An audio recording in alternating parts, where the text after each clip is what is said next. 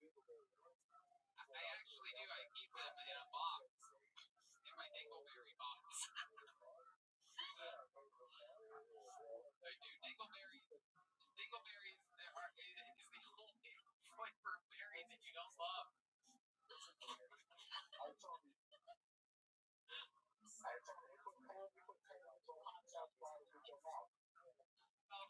It's actually funny that you mentioned that because I actually do that. Condoms protect against all hot sauce related. All right. That's fun. So other than walking every day, have you been doing anything with your diet that's different? Walking, jogging, cutting out sugar and shit, doing 200 push-ups a day to get a protein. Nestle Crunches. And if you cut out sugar, what are you sweetening your Kool-Aid with? I don't drink Kool-Aid, bitch. Oh, it's like all the greats, the Kool-Aid man doesn't get high on its own supply. Hey, that's true, actually. Again, everything, all the jokes you guys are saying is true. Kool-Aid, which is a type of HIV you can only get getting butt fucked by somebody that has AIDS. So with sunglasses. Yeah, it's true. Tony got Kool-Aid when he couldn't speed in high school. Oh yeah. Why would I do that?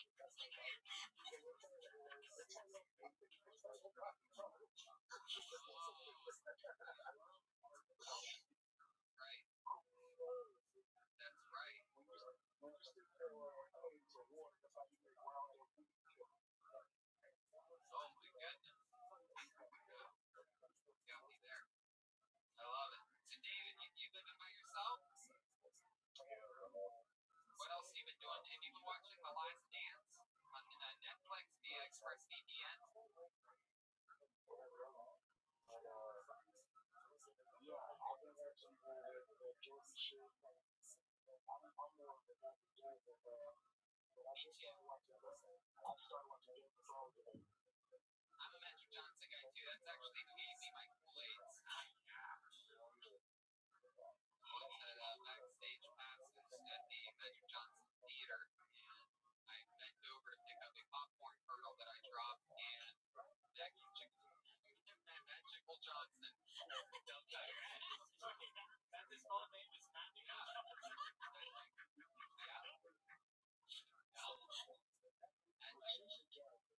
Right. Dumped his left nut into my butt, and that's how it happens. Actually, that's the only way to get AIDS is if they dip their nuts of their nutsack, one half of their nutsack into your butt. That's how hard you get it. Magic Johnson is something with Tony when he's elected. That's true. Actually, crazy enough, I met Magic Johnson while I was at the Magic Castle playing Magic the Galaxy.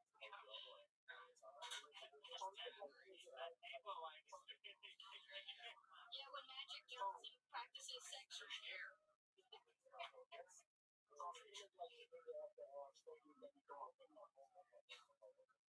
Wait a second, why would I throw peanuts? Well, I mean, don't you like it when people throw nuts at you when you're performing at the circus?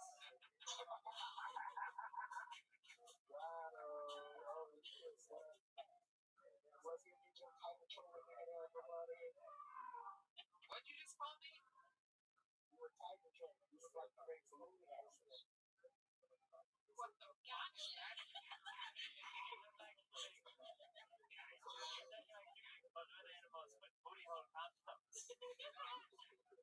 That's the section I've seen there.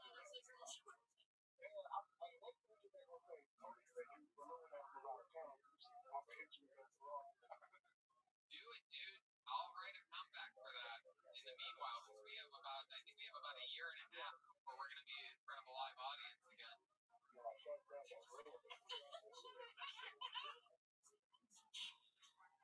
Someone please isolate that moment of Joel completely breaking character and just really saying, oh fuck.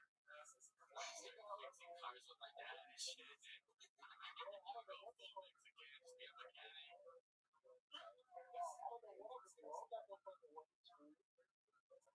What would you do, David?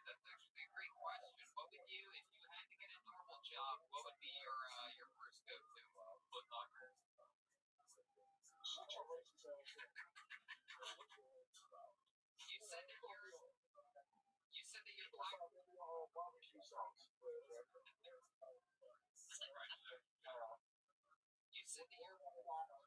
You said that you're black suburban. Maybe you could drive for Uber Black. They love black.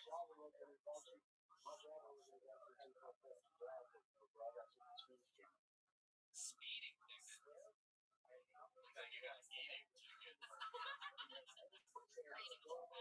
Yeah.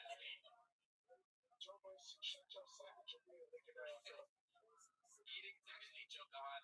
Eating tickets would be the greatest thing to watch someone get a ticket for. I got you doing donuts in a 65.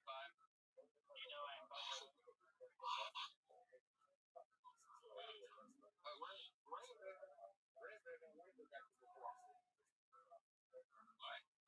Why? You don't want to go back to the 13th.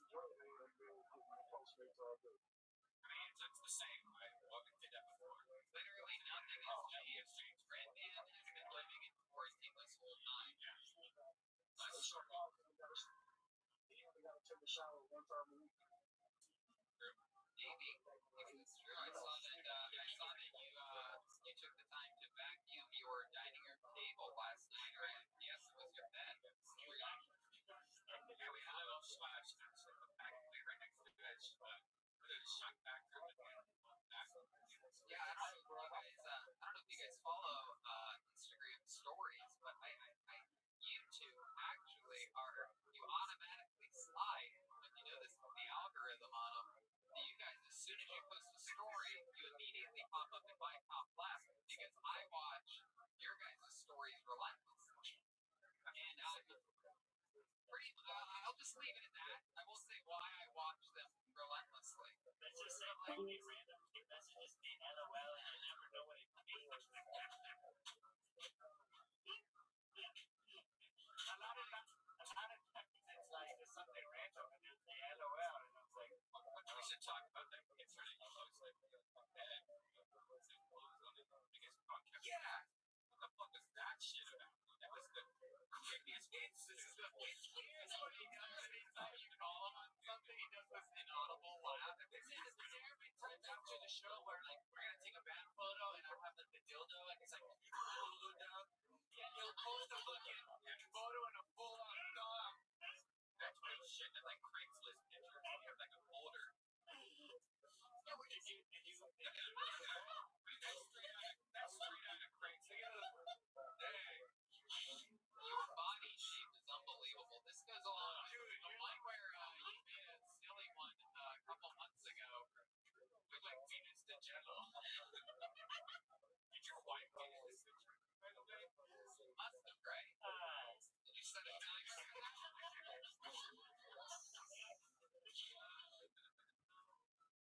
I mean, those are your wife. That has to be your wife's underwear, right? A pair of her sexy panties or something. Wow, that is so gross. What was that, Jolie? Go ahead.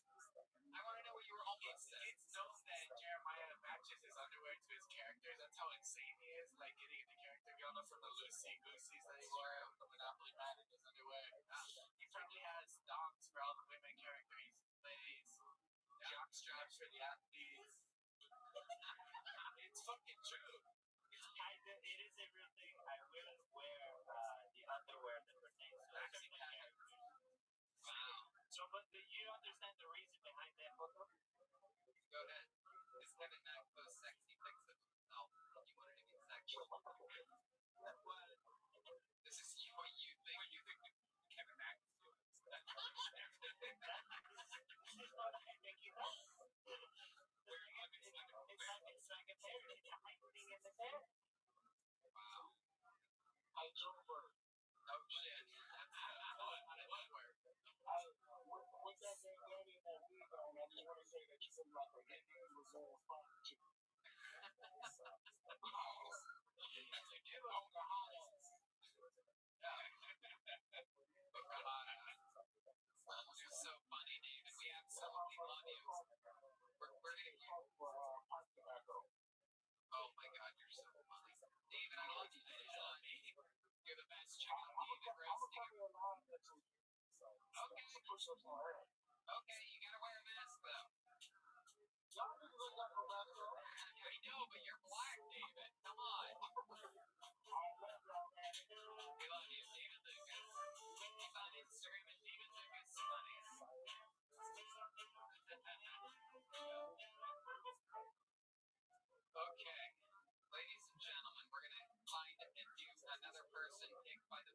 producers of Letterboxd Studios, Gage and Anthony, before the show, we're moving it along to another stranger. Let's see the comedy stylings of Connor Bakora.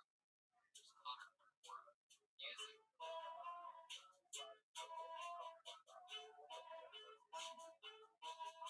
Here goes Connor Bakora. If you're going to have diarrhea, it's probably best if you ignore the big spoon.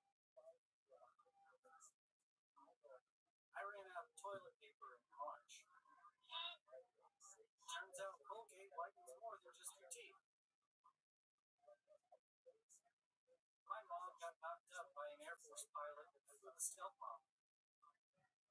He sure knew how to dump his load and get away undetected. My last Uber driver was dead. And at the end of the ride, you could leave a comment.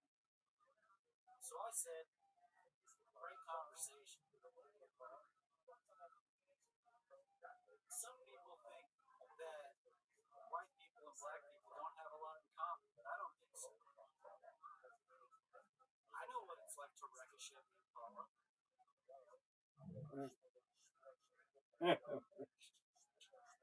Fuck yeah. Connor Bakora. Hey, what's up, everybody? Hi, Connor. How are you, man? I'm doing great. How are you? I'm fantastic. I'm going to be honest with you, dude. Not often. It's very hard to get me to laugh at a poop joke. But that diarrhea big spoon, that got me. You got me good on that one. Simple, easy, edited down. Perfect. Right, you're shaking your head no at that. Why is that? I thought Brian would like that. Diarrhea. Is it? Oh, is this one that you've written before? Is this another? Check my Is this another episode of Brandon Road? Right. Exactly. I thought you had a filter on your video. Like an eyebrow filter. No, your eyebrows are incredible. Your eyebrows look like Thea Tyson's drawing of the band. I almost wish we could do it side by side. I wonder if that's possible to zoom in on his eyebrows, perhaps, during his performance. And It's like, what you drew up my eyebrows? Look at my eyebrows. Can we zoom in on those at all?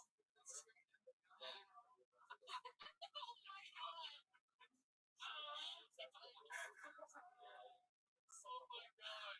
Can we zoom in on Connor's eyebrows? Is that possible? That's a tough one, huh? Screenshot. Oh, there it is. Can I see my face? Yeah, look at that. Wow. My goodness, that's what Thea Tyson was using. Scoot over to my face real quick. I think it's...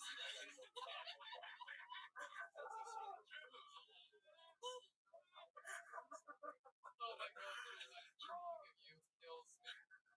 Oh my god, I want that as the background on my phone. And that beard hair of Brad Pitt is incredible. Is there anything funnier than like bad good drawings? Like it's like if it was bad, it wouldn't be funny. But the fact that you can tell someone put like time and effort. We get here to draw Jeremiah in the down on the bed. Oh yes. Please draw. You're listening. Oh my god, Thea Tyson, you've become an instant legend on the show. At Thea Tyson, THYSSEN, THEATHYSSEN. But here we are with Connor Bakora. Connor, have you done stand-up comedy before? Yeah, I've been doing it for about a year. Heck yeah, man. Where are you at? Texas, north of Dallas. North of Dallas. How far north is that? It's like 30 miles northwest. Okay. You live out there with your family? I live here with my girlfriend. Oh, okay. Are you originally from Denton, or is she's originally from Denton? No, neither of us are from Denton. I'm from a town in New Mexico, and she's from El Paso. Oh, wow. How long have you two been together?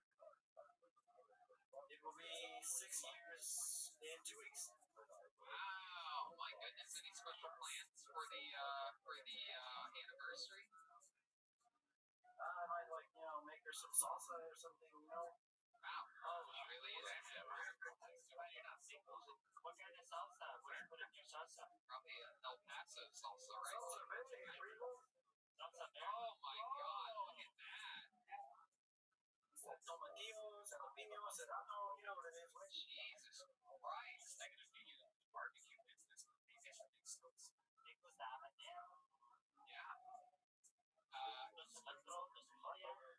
So Connor, you've been on the show before? Is that right? Yeah, last time you guys were at Hyenas in Fort Worth. Oh, okay. Awesome. How did that go?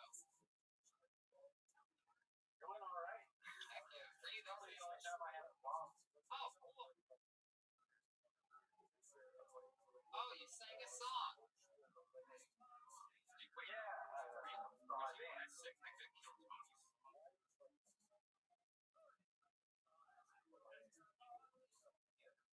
Wow. So Connor, what's the name of your band? That's called Genius Christ. Genius Christ. Heck yeah, it's sort of coming back. I mean, you guys are a rock and roll band? Yeah, more or less. What instrument do you play? I play guitar and do most of the vocals. Heck yeah. Thank you, And Michael. you guys, are you guys performing a lot live for the quarantine? Like once or twice a month. We've been wrapping up our first full-length album, and honestly, we haven't even seen each other for the last 6 weeks. Great. Gotta be weird time to be in a band. I guess I mean we do it. Anyway, Connor, what else about you that we didn't find out the first time that you were on do you think would be interesting for us to talk about? What does your girlfriend do for work? She is an elementary music teacher. Wow. Yeah. This would be so I bad. do a little bit of painting on the side. Oh. Am I painting of me looking like a fucking I would love it if that became just a whole new thing for artists out there to do, just bad Joel drawing. Do you have the Joel drawing this week? No, you know Ryan J. Man, Ryan J. does good drawing. Ryan J. couldn't draw. Like, Ryan J. couldn't draw that picture that lady drew of you if he tried. Like, Michael Laird couldn't draw that picture. Oh, God. I love it, Connor. So you do some paintings. What else? What else about you? I feel like there's some deep, dark stories here. Dark stories? I'm not so sure. I got beat on at Boy Scout camp one year. Oh, yeah, he was on the show earlier. Julian Leiber, Germany. How did you get peed on? Yeah. We were working on our wilderness survival merit badge. We had to build a shelter. This kid needed to pee. He didn't want to get out of the shelter. He ended up stepping over my face and just kind of gave me a little spritz. Little spritz, a little bit of that takes a shower. Oh yeah. The next day I actually got it they initiated me to the Order of the Golden Arrow or something. So I wonder if that had anything to do with it. Right. Yeah, I hear they let you sell Girl Scout cookies after you get beat on from another man. Anyway, Yeah. so Connor, interesting stuff, man. You ever been questioned by the police about anything? Yeah, I have actually. What? What are you doing sleeping in your car with your car on? Sir, are you intoxicated? Please step out of the vehicle. Rabbi. What up, pimp? Sleeping in your car with the car on. Were you in your garage? You know this. Dennis and Menace is created on the same day in 2 different countries. Okay, what was your joke? Did you know that? Of course, everybody knows that.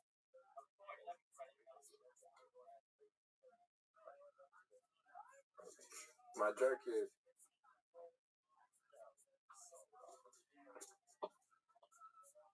my friends tell me that I suck at everything, that I'm really good at sucking dick, and I've never even sucked a dick before. Can you say it again? My friends tell me that I'm really good at everything. My friends tell me that I'm not good at anything. My friends tell me that I'm not good at anything, and that I'm really good at sucking dick. So I'm gonna suck dick at this. And I've never even sucked a dick. Dude, that doesn't make any sense, dog. How does that make any sense? Say it again. My friends tell me that I suck at everything, and that I'm sorry. My friends tell me that I suck dick at everything, and I've never even sucked a dick before. So I'm gonna suck a lot of dick tonight. Doug, that doesn't make any sense. I'm gonna enjoy it. What doesn't make any sense? I mean, it just doesn't. What up, I Nolan? am. Just one moment, dude. What up, Nolan? How you living? Yeah.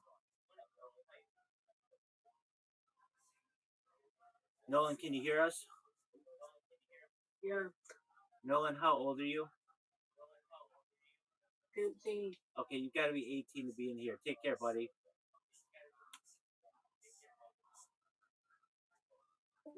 All right, dude. Back to.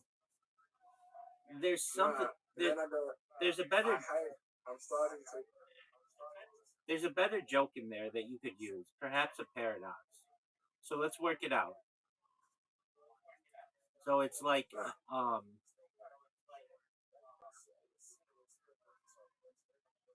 my friends tell me that I don't do anything well. So I say to them,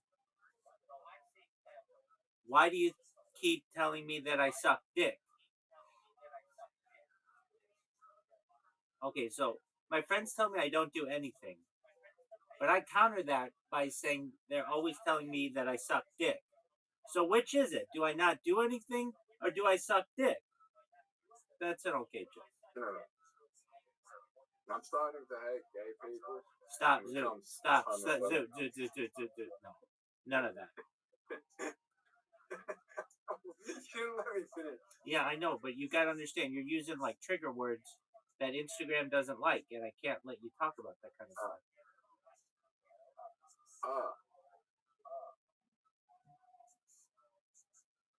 I don't hate that. Zoo, you just avoid the word. Avoid race and gender and sexual proclivity.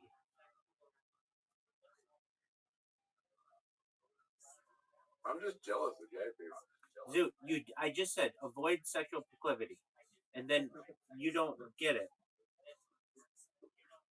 I don't understand what you don't get, and I have come to a conclusion with you, and this may be beneficial for you to know. And you probably already know this, but you are. Can you hear me? What? You are an attention hog. Can you hear me? No. You are an attention hog.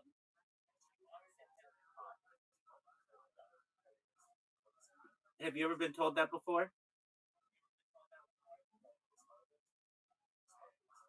Zoot. No. Well, now you have.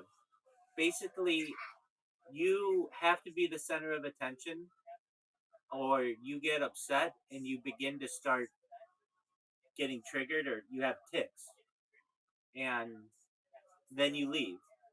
It's like I've seen this countless times.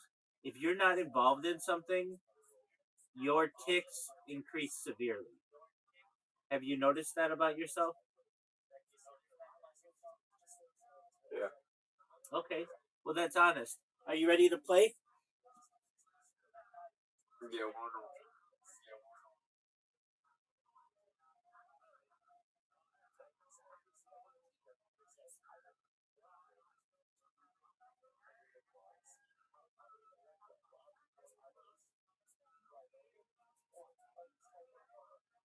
Hey, Rabbi. What up, big dog?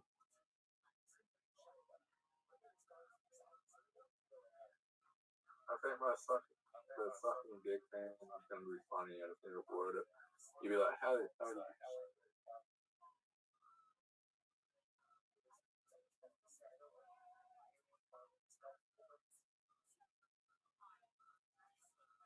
Are you gonna go?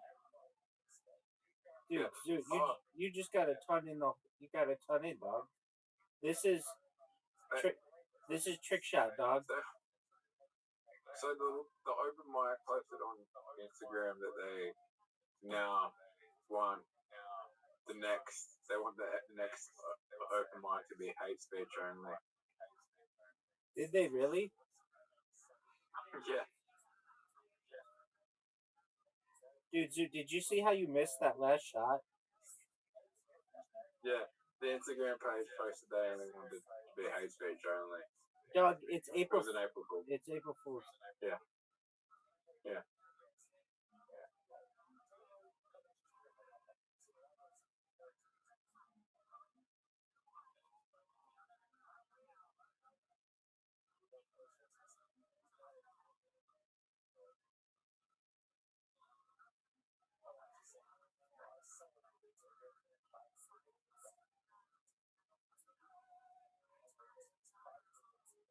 I think deep down that he kind of wants hate speech only.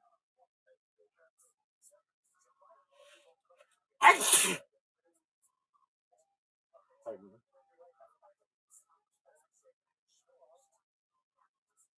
Rabbi, what's the worst that you've seen on Kill Tony?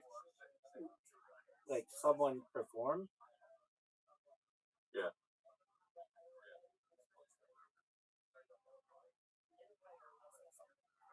What's universally known as the worst set on Kill Tony? I don't know. Some lady said the N word.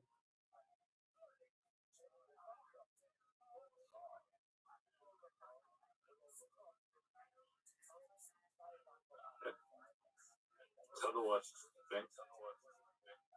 I mean, it's like you said in your interview, comedy's subjective, baby.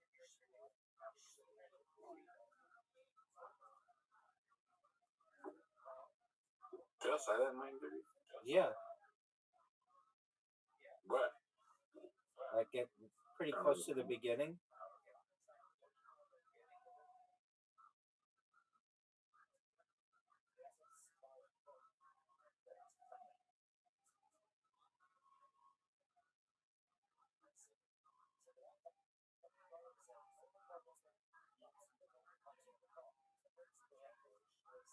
Dude, that was a great combo shot. Did you know that? Oh, Why fuck. did Ella Cool J decide to make hats with kangaroos on? He didn't. That's a different company. He just wore them. I shouldn't say it's a different company. He didn't invent Kangol. He just wore them, and it was probably because he was balding and didn't want people to know he was balding.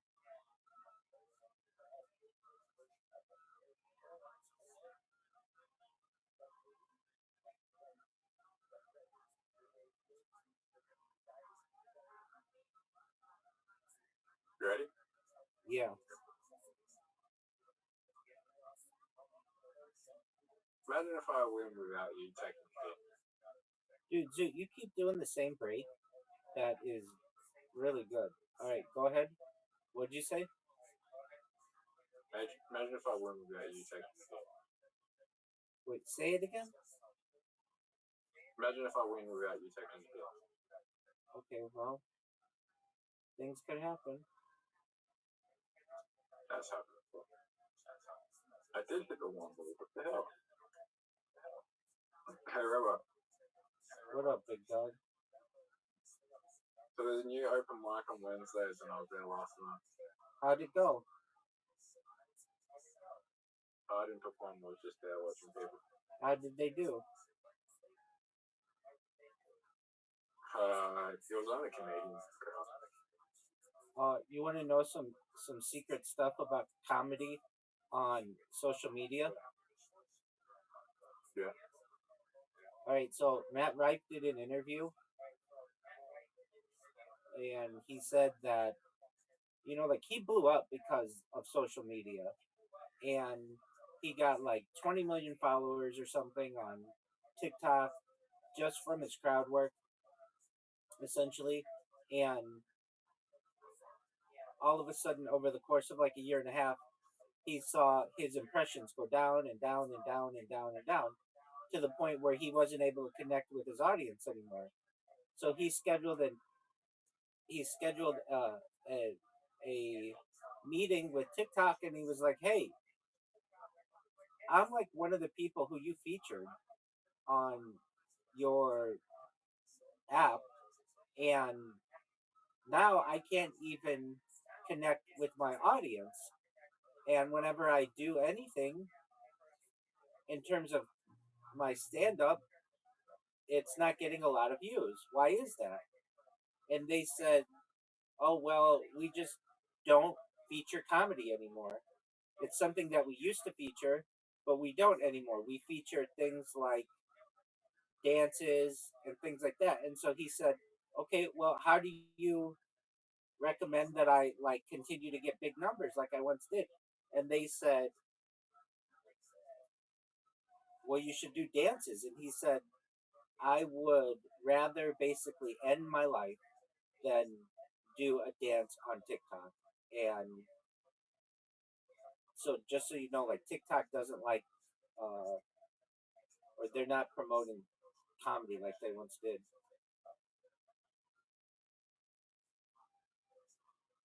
I don't think they'll be promoting people ending their lives again. No, that's not what it. That's not the point.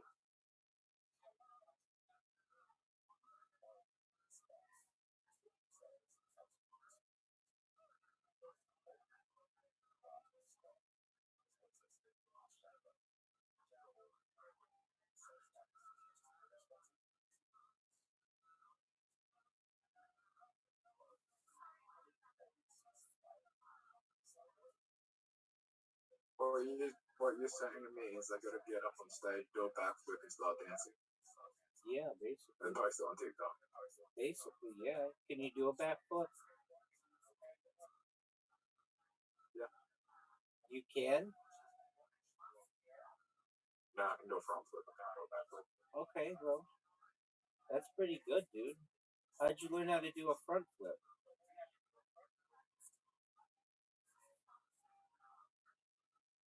I was doing a handstand and I fell over forwards and realized I could do a front flip.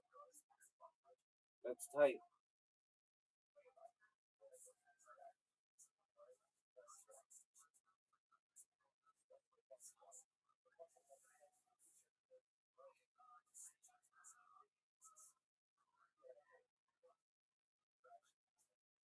Dude, look how good this shot is.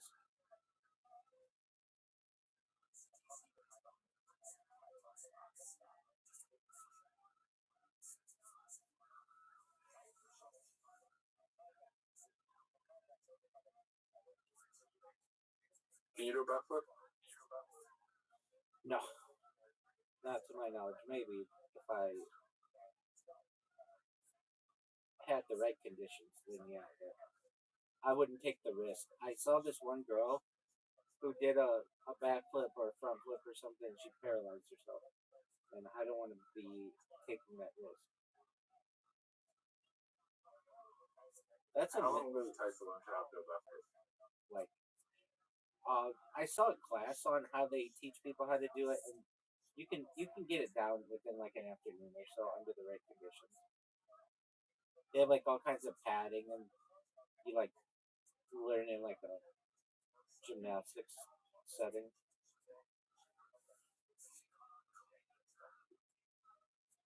Dude, are you seeing this, Zoot? Dude, do you see the I score? have hit my head. Dude, I have hit my head trying to backflip, so I'm scared of doing it. I understand it's risky. Dude, are you seeing? Do you see the score?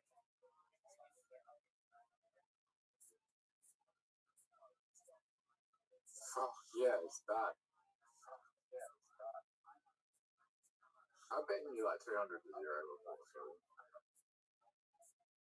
But this, I think you're gonna say, oh, this game's the only one that matters. This game's the only one that matters, Zoot.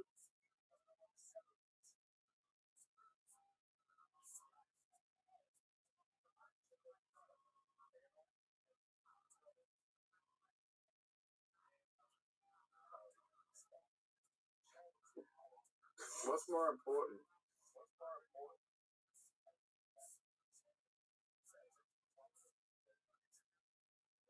Zoot, what did you think of my kiss shot?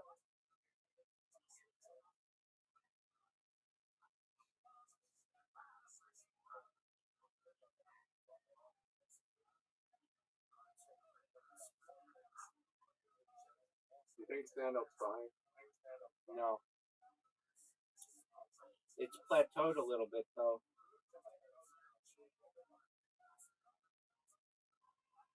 Cost of living.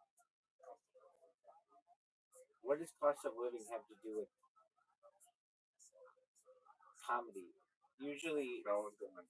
No one's going out. oh, okay. That's an interesting take.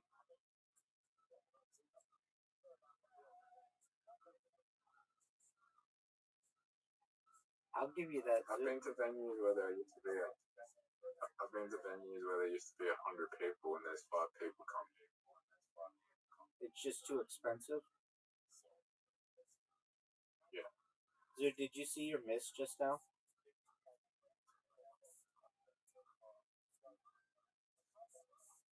Dude, did you see your ball lip out?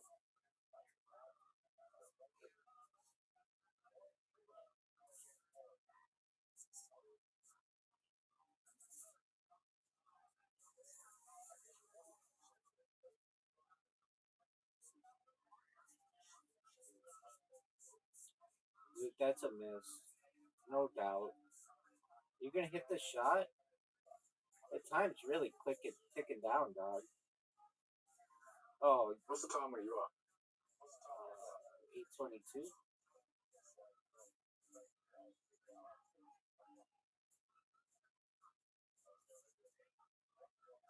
Grandma, what do you think the best movie of the year will be?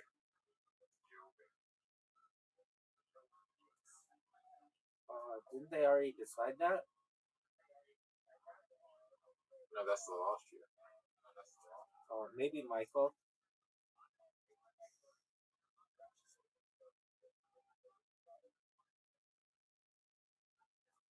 I want to agree with you, but the problem is just splitting the class. I understand. But maybe it might be like, is Wicked 3 movies or 2?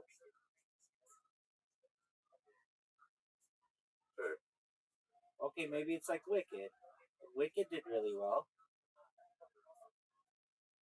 That already came out last year.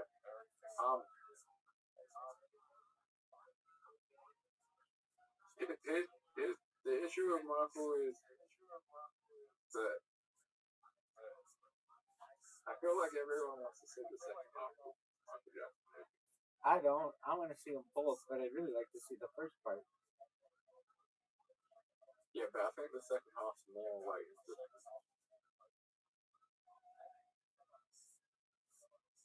Okay. I think both are interesting. Dude, look at this. Dude, look at this shot. Dude, do you think it's possible for you to win?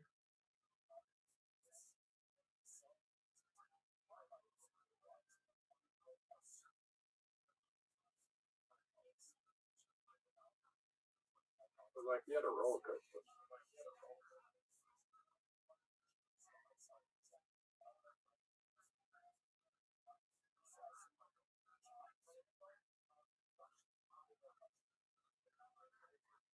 I think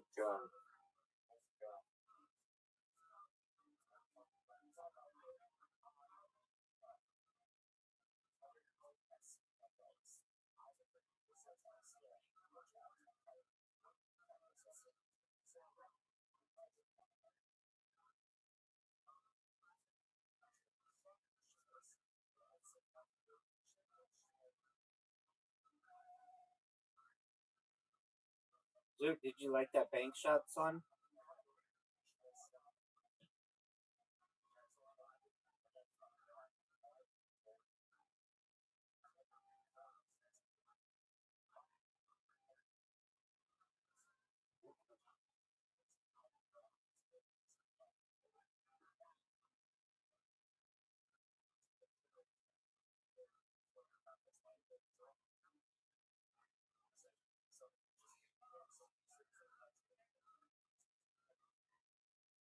yeah.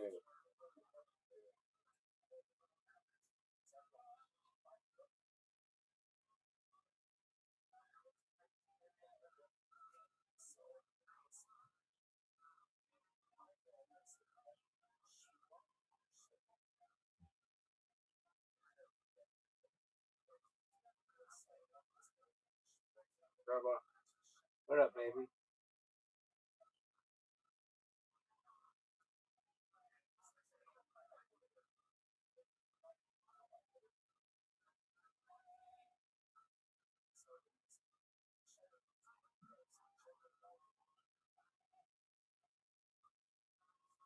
do you ever wonder why you exist?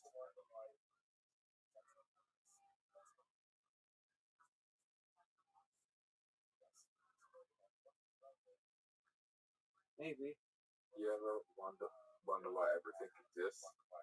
Maybe. Sorry? Maybe. Why do you think everything exists? Why not? Sorry? Why not?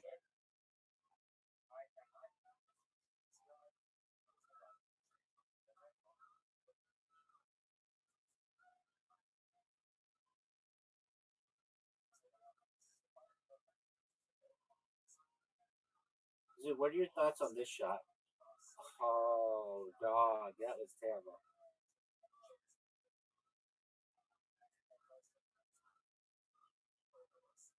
Nothing makes sense. I agree.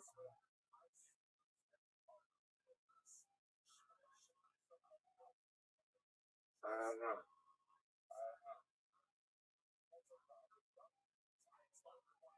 You get what I'm saying? The fact that I don't know and what exists and what doesn't, why we exist, doesn't make any sense. Okay, well, did anyone tell you at the beginning of life that everything would make sense?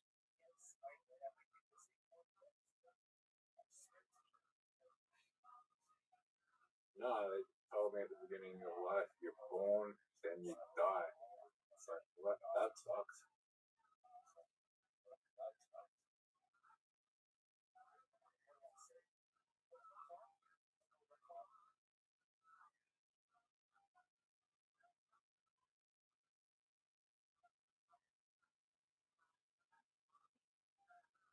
What's your biggest fear, Robert?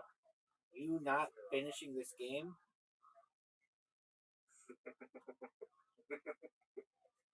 Why is that? Just make the shot, dog.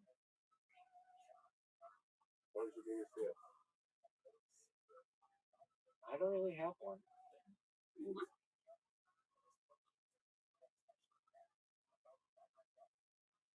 You're not, you're not afraid of death?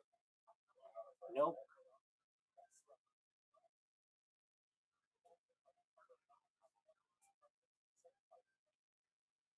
How did you get a blind shot? I got a blind shot, but I scratched. You're a blind shot that you scratch.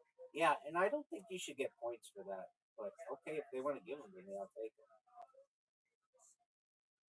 So you could potentially make like a huge comeback on somebody by just keep on scratching.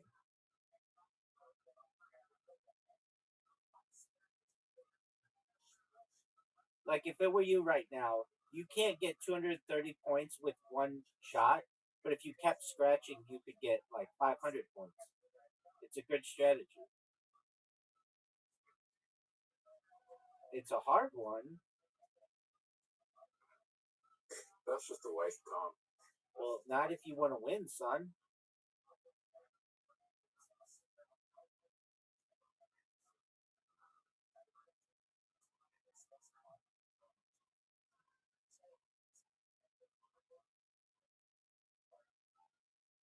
Maybe I'll try it here. What the hell just happened? Too hard, dog. If I get the ball in, I lose. If I, you get the ball in, I lose.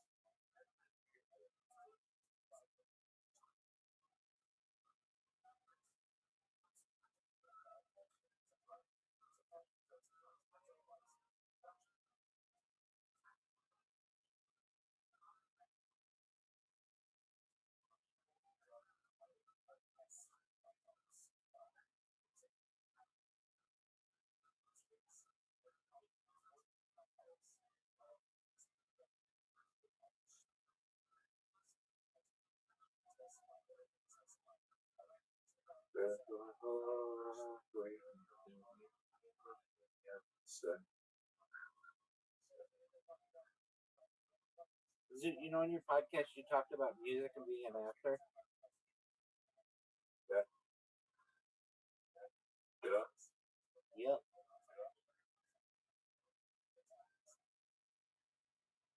Why is that relevant? You're the one who brought it up in your interview. Why did I just bring it up? Because you started singing, and it triggered in my memory that, oh yeah, Zoot talked about music. Zoot, are you ready to lose? This game's over, son. It's over. Do you know what song I was singing? No. Good News Magnolia. Is that your favorite song of all time? Yeah, sure, why not? It's not a bad song. It's from Circles, literally the post. This was Post Malone album. It's from a Post Malone album? No, Post Malone. After he died, put out Circles. Which sucks. He didn't know. Like, man, imagine you dying before your album comes out and you don't even know what people think of the songs you put out. Yeah, I mean, shit happens.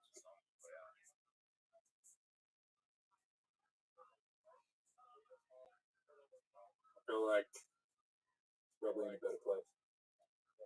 So,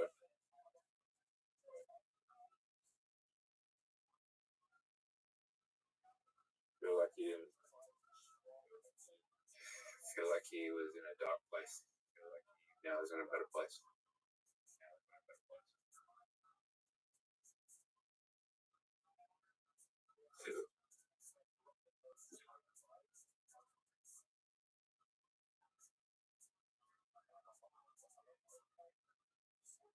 Is that how you feel?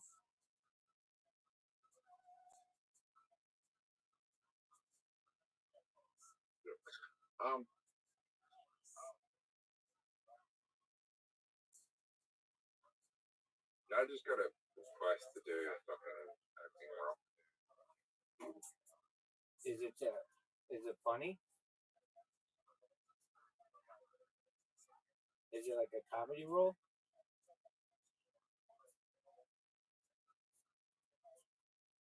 What did they say?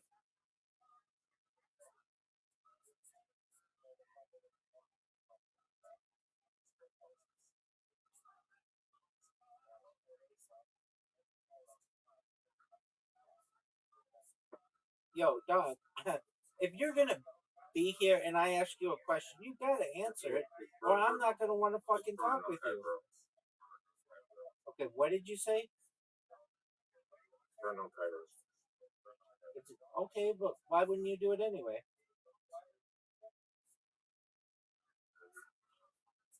Why?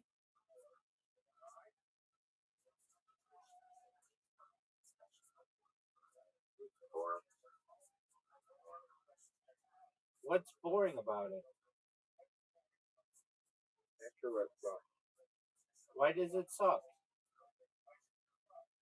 you just sit there for half an hour. Or so you just sit there for like all day and you're not getting paid. Have you ever done any paid work? Yep. And how is that? Not too bad. Anyway, I gotta go.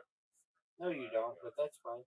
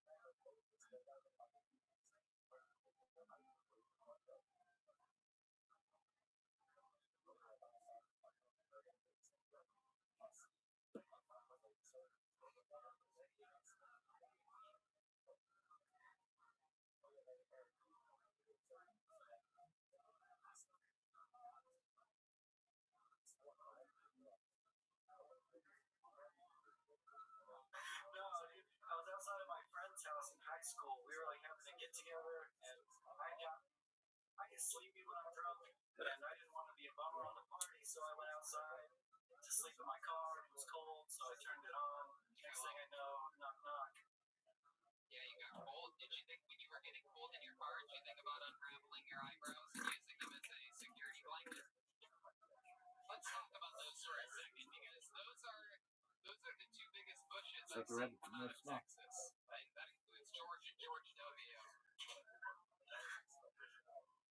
Me, the guy from Texas, laughed at that one. That's how you know. It's 1,000 points. So let's talk about those eyebrows. Do you do any upkeep on those, or is that just fucking raw dog up there? What's going on? Yeah, I shaved down the middle. Can you come a little bit closer to the camera? Can we get close up to those things? Because those are really. Can you raise them for us? Oh yeah, look at that. They turn into butterflies. Yeah. Yeah, you got a couple buckets, a couple little piss catchers up there from Boy Scouts. All right. That's where I sew my hair back. Love it, dude. What do people do? You know, I never was in the Cub Scouts. And I feel like when I was a little kid, I was sort of jealous of the kids that sort of had that like scout thing. But now in retrospect, I'm sort of glad that I wasn't part of it. You were in it? Yeah, I became an Eagle Scout. Wow. I did a lot of camping. You just do it for the free cookies? No. Yeah, because it was a lot of camping. It was a lot of fun, like the canoeing and shit like that. It's a lot of outdoor camping stuff. Are you into any of that stuff now? Like, what would it take to get you in a canoe nowadays? Oh, I love that. If there was canoeing around here, I would definitely do it. But there's not really canoeing much around here. It's more like kayak. There are two things that we are doing, my friend, with this quarantine. Oh, you know what they are. Well, in Ohio, it was rollerblading and canoeing. In Ohio, any boats are. Yeah, in Ohio, canoeing is a lot of fun because you can get dropped off at like the top of like the river or whatever, and you just take a big cooler of alcohol and you just sat there and drank the whole thing of ice out, right? Is that like a float trip? Yeah, it's a float trip. And then they pick you up at the end. Out here, there's not really much. I've tried a little. How far did you trip? Dude, it's pretty. I mean, there's not usually 1,000 you're drunk. You're like,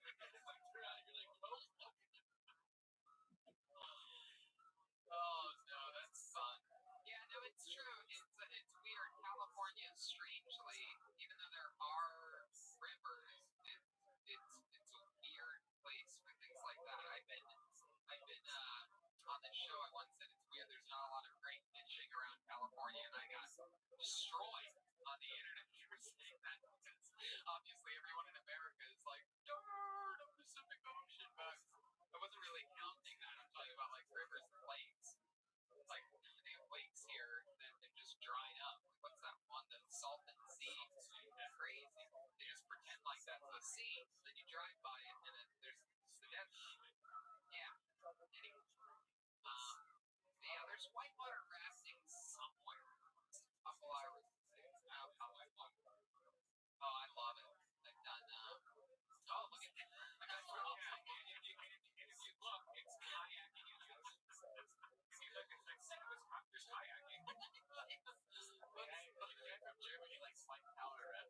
Mostly kayaking. It's mostly in the ocean. For those of you that are just listening to the podcast, the guys in the booth just brought up canoeing and kayaking in Los Angeles, and the map lit up like a coronavirus. Yeah, but these aren't like the kind of canoe that we do now. It's true. It's true. In Ohio, where we're from, especially, if you take a trip down to southern Ohio or around West Virginia, which is extremely close, yeah. And then Cheat River in West Virginia, incredible time. Right now.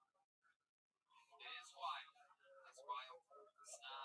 Well, Connor Pecora, it was fun to meet you. Thanks for coming on. Everybody good? Anything else? There goes Connor Pecora. Thank you, Connor. Great to have you back on again. We'll see you in 6. Connor _Pecora.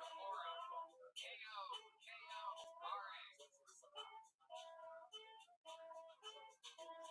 All right. We got to keep flying through your next comedian. This young lady goes by the name of Shelby Gonzalez. Here's a little bit of music with the Keltoni band.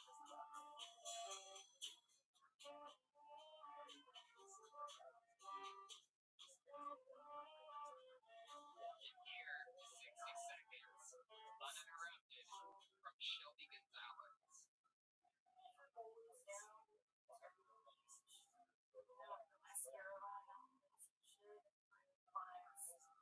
Not so much a cheerful, drunken recap of all my past traumas. More the baggage, but not baggage. Being a woman is tough. I'm tired of being devoured. I know I can be.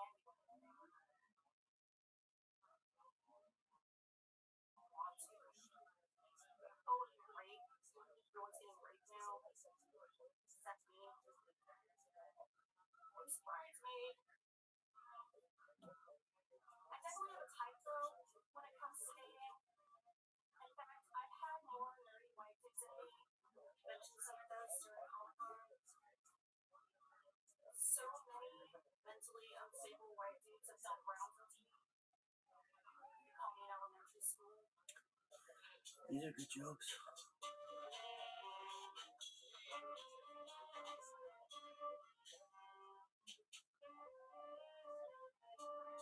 There it is. Shelby, that was awesome. Thank you. Where are you at? Phoenix. Wow, awesome. We love Phoenix. That's great. Have you done stand-up comedy before?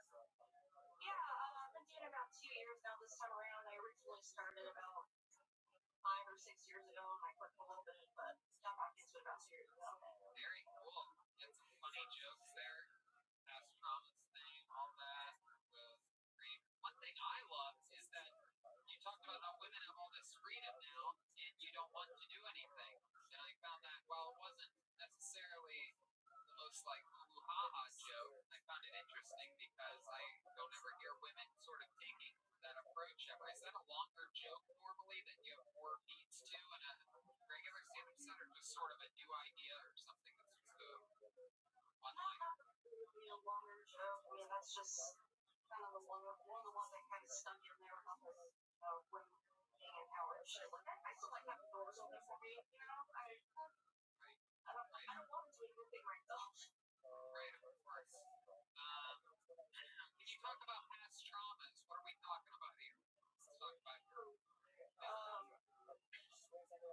Family shit, you know? Growing up with an emotionally abusive mother that didn't care about me. That comes up a lot. well, that makes 11 of us. I actually had a real, basically abusive mother. She used to pull guns at me at night. And, Yeah. But now what do you do? I do the same to my kids. That's it. That's it all. That is great. Wait, was that my mother? Telling Joel to just play the drums? Oh no, Joel, it's okay. Sit back down.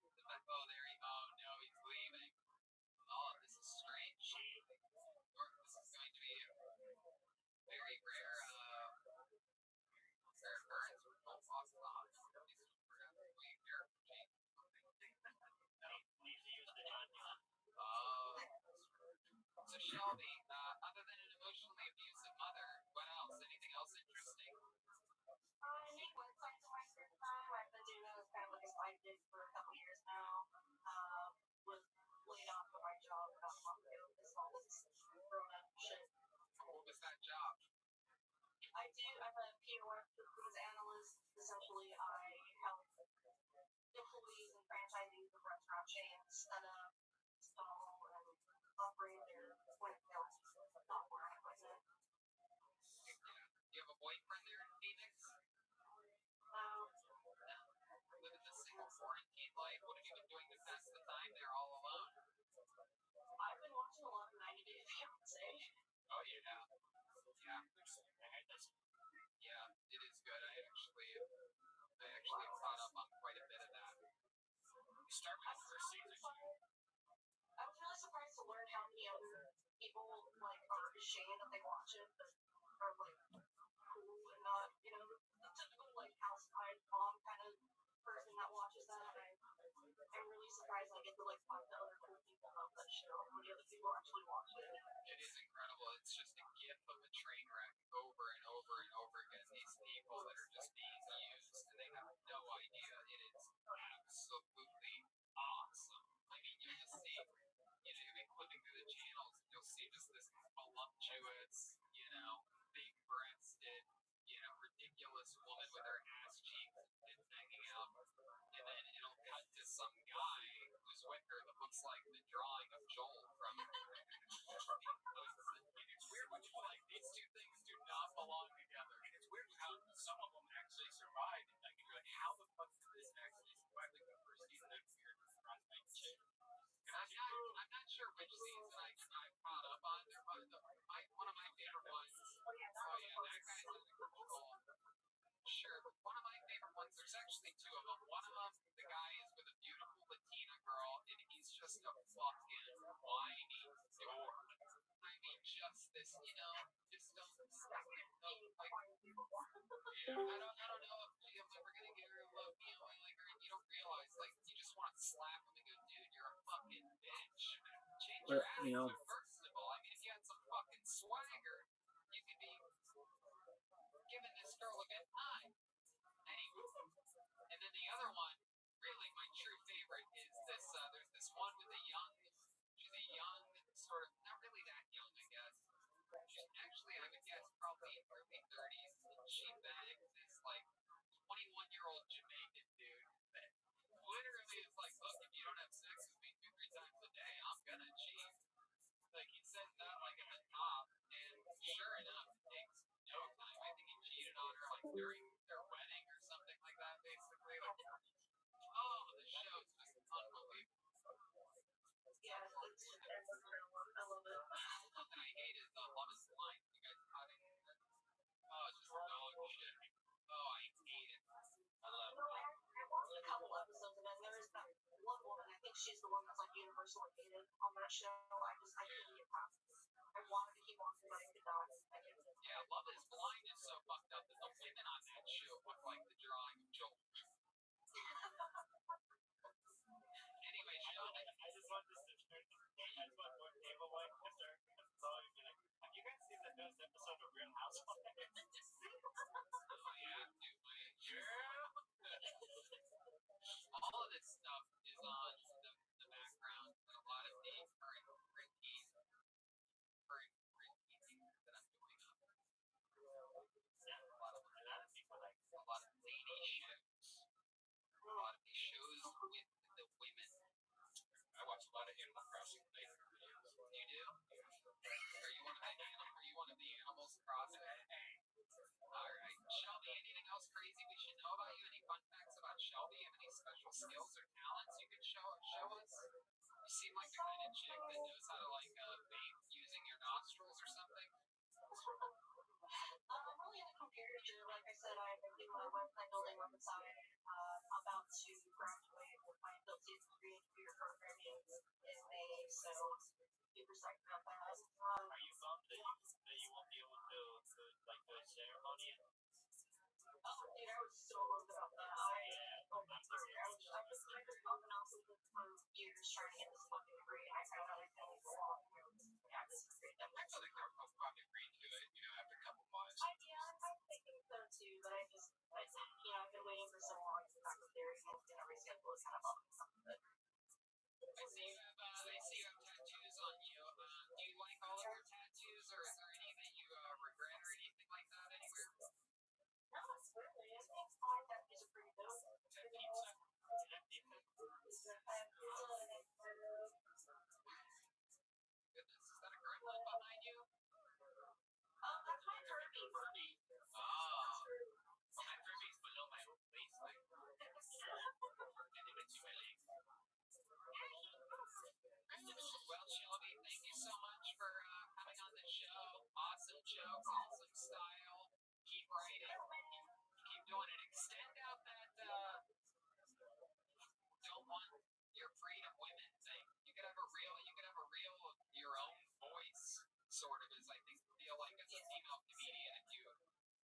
not only as a joke, but sort of like as an outline of yourself.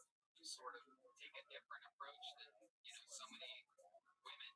So watch Network's special, their opening joke is all of that. Oh, really? Make sure you don't do the same. So, Proof Tony Hinchcliffe's never watched an Ali Wong special once and for all. Right here live right now. Two Wongs don't make a right. Okay, there goes Shelving a Salad. She's on Instagram at Shelvsterina.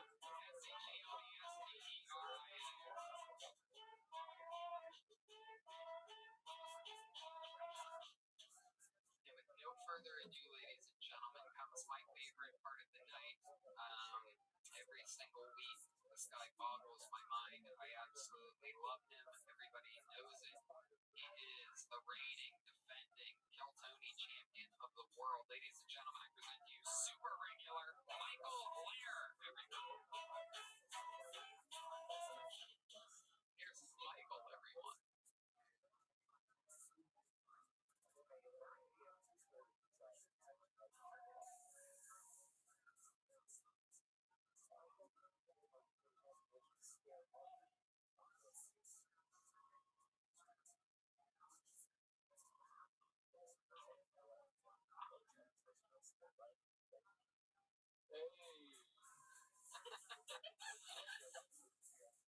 Hey, roses are red, violets are blue. If I just lose, call 911. Oh, blue cord, blue shield. Yeah, they fuck me. Mary, Mary, quite contrary, and quite right.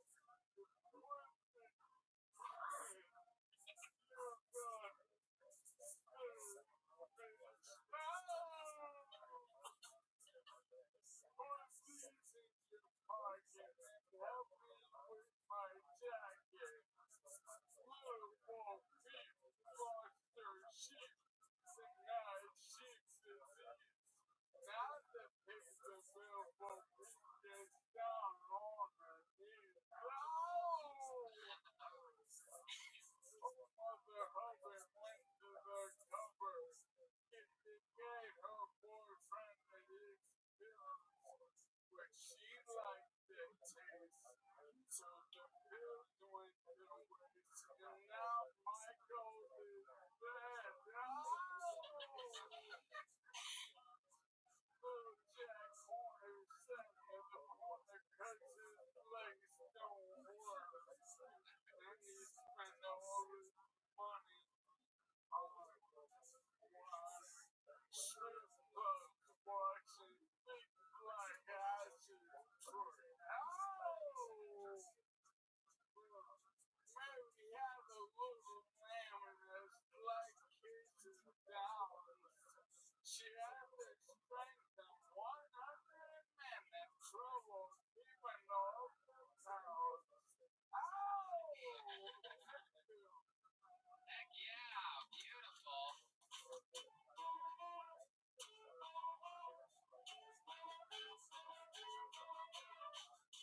The surprise performance by the great injured Dice Clay. He was on the show a few weeks ago. He's back. How are you, sir?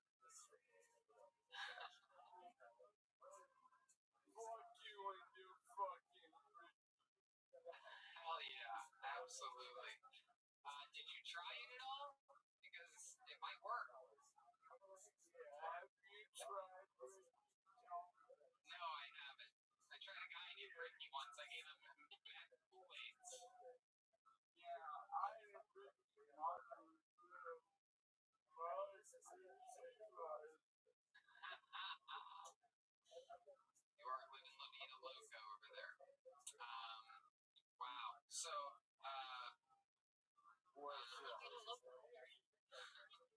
me look them up.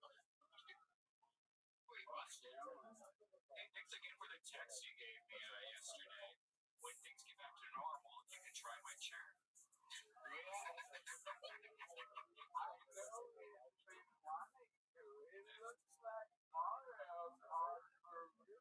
That seems fun, actually. Grinding against the chair? Yeah. Motorized chair. Oh, yeah. Definitely now.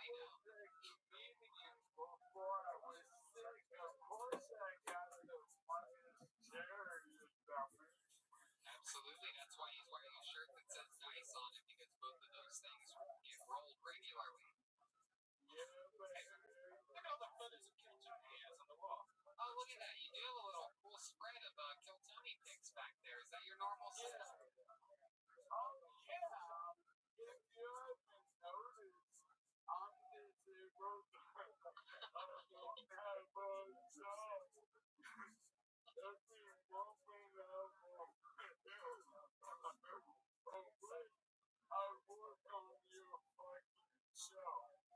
Oh my god, I love that so much. I love that so much.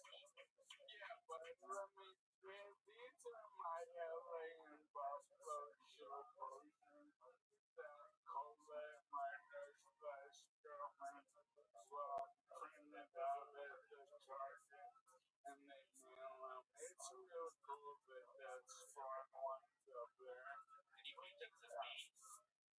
Fuck yeah.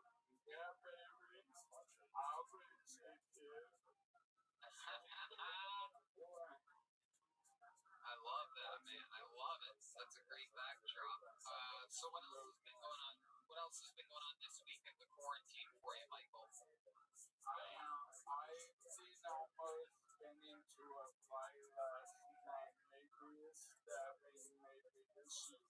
Oh, tell us more. I gotta know about that.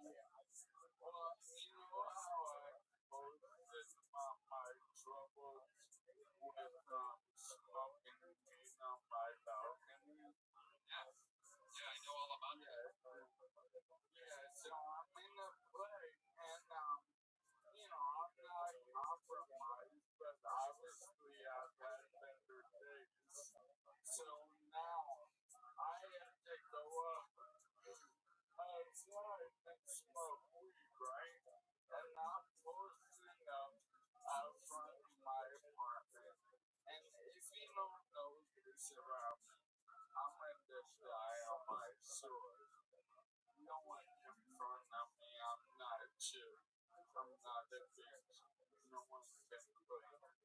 You're goddamn right. Yep.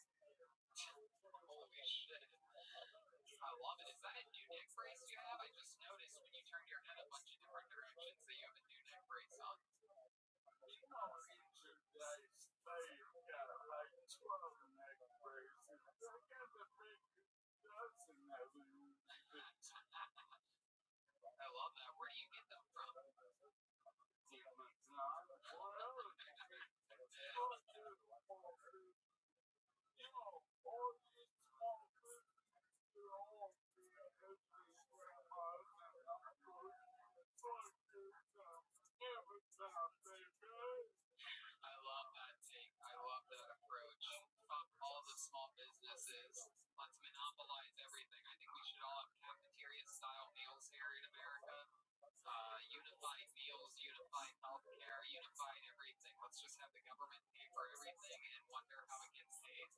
But check out my blur's website. Yeah.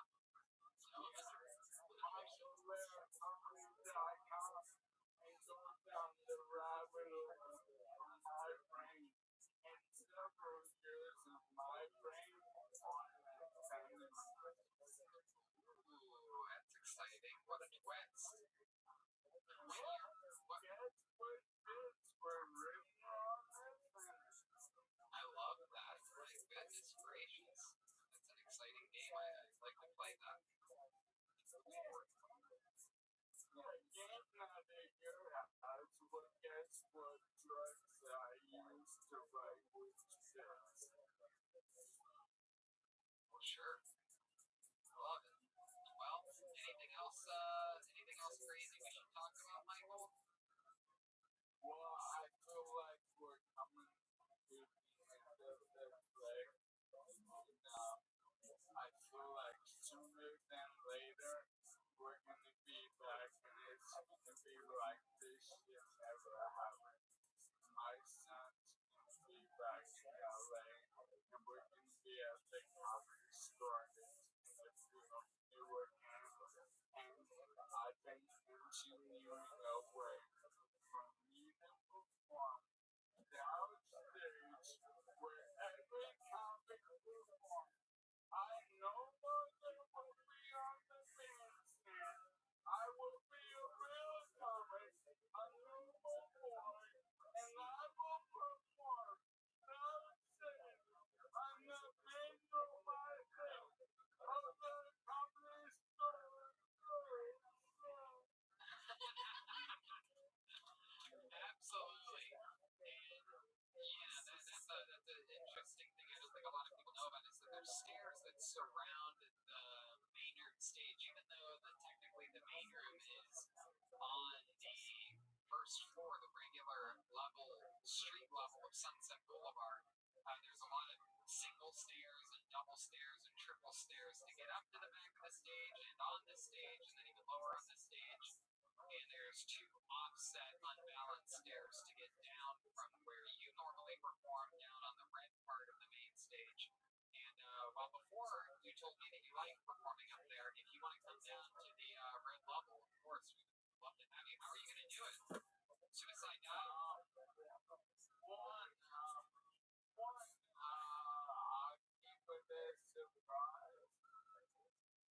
Absolutely, dude. If you get up out of that wheelchair and start walking, we're going to lose our minds, dude. I want to say something else that's not going to happen. What I'm going to say is reference to stupid fucking comics like that I get all the time. People are like, wanna make carry my boy pussy, Hollywood, your pussy, like, here's the thing, you don't know shit about my disease, what it does, okay? So shut the fuck up. All I do is solve problems. I solve another problem. I will never do a set on that bandstand again. I'll be that shit rocking the motherfucking crowd. You're goddamn fucking right. I cannot wait. Projections are looking like perhaps as early as June or July. We could be back in business. My guess is we're going to be right where we left off. Big acts, sold out audiences, high energy, and hopefully business will be booming soon. So I'll be looking forward to that. Michael, we absolutely love you. You are undeniably one of the greatest performers to ever be on this show. Every single week you blow our minds. You're a goddamn inspiration and, of course, an American hero. I love you guys and you and all the listeners and all the people I talk to are truly the best ever. We love you, Michael. The great Michael Lear, everybody. We fucking love you, pal. We'll see you next week. There goes Michael.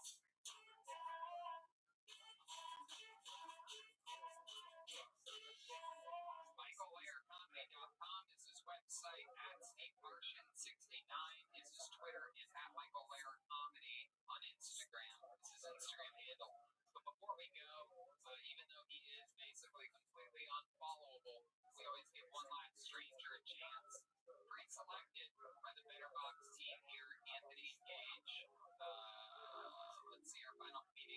Looks like his name is Joshua Bergman. Here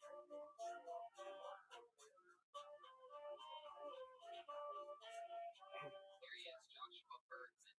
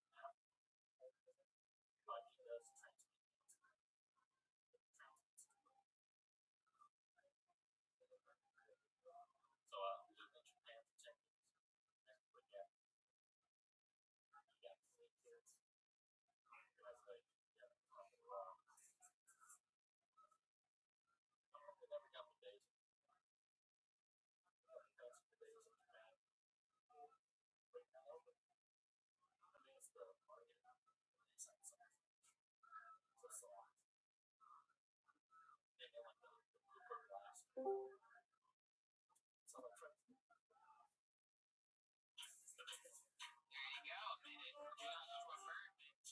What up, Quick Scope? Hi, Joshua. Hello, How are you, man? Hug Sameach. How are you? Doing okay. I just had Passover dinner. How about yourself? Same. How was your meeting on Monday? It went alright. It was with Intro to Judaism, so it was Reform, actually. But I did get more information on what I would be dealing with going further. And I did find out that I'll be able to talk to that Orthodox rabbi like right after Passover is over. So like probably after the Shabbat, I'll be able to speak to him about that. Excellent. Do you have a meeting set up? No, not yet. Okay. Well, yeah, after Sunday, essentially. I mean, next week is what we call Kol HaMoed, which he may not. Usually with rabbis, you want to keep it after Pesach. Basically, we have a period called the Omer that starts tomorrow, and it's like 49 days until our next holiday, Shavuot. So basically, from like you want to keep basically the next week.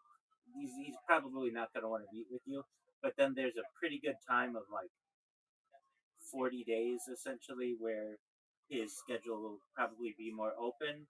And then after that, which is like mid-May, from like mid-May to the fall, his schedule is going to be quite open. So you're coming on like a really busy time within Orthodoxy, but after next week or so, you should be able to see some clarity.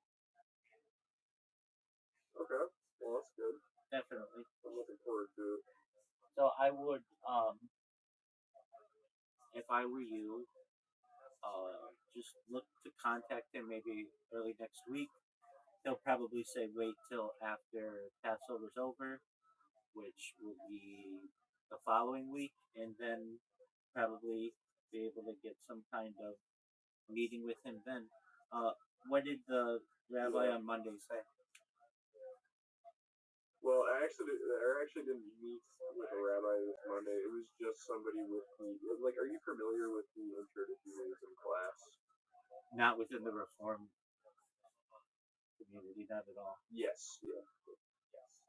Yeah. So I just met with some like lady who kind of represents that whole thing, and she basically all it was she was able to just give me the rundown on how the Intro to Judaism class goes, on the tuition, on like the next meeting date, like which that's going to be in May. Yeah. But I'm really thinking I'm probably not going to end up going with the ITJ with the Intro to Judaism as much as I'll be following up with this Orthodox rabbi.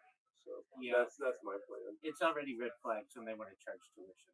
It's a money making system. Usually within the Orthodox community, you'll have to pay money, but it's to the shul. It's not for a class. Which honestly I like that. We usually don't charge for any classes. They're all free, so long for members of the shul. Now it's going to be more expensive, Yeah. but yeah. So I really have done my best for most of my life, or my entire life, to avoid any type of conservative or reform ideas, any of their synagogues. So I'm not familiar with what kind of system that they have, but at least within the Orthodox community, what will probably happen is you can contact the rabbi. Whether he wants to respond, that's up to him. That's his prerogative. Um, and uh, he may. I mean, a lot of rabbis. You got to imagine, we are, at least within Judaism, we're like 2% of the United States population, and of that 2%, Orthodoxy is 0.2% of that. And we get inundated every single day with people who, hey, I Judaism speaks to me. Hey, I've got a girlfriend who is Jewish and I want to be Jewish. Hey, I've got a boyfriend who's Jewish, wants to be Jewish. Hey, I'm not happy with my life in the world. All kinds of things like that. So and if he's running a small community, they may not even have conversions. And so if I were you, and what I advise people is, don't get frustrated. Continue. If a rabbi uh, basically doesn't respond, that doesn't mean anything personal. It chances are you won't get a response. We do not proselytize, and we don't. We're quite quite I would say, at least for the most part, some shuls are different, but focused on ourselves and not focused really on the outside world. If you are someone who wants to join the Orthodox community, then recognize that moving is probably what you may be advised to do if your community does not have uh, basically a local based in that does conversion, a local house of judgment. And even still, there's a caveat on this. You want to check the other congregations as well and the reputation of the based in, because what can happen, and this does happen, is you may find a rabbi, and it happens, a rabbi themselves, we cannot convert an individual, but we can get 3 Shomer Shabbat individuals to sit for a based in for a price tag and have a conversion. Will that conversion be recognized? It depends on the rabbi, depends on the community. So what I'm saying is, do your due diligence. If you feel comfortable with the rabbi and the community, and you recognize that it's a based in that is seen in high regard, then that's one thing. But usually that's only going to be in a big city. Your big based in are, well, at least Los Angeles. It's the Rabbinical Council of California. It's located in the Mid Wilshire area of downtown Los Angeles. And that's the gold standard. There are other based ins, but they're not recognized, meaning you might not be able to move to Israel even if you're converted under a certain based in. And then you've got certainly Brooklyn, the New York area, New Jersey area. And then from there, you've got Chicago, which is pretty well known.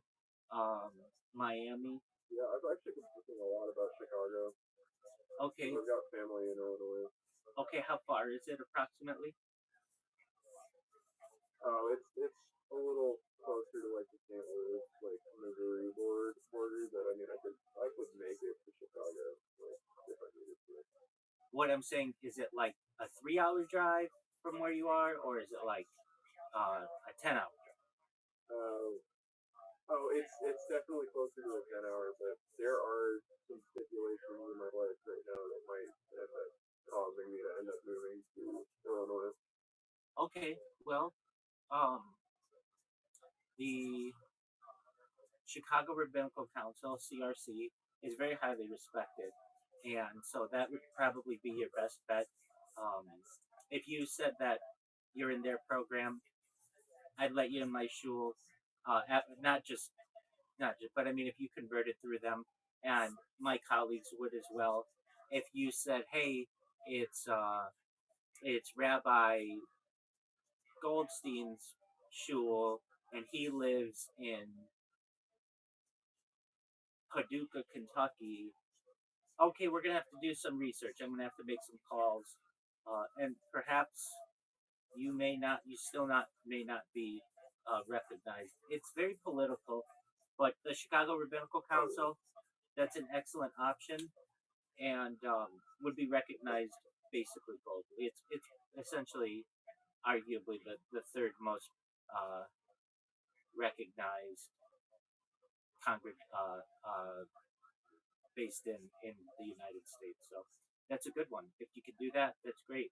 I know you said perhaps St. Louis, or you mentioned something about St. Louis. St. Louis could work, Yeah.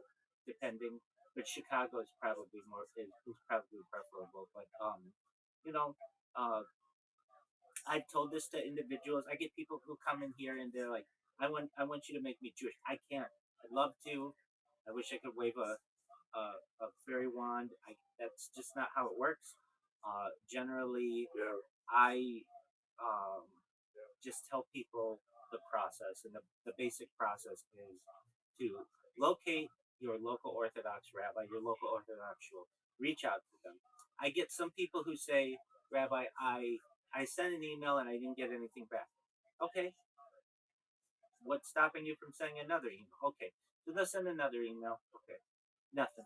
And then I say, maybe that shul, maybe went to spam. Maybe that rabbi's dead, and it's just an old website. Did you call? Did you, like basically, I'm not going to push you to become a Jew. If you want it, you will figure it out. And don't forget that. Like, Exactly. I can't do it for you, but like basically, I get people who are like, okay, now what? I did this step. Oh, this is so hard. It's like we don't want you. We only want the best of the best.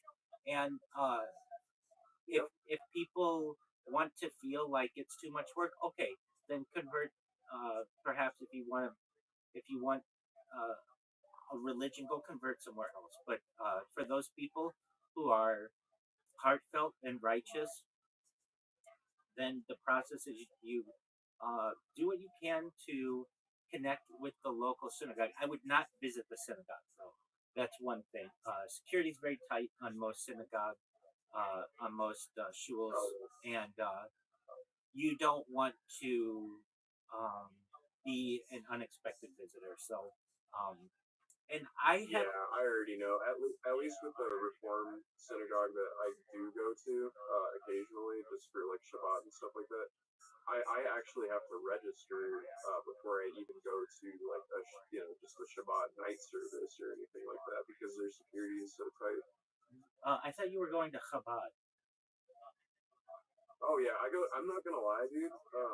So this last weekend, this last Shabbat, I ended up going to three different congregations, all within like just Shabbat. Like, so I went to one Reform congregation just for the night service, like to have. They actually did have a kiddush um, at night, so it was like a Friday night. You know what I mean? Sure. But that next morning, I went to my Chabad congregation and had kiddush there. And then later on, I actually did my first Havdalah. I did my first Havdalah at a Reconstructionist congregation, so all within the same Shabbat. Okay. Did they make you register? They only did at the Reform one, but I mean the thing is the Reform one that I go to, it's a very very large congregation. Like it's actually where the majority of Jews in my city go. Okay. So you you've already got some connections. I would really, if you already know some people within the Chabad community, you can say to them, I understand that Chabad generally does not perform conversions and does not have faith in that uh, of essentially will convert me. However, you all know people and you see I'm heartfelt. Do you have any suggestions of where I can go? There's nothing wrong with saying that. And they might Yeah. be able to say, oh, yeah, we know Rabbi so and so. just send them an email, put in the you can CC me, and that'll get you in a lot better or perhaps more efficiently than just knocking on doors essentially. But um, at least within the Orthodox community, it's great that you're trying. One thing we do not promote is what's called shul shopping. Basically, going to different shuls. Once you're in an Orthodox congregation, at least when it comes to answers for halakha or Jewish law, kind of stick with your whatever your rabbi says. But that's down the line. But yeah, just go to your ask the people at the Chabad, and they'll give you specific answers, and they'll know the local rabbis who uh, do perhaps perform conversions. And if they get asked this question every single day, I know how much I get asked it, and I know that they get asked it, and I know how much my shuls get asked it. Um, they're going to have a process that basically they say, hey, meet with Rabbi so and so, or they may say, we are a small community, and basically you may need to move to a bigger city. But I wouldn't I wouldn't mess Yeah. I wouldn't mess around too much with the. I mean, I'm an Orthodox individual, so I am certainly biased, but the the idea of the Reform community, just especially if they're asking you for money, it's a little off-putting. And it definitely did feel off-putting to me when, in comparison to that, the experience that I've had with Chabad, it's been that they allow anybody to come to Shabbat service, obviously, but they have kind of, it feels like they're testing me in a good way. Like it feels like they're kind of trying to see how real I am, and in that way, I've just been trying to be as patient, as dedicated, and like as ready for whatever comes my way as possible, you know. And with that being said, I've actually recently had the rabbi at the Chabad congregation I've gone to. He actually offered me a job not too long ago doing landscaping. So it's like that relationship is at least seeming pretty good. And then on top of that, I've even communicated to his wife that my mother's not Jewish, and she was very accepting about that. Actually, I was very surprised because I've had other Chabad rabbis pretty much shut me down as soon as I mentioned that fact. So it seems like I've found a good spot there. But yeah, I hear what you're saying when it comes to the base din and things like that. And I wanted to ask you, what is your opinion on the base din of Denver, Colorado? It's a medium-sized community, but I think that it's pretty well recognized. So if you're talking about the if you're talking about the three rabbis who currently sit on their base, then I don't know them personally, but I know overall the Denver community is a respected community, and if you could get into that community, perhaps for a conversion, I think that it would be seen in definitely a much more fair light because it is um, recognized globally. You just want to avoid small Okay. town, Yeah. or even like it doesn't have to be small town. I know rabbis in Beverly Hills who will convert you for $5,000 or convert your spouse for $5,000, and you don't want to get into that because then we're having to make calls and we're having to see what kind of devotion the person had, what kind of righteous path they had, and we find out that 3 weeks ago they were some other religion, and then they met this boy or met this girl or whatever. You want to stay away from those kinds of situations, but the base din of Denver, I think, is highly respected. Yeah. In my opinion, it's highly respected, and if you can connect with them, I think it's an excellent option. Okay, that's good to hear. And actually, I have spoken to them.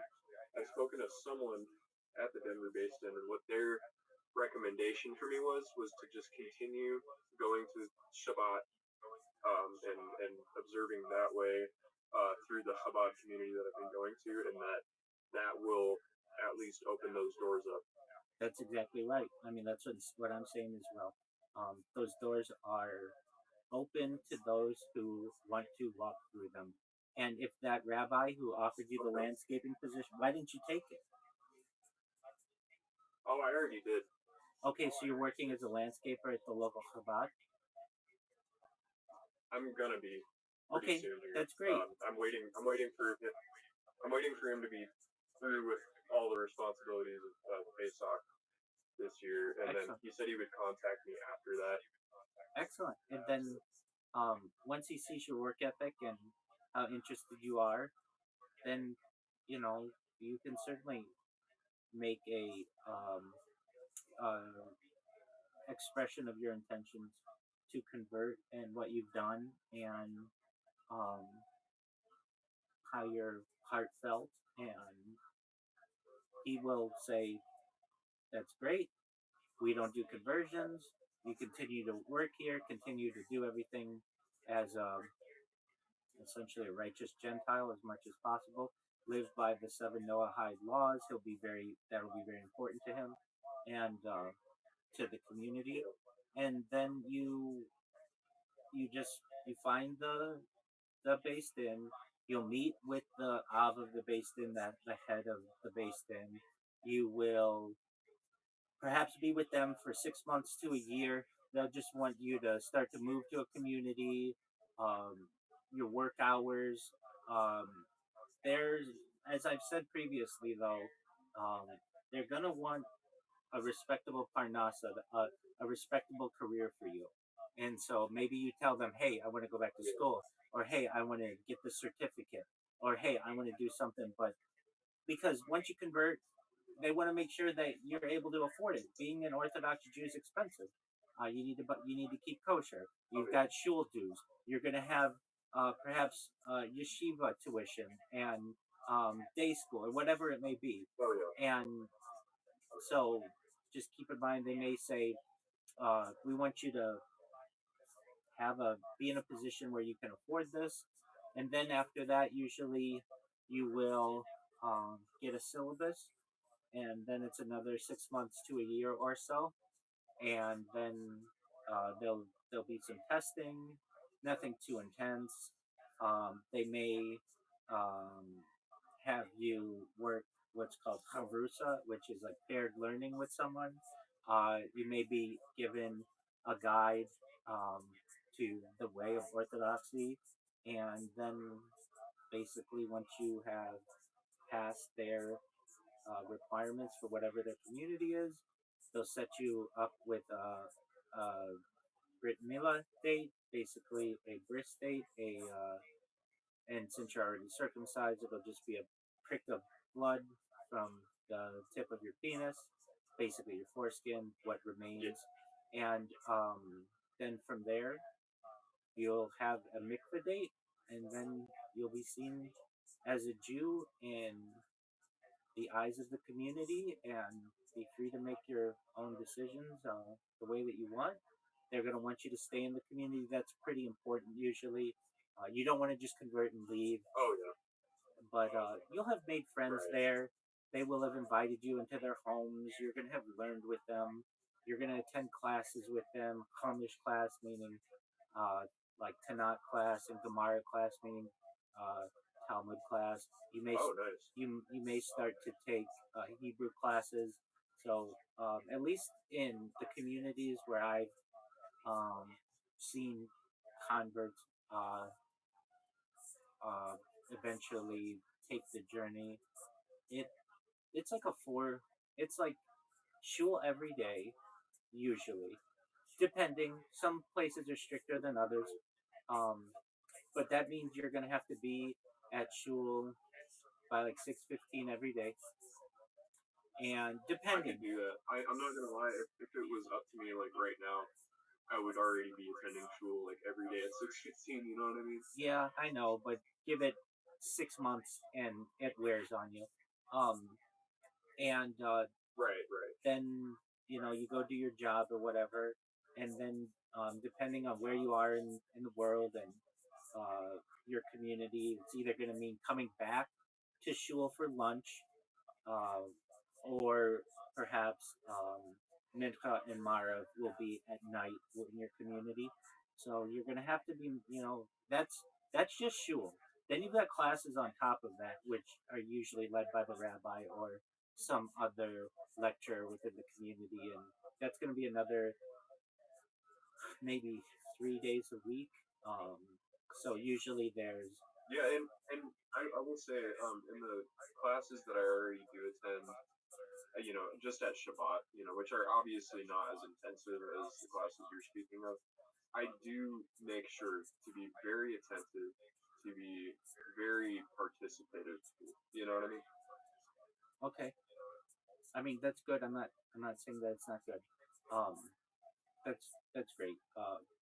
So the big thing that they're gonna want from you is have you moved to our community? That's the big thing. The sooner you can get that done, the better. Whatever, whether it's Denver, whether it's Chicago, or wherever, you're not going to be seen as someone who is really heartfelt in what you're doing and won't be fully welcomed in the community, of course, until you convert, but um, until you until they know you're not driving on Shabbat, until they know that you are spending the day in their homes, like, and they actually can see how you act, how you behave. I've seen many converts for different reasons, and the ones that are living in the community, and the ones who just maybe got an apartment there for the weekend or whatever it may be. And there are eyes everywhere. The Orthodox eye is everywhere. And I've known of situations where you may have had an individual is converting, and um, perhaps there was an element of their righteousness that was questioned, and their tutor, their called the base din on them and basically said, "Hey, this person is not living the way that I would expect a Ger Zaddik, a righteous Gentile, to be living, a potential convert," and their process was extended. Or they could just kick you out of the program as well. So just know, like, when you're gonna do it, you want to do it all the way. And if you need anything, I'm here for Okay. you. Okay. Dude, that means a lot to me. And you know what I really appreciate about all about this this different road compared to the reform road, is that I feel like there's something fake about the way that reform conversion even works.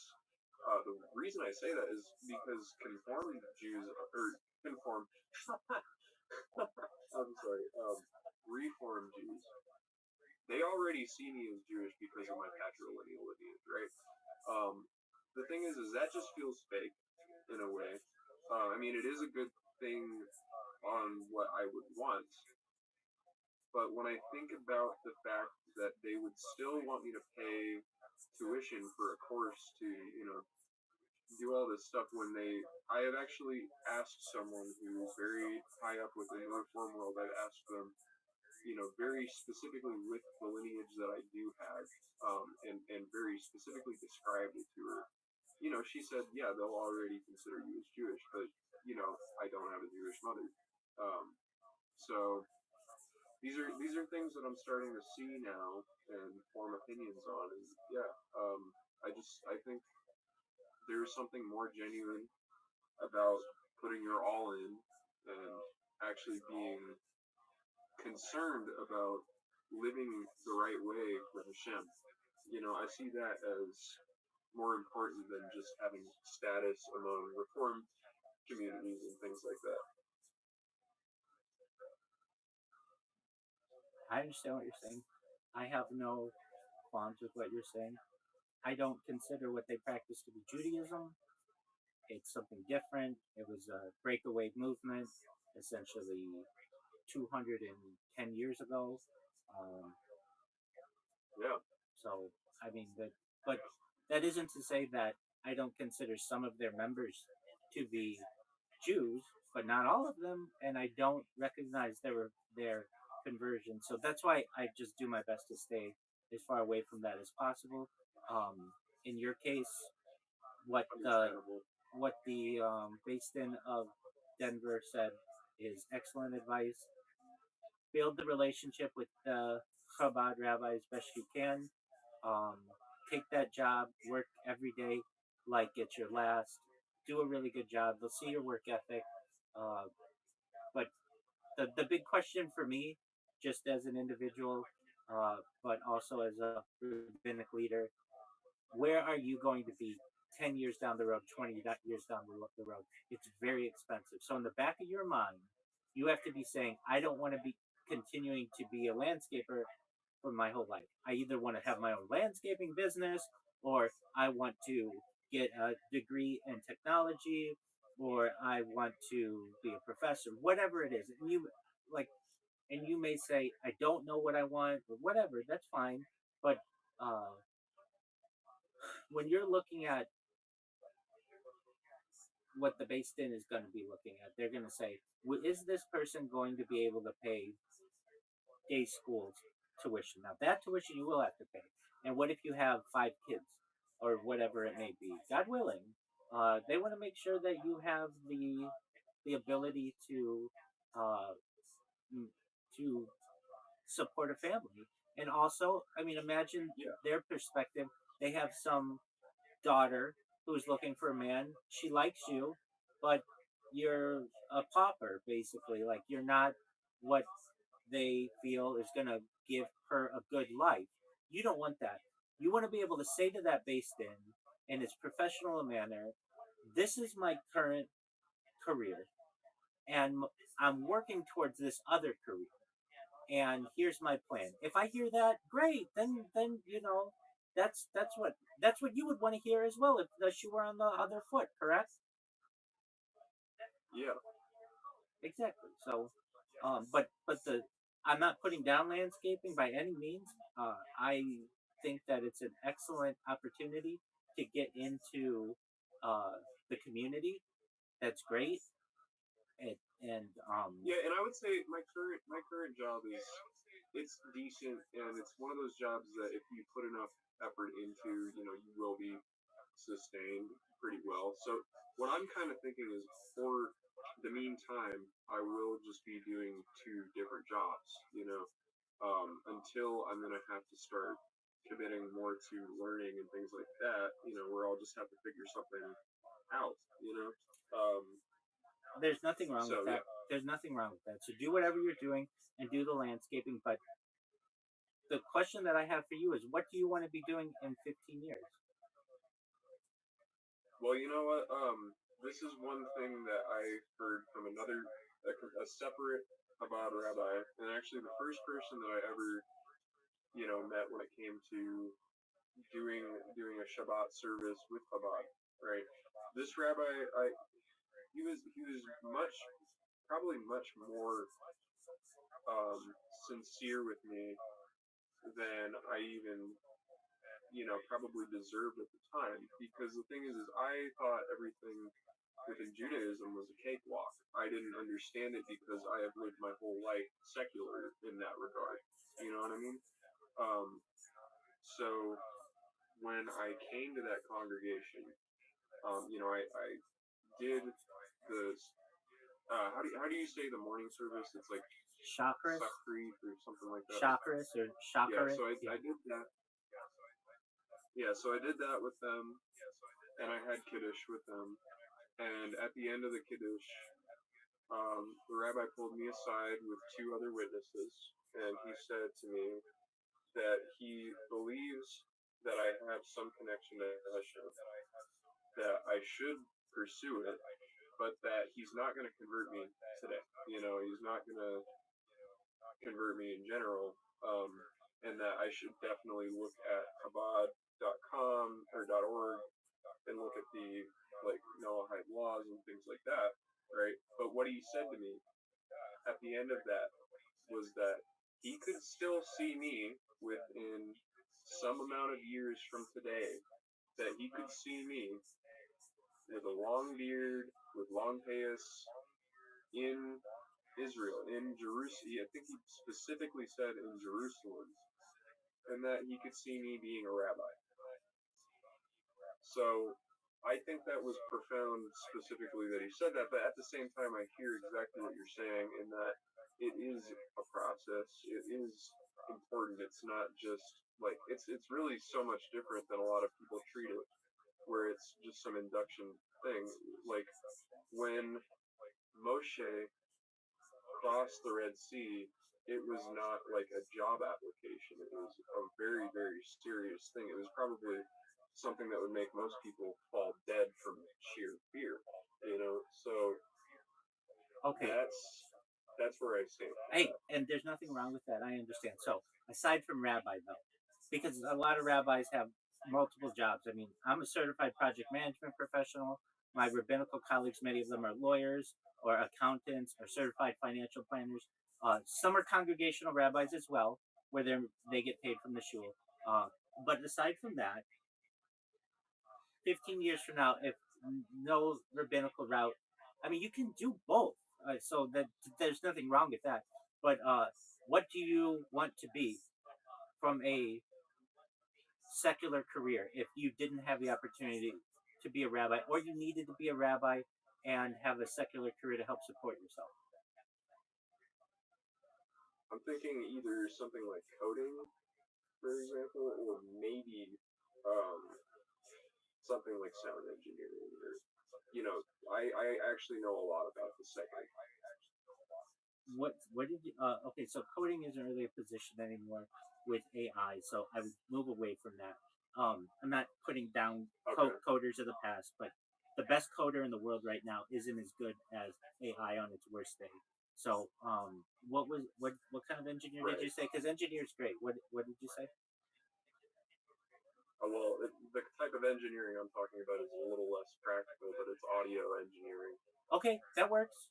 I've known at least people within Chabad who own their own audio studios, or and they're not like millionaires by any means, but they eventually went to law school and some other things. But that's something. Okay, audio engineering can be something. That's something. So when you go to the base, then you can say, I'm doing landscaping at Chabad, and I am doing a my other job as well. I may have proclivities someday to be a rabbi, just like you all. But additionally, I have a goal in mind to perhaps be an audio engineer. Okay, great. There's nothing wrong. I mean, I don't want to say there's nothing wrong with it. Those are great goals. That's more than you've previously said. So basically, vocalizing these things is really important as an individual. Um, so what Right. what would I advise? You I know you drive a lot, so listen to podcasts regarding audio engineering and what it takes to get that. Don't go into debt over a degree or something like that. I'm sure you can get some kind of audio engineer certificate, um, but something so that because there are a lot of rabbis out there who are poor, and they're poor and they have to rely on the government, and their children are poor. You don't want that kind of life. You want to have something that supports you as well. It's just like basically having a backup plan. So the rabbinical route is great.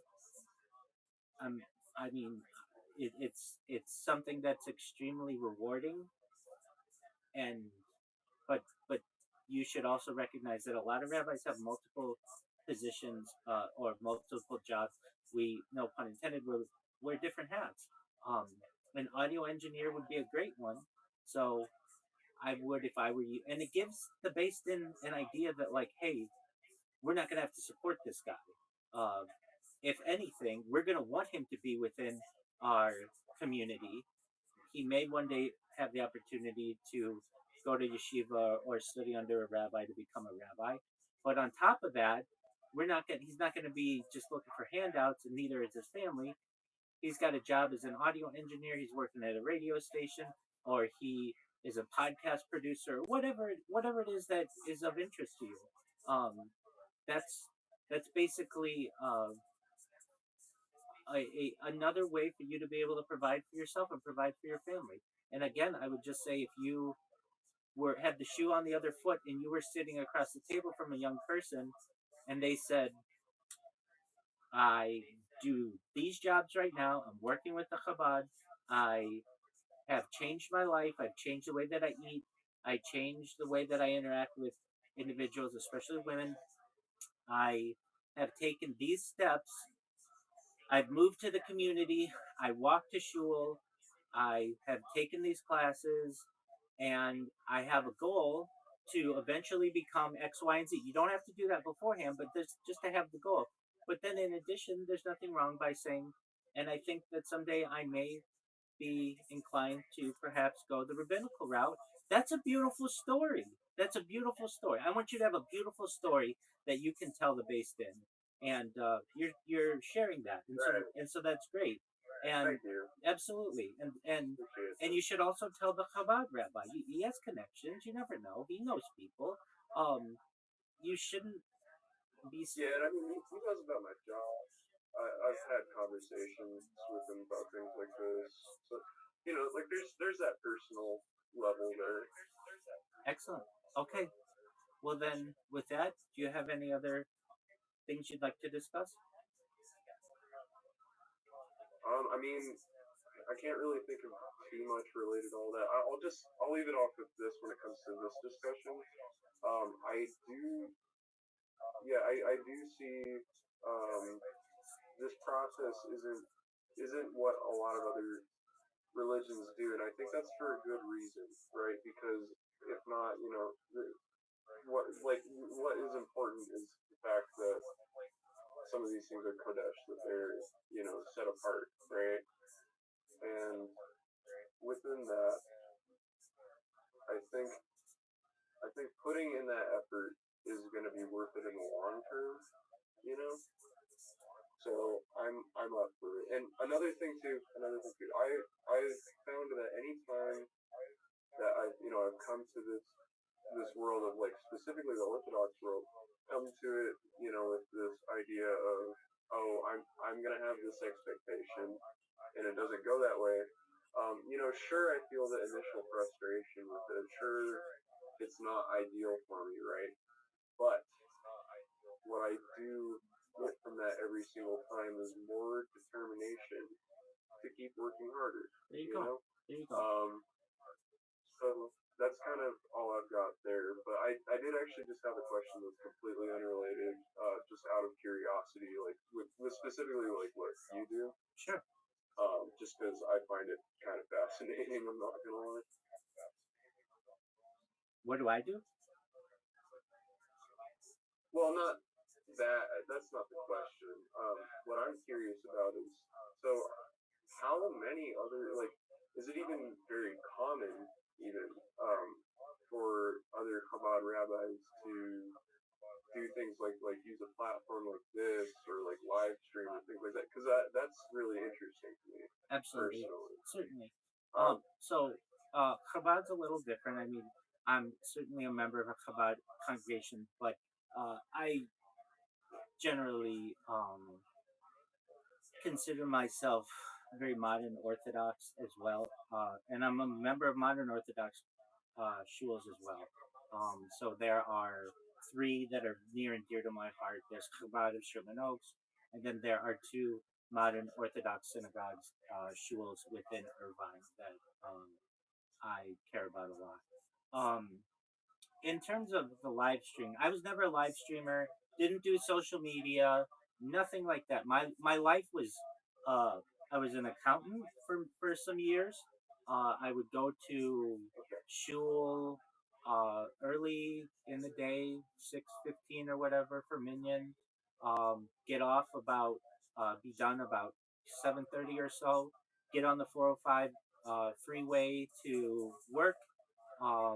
Worked as a an accountant, but also had a tech background as well, and then eventually got a certification as a project management professional. I launched apps on the App Store and Google Play uh, that were very successful, that have allowed me some financial independence. Um, signed oh, that's cool. signed some big spokespeople for to basically endorse the apps. I then worked contracting for major Fortune 500 or your Fortune 100 companies, um, and basically as a project manager, also a Scrum Master, um, uh,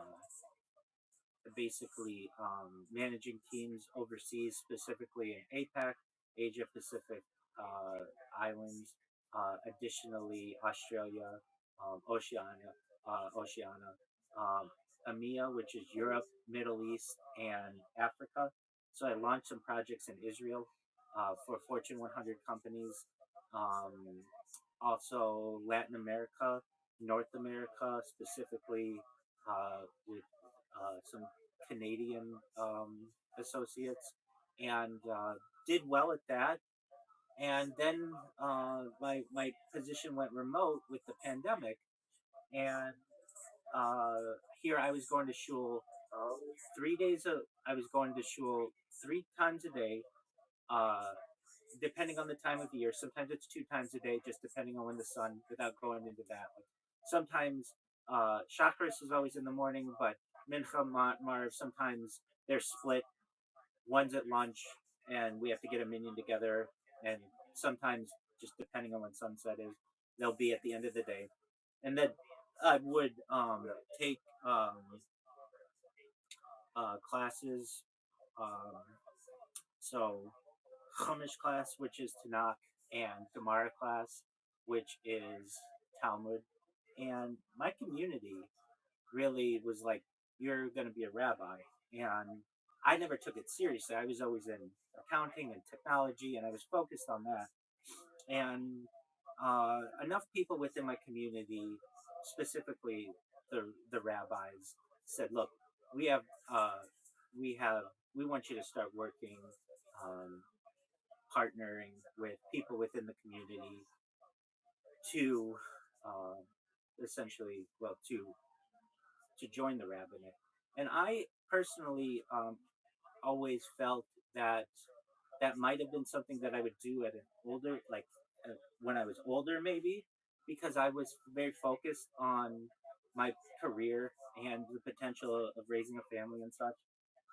And then the pandemic hit, and we went from I had attended, we don't really count, but I had attended shul every day for like 666 straight days. Like, I had attended, uh, I mean, I was more consistent than the congregational rabbi. Like, I was a rock and a pillar within my community.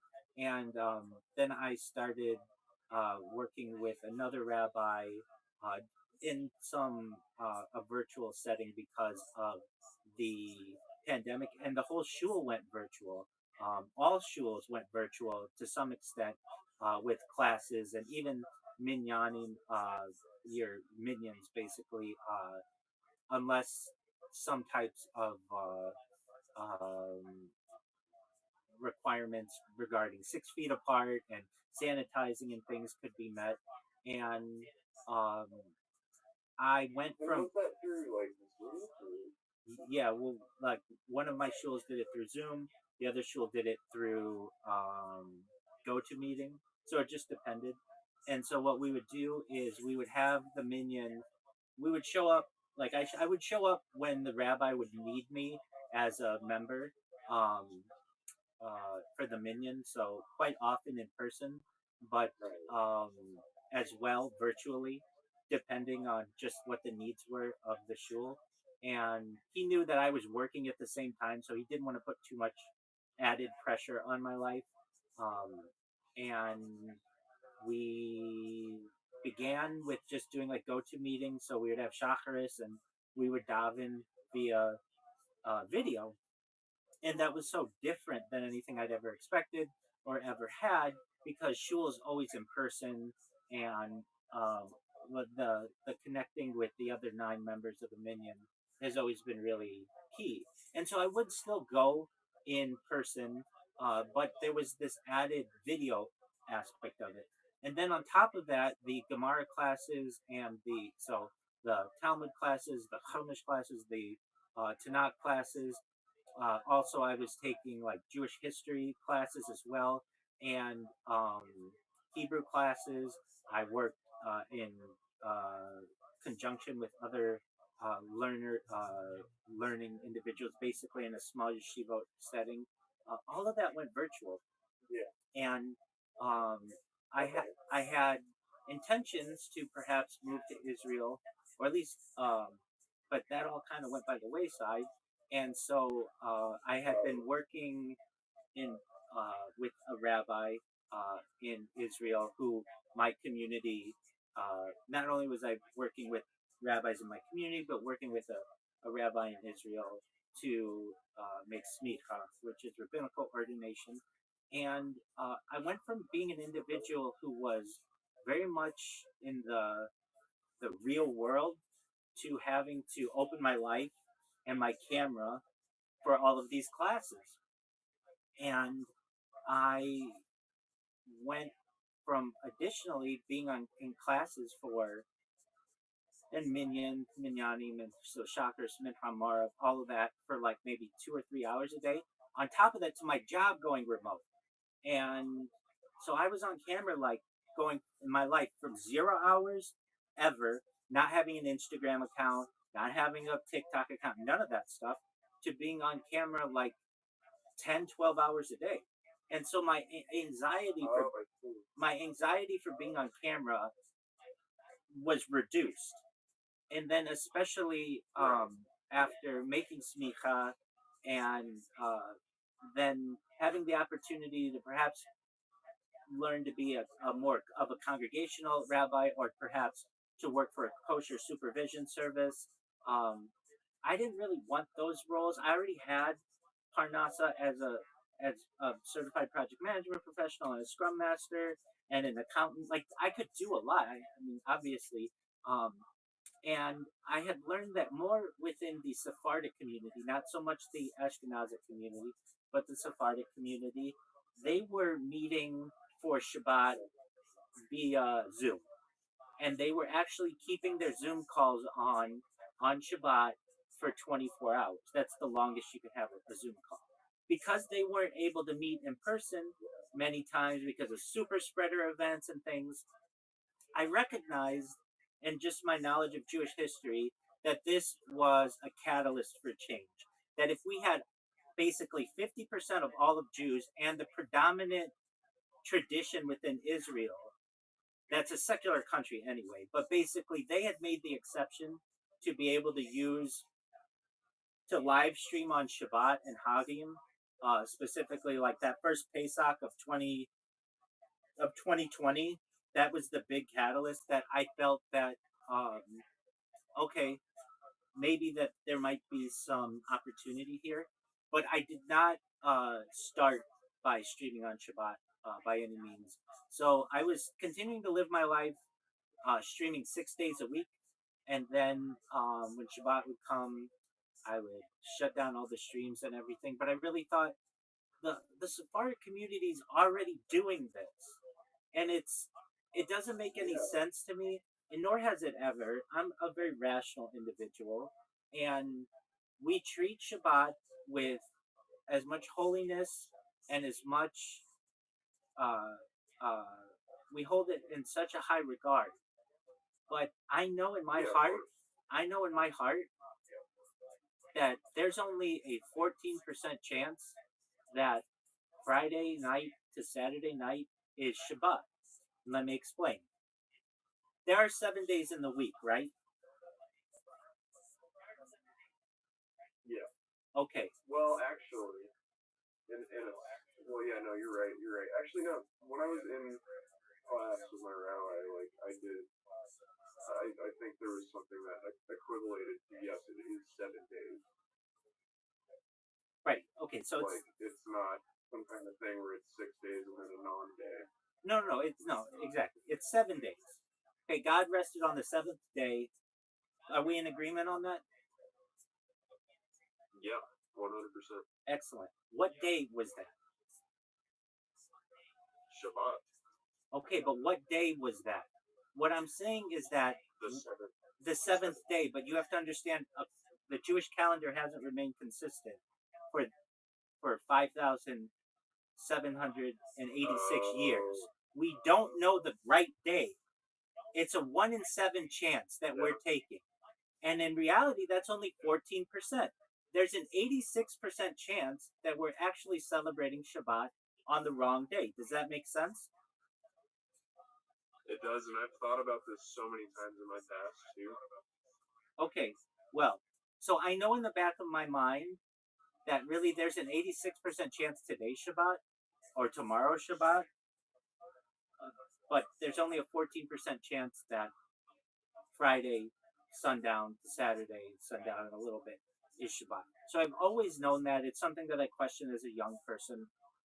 On top of that, the Yeah, use. that's when I started questioning that too. Okay, Like when I was about 16 years old. and guess what? And guess what? Those the Chabad rabbis question it. It's just tradition, and I understand that. It's our Mazorah. It's our tradition. It's our minhag. It's just the way we do things. But I get that. Now, on top of that, the use of electronics is an interesting aspect. Now, I don't drive on Shabbat. I don't work on Shabbat. I one day will write a book on basically how to be an Orthodox individual in the working world and be able to take off for the at least 13 holidays that you may need to some years, and how to keep kosher at work. And even when the best time, I can tell you the best time if you're going for a big time job and you're looking for a job, the best day to do it is the day after the second day of Shavuot. Like I know that really, really well because that's the most amount of time that you're going to have while you have sunlight and you won't have to request to leave early. It's just like it's basically like if you're applying for a job in the winter, you have to leave early from work, and a lot of a lot of companies, they when they're making their determination on whether they're going to hire you or not, you don't want to have that conversation with them right away. It might be that you want them to see your work ethic, all of those kinds of things. So I can even tell you like the best times to apply for jobs. So I know this process extremely well. But I don't work on Shabbat. I don't drive on Shabbat. I don't combust on Shabbat. I don't launder on Shabbat. All of the 39 melchot, the forbidden um, aspects, the prohibitions that we avoid on Shabbat, I follow. Now, the idea of electronics on Shabbat has only been around about 130 years.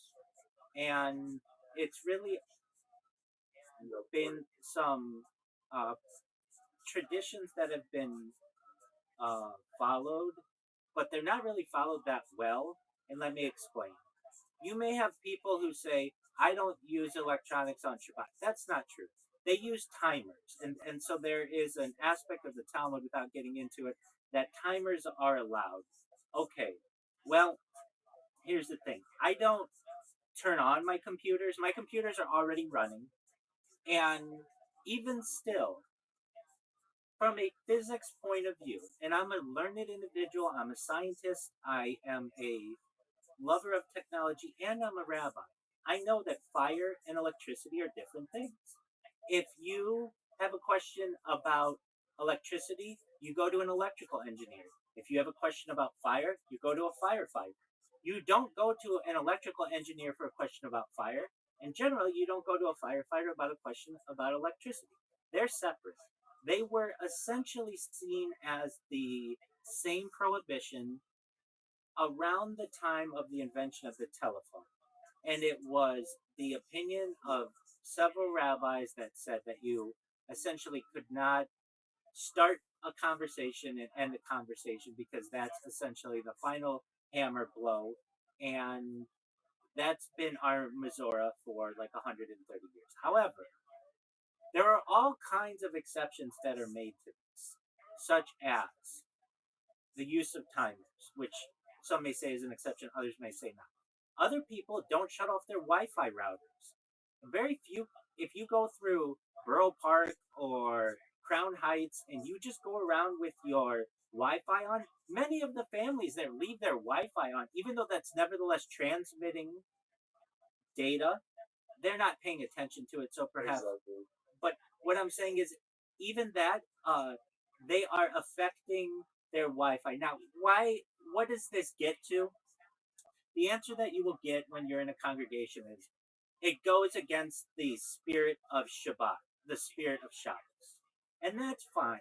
But that's just an all encompassing excuse for why we don't do it. And guess what? There are kosher phones that people have that uh, that that are sold. You get kids who, especially the younger generations, are using. They consider the use of uh, cell phones on Shabbat as non-prohibitive and somewhat even so long as they're still spending time with their family, and so this is how I look at it. There's only a 14% chance that it's right. On top of that, fire is not the same as electricity. On top of that, there isn't anything in the Bible that says you can't use a computer or use the internet. There's nothing in Talmud that says that. Tanakh is, in my opinion, the ultimate say. I do respect the Talmud. Yeah, you've got to be you got to be careful with that. You've got to be careful with that. You've got to be careful with that because we consider the Talmud, even though it's written, to be the oral Torah that was given to Moshe Rabbeinu, Moses, our teacher, at Sinai. So it's basically, but so I get what you're saying, and I can't say that most Jews probably don't disagree with you, or probably, yeah, I mean, probably agree with you, but at least within the rabbinical world, Talmud and oral law is extremely high. But nevertheless, there's nothing about cell phone use in there, and we have made changes within Judaism since Talmud that are prohibited. So, for instance, within the modern Orthodox community, the suction after a bris on a newborn is many times now done with a pipette or a straw or with gauze as opposed to the lips because we have found that herpes can be transmitted and the child can die.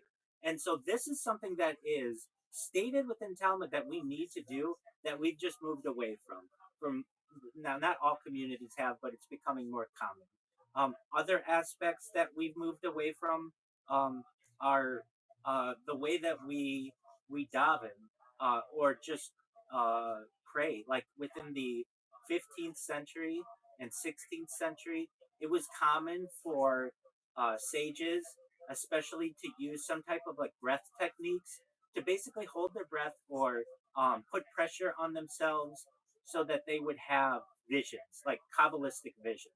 And we recognize that that isn't how we daven anymore. I mean, probably the biggest one, we don't do sacrifices. We've completely changed sacrifices into the davening prayers that we perform at Shacharis Mikvah Mar. What I'm saying is Judaism has had different phases, and the modern phase of Judaism is moving much more towards the smart home, towards the electric car, and that's going to change everything. When you can pre-program your look, I'm going to be honest with you. I know rabbis who take Uber on Shabbat. Do I? Absolutely not. But I know rabbis who do, and it's looked down upon. That's crazy to think about because that's making a purchase on Shabbat. Well, no. So here's what is done. It's prepaid, and there's a mode within Uber where you can set up you can pre-set up the route. Basically, you can plan the route. Is what I'm trying to say. So the purchase is made before sundown, and I know that it's done. I don't do it, but I know it's done. I've never done. It's not something that I generally, unless there was, just you wouldn't do it. It's just not that to me is much more of a prohibitive act because that's public as well. People may say, "Well, you're live on YouTube. That's public." Yeah, but it's not like the community's looking at me directly on the street. There's a big difference between that. If you want to look at me, you have to go and find me. So there's an element of privacy to this as well. And but what I'm trying to say, or what I want you to know, is that there are even things that I know rabbis do that I don't agree with, that I feel are more prohibitions than what I currently do. And I know, especially within the rabbinical world, we're waiting on Mashiach to make the eventual uh, determinations on what is kosher and what is not, and what's a prohibition and what is not. I can say that I never live streamed before the pandemic, and the Sephardic community is the one that brought in the idea of live streaming on Shabbat. It was not an Ashkenazic characteristic, and it's becoming. And here's another one. I'm sure the shul that you attend, or all of the synagogues, they all have security cameras, right? Oh yeah. And Well, you're actually, I have to say I don't know about one of them, okay, but but the other synagogues. okay, but they have some type of security cameras at some of them, right? Oh yeah. Oh yeah. Exactly. They don't shut down those cameras during Shabbat,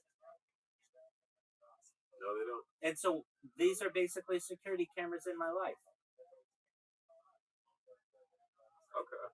And That's actually a really, yeah, I would say I respect and understand like just about every reason you give it. And also it's really fascinating the way that you were sort of momentized into this. The yes, way that like life itself kind of formulated in a way that helped you kind of find this path, you know. So I think that's really interesting and cool stuff. And I guess I just have to ask, is this a common thing for Chabad or even Orthodox rabbis? to live stream, no. What is usually done? Yeah, I mean, even to be like connected with, I know there's like that YouTuber from Ohio, that Chabad rabbi from Ohio, who's kind of a popular YouTuber, but like, you know, things like using Discord, things like being on social media and stuff like that. Is that common? Great question. Yeah, I mean there are other rabbis who have discords. There's the Orthodox Discord um, that's run by a rabbi. There are several other rabbinical communities. Um, in terms of YouTube, yeah, YouTube. Yeah, I couldn't imagine. I couldn't imagine a lot of the older school ones doing that. I don't know. Well, That's just kind of mind blowing. that that you've got to understand. That's the old guard, and they're dying out. Many of them didn't even want right. self. So like young, it's mostly like younger rabbis then. Oh, absolutely. I had another rabbinical colleague say to me, ask me what kind of phone to get. He was older than I, and I explained it to him like this: if you want to be like those old Eastern European shtetl kind of like rabbis, get an Android. But young Israeli Chabad rabbis are getting iPhones, and so like I helped him to get his iPhone and get that set up. I mean, basically, um, even those older rabbis who are moving into the smartphone world are eventually getting Twitter accounts and perhaps YouTube channels. I mean, some of the biggest uh, names in modern Judaism today are YouTube rabbis. Um, Rabbi Friedman, Rabbi Yosef Mizrahi. Those are some of the big names that you'll find. Additionally, perhaps not rabbis, but certainly Jewish history, Jewish historians are using social media to be able to get the message out about the religion because it's an excellent tool. And in terms of do other rabbis have, do other rabbis live stream their life? No, but no one does. I've met one other person in 4 years, almost five, who live streams their life just like I do, and they don't do it from 20 different angles. They do it from one angle, and they've only been doing it for like 315 days. I've been doing it for 1,666 days. So I've been doing it a lot longer. It's not a normal thing. I recognize that it is a gift that I can give to the world, not just to hear amazing conversations just like this, but for the world to see that we're not all that different, that uh, keeping kosher isn't as difficult as some people may think it to be, that uh, Jews laugh, cry, uh, sleep, eat, drink. We do all of the things that we do, and it gives Exactly. it gives me the a way to teach. I teach a Kabbalah class every day. Today was day 96 in a row of it, and I would like to do that the rest of my life. I would love to be able to have this Yeah. huge compendium of rabbinical discussions on Kabbalah, almost like the Talmud. The Talmud's 2,711 folios. I would love to do this for at least 2,711 days and have people be able to study it in future generations. That's exciting to me. And see the ways that I change, see the ways that the, the interpretations can change. Um, so that's all really important. Now, in terms of Israel and getting married, I had intentions to travel to Israel and perhaps make Aliyah. Uh, Aliyah in and really probably 2020 was the plan, but uh, I was in a friend's wedding. Um, it was a very orthodox ceremony, and being I remember being uh, excited for to get married myself, and I got a shadchan, which is a matchmaker looking for a shidduch, a match. I got on the Jewish dating websites and had people who I was really interested in meeting, and the world shut down, and everybody, especially in my world, went to this virtual world. I mean, I did do like virtual dating, but that was a little bit different. And then when I started the live streaming, it was something that motivated me to be able to change the world. I learned uh, Yeah. it as a tech entrepreneur in especially in 2018, data overtook petroleum as Earth's number one resource. And I personally have more data archived on the internet than any person ever. And that's hard for people to understand, but you have to understand that, like in the history of humankind, we're talking about Gandhi and Churchill and Moshe Rabbeinu, everybody. No one has had more aspect of their life, more data created than I have. And that's going to make me a very influential individual someday. I have more social media than any person ever because when I do something, I do it all the way. I'm live on more than 20 different YouTube accounts right now.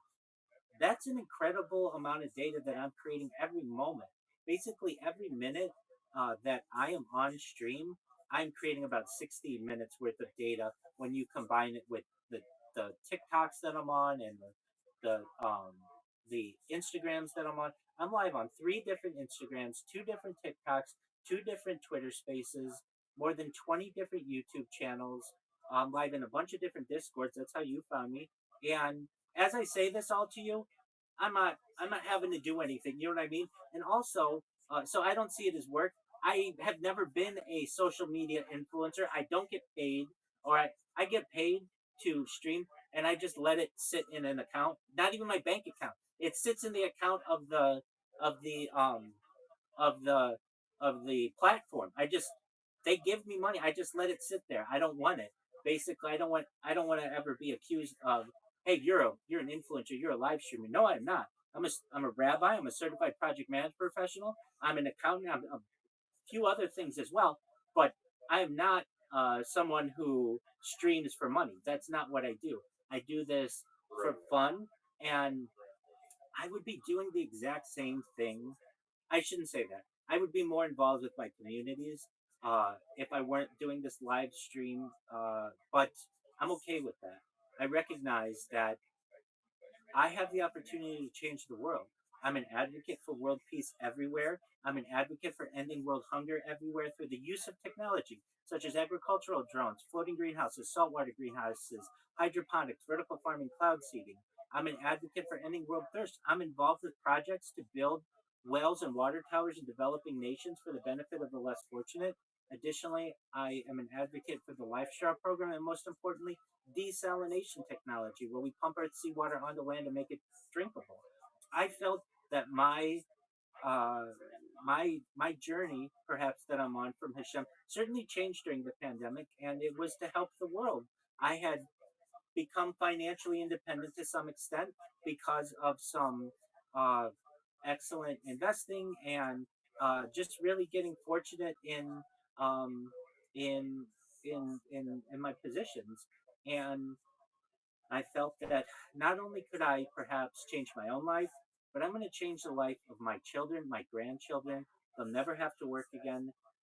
I'm going to be starting on Monday a series of podcasts about improvement of the world. And if you know what Tikkun ul Olam is, it's essentially healing of the world. Fixing the world. Exactly. And Yeah. the first session, and this is with an Australian podcaster and Australian radio host out of Melbourne. Well, he lives in Brisbane, but his radio show is in Melbourne. He has we're going to discuss in the first session. It's about life extension technology. The second session is on improving the world through technology. The third is mega projects. The fourth is space exploration, and the fifth is search for intelligent life.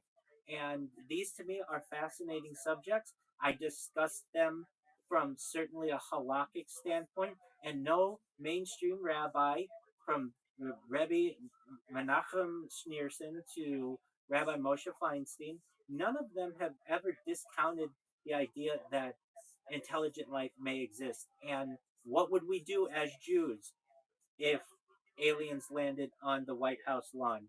What do we do when we start to have space exploration and the day changes? Meaning, normally you put on tefillin in the morning. Well, if you're in a spacecraft and you're going around the Earth 15 times uh, within 24 hours, you have to don tefillin 15 times? These are excellent questions. The rabbis of the Talmud never made a decision on this. It's not mentioned in Tanakh. What do we do? These are all excellent discussion points that I have, but really, at the heart of the matter, I want to improve the world.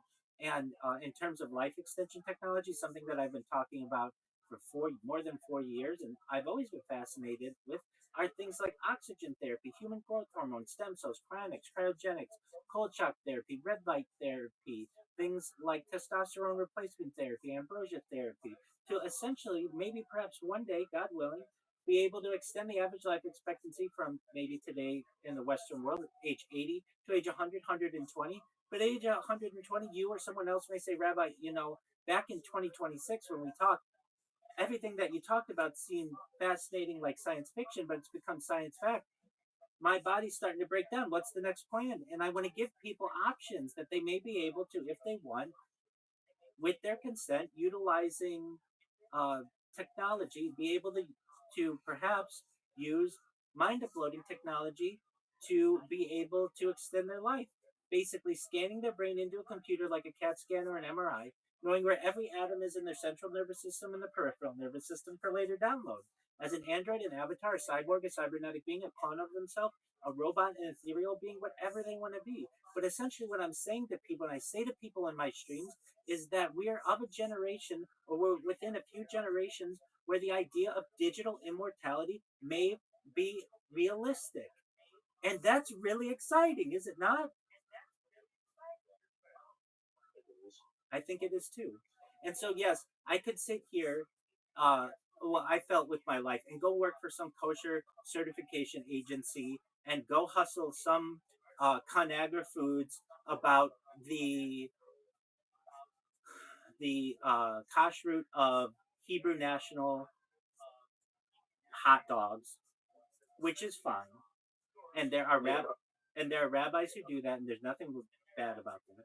Or I could really do what I felt perhaps could change the world, and by giving away my privacy and in many ways connecting with people that I never would have been able to. And I mean, you see, I have almost 3,000 people in this Discord, which is a lot. If you know anything about Discord, it's really hard to get people to join your Discord. And I can really say that I feel like it will not be another year that I'll be doing this before uh, people find out about what I do. It's going to change the world, and then it's going to give me a platform for not just within Judaism, but the whole world to be able to unite people. I mean, one thing that Mashiach is supposed to do, and I want Mashiach to come more than anybody. I pray for Mashiach to come every single day.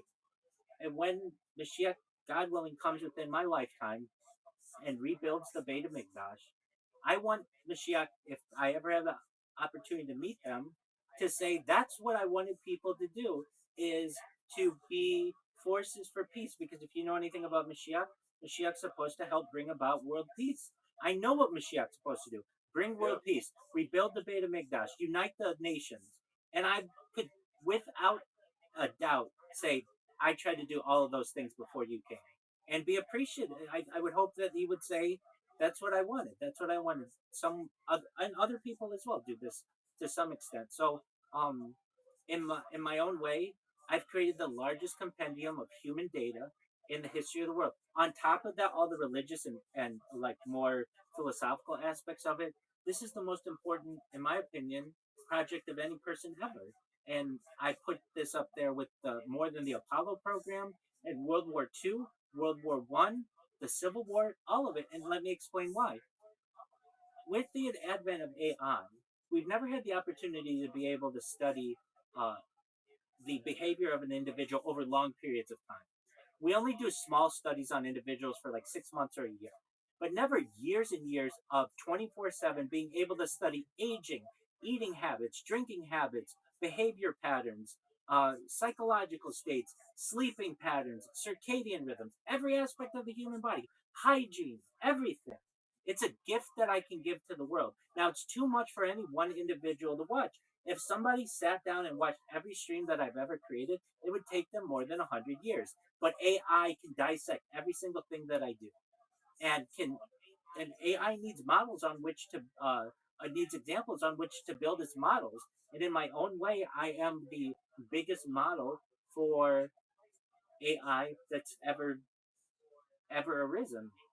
And I recognize that Wow. I can have a huge impact on society that way. So without I don't I want to humble myself, and I want you to recognize I'm just an individual. I'm just a lowly rabbi who's just doing what they Of can course. to change the world. But I recognize that if I delayed marriage for a little bit, I didn't have a biological clock against which I was fighting. If I were a woman, I couldn't do this. But fortunately, I can reproduce at a later age and give up a half decade or so of my life to be able to change the world. To me, it's worth it. It's going to be really exciting. Can you imagine if people knew globally that you could connect with someone just like you, come into my Discord, we could talk whenever you want. You could watch what they were doing 24 hours a day from multiple streams. I don't just stream from my home. I've streamed as far north as Santa Barbara, as far south as San Diego, as far east as the desert and mountains, as far west as the Pacific Ocean. I've streamed in Beverly Hills, in Los Angeles, at Disneyland, really everywhere in Southern California, and I would love to do this globally. If people found out about that, that would be the biggest influence in global history. And in my own mind, I feel like that could be a reality someday.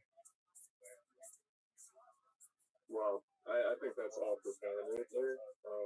I think most people in general would say that that is a very interesting experience. And on top of it, I think, if Hashem has put you on this road, then Hashem has put you on this road. This is what is important, you know?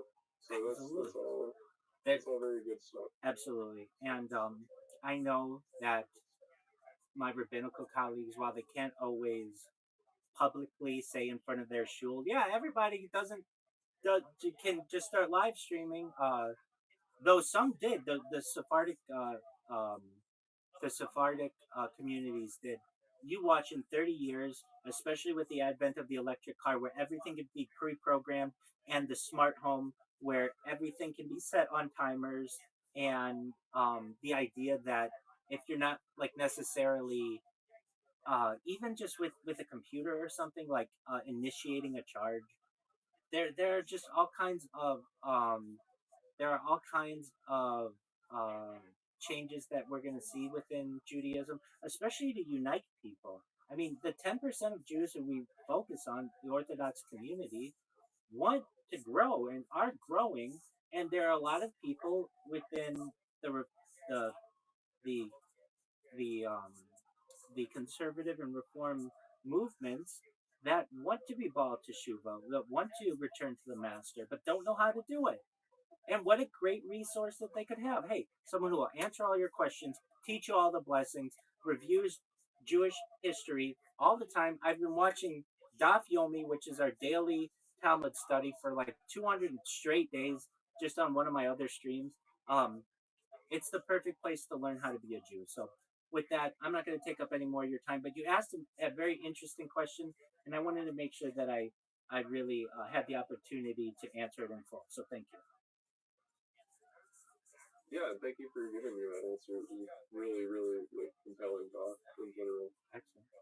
So I appreciate you, and I hope you have a good rest of your Passover. You as well. And yeah, thank you.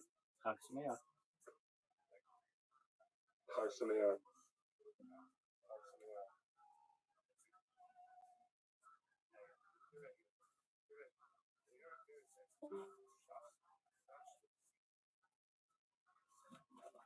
Look at this athleticism.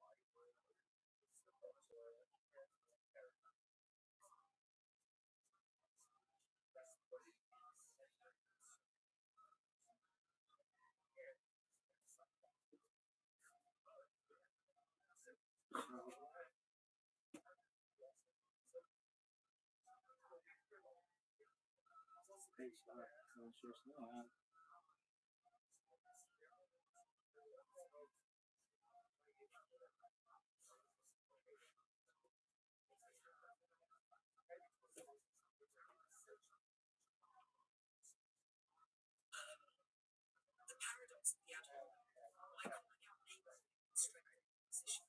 Anyone who participates in debates about science, technology, politics, or commercial ideas eventually encounters the familiar tactic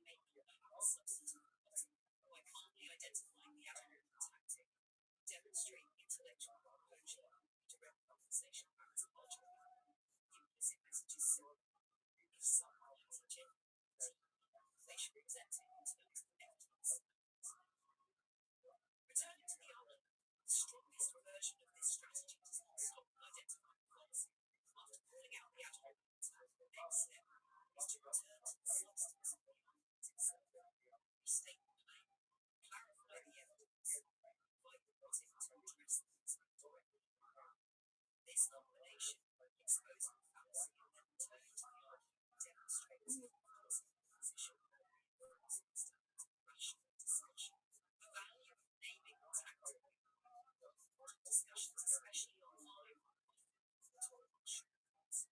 Labels often replace arguments because they are faster, easier, and emotionally satisfying.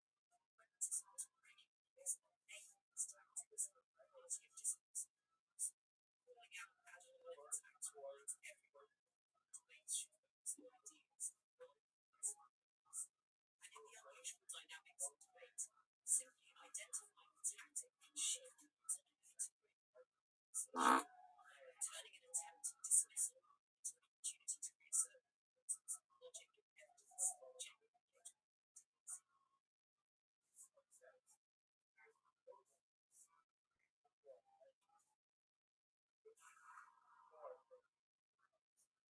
These are all of the suffixes and prefixes that are used, like anti or quasi or ist again, ists or all the ones that are used. And you can say just a few examples.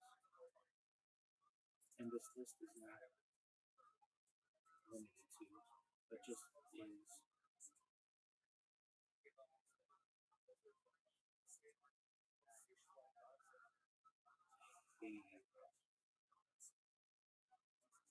group of examples.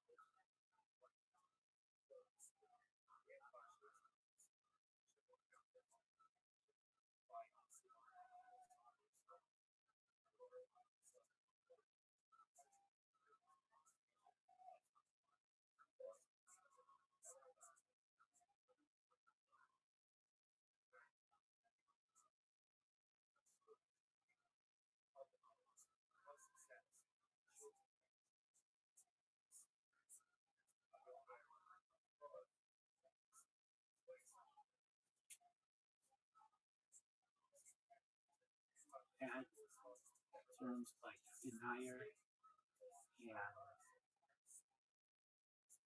anything else like that that's used as well.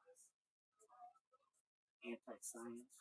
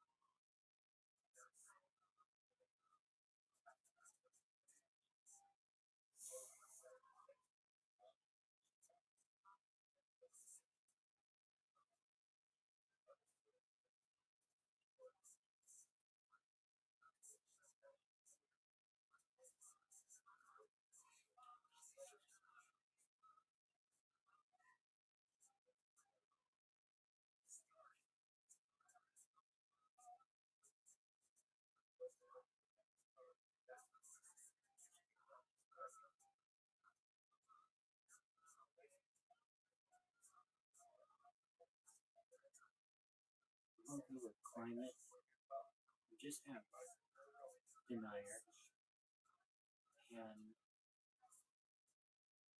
remove the word.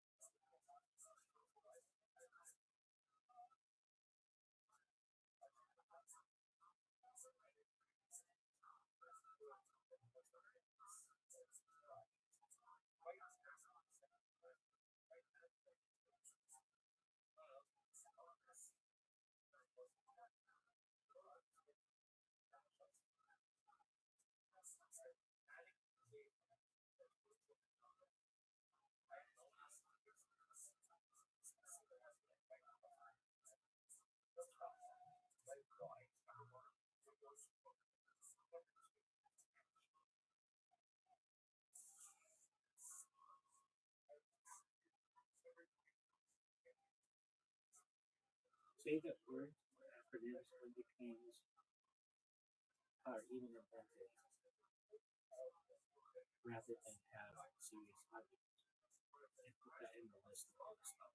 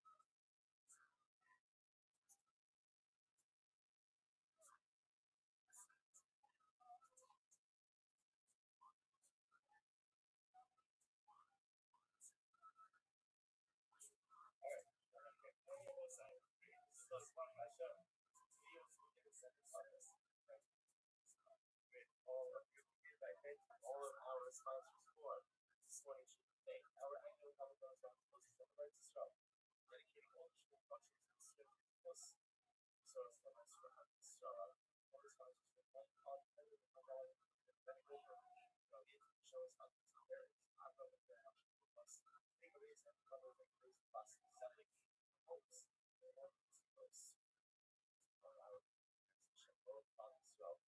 The answer to this one and what's actually stress from father from I think that I'm American family. So and I'm still very exposed to the stress from there I think stuff. I would say all the shows I love the family so so successful was the fact that us also talk from small sense so again so exciting professional area for second stories full of snow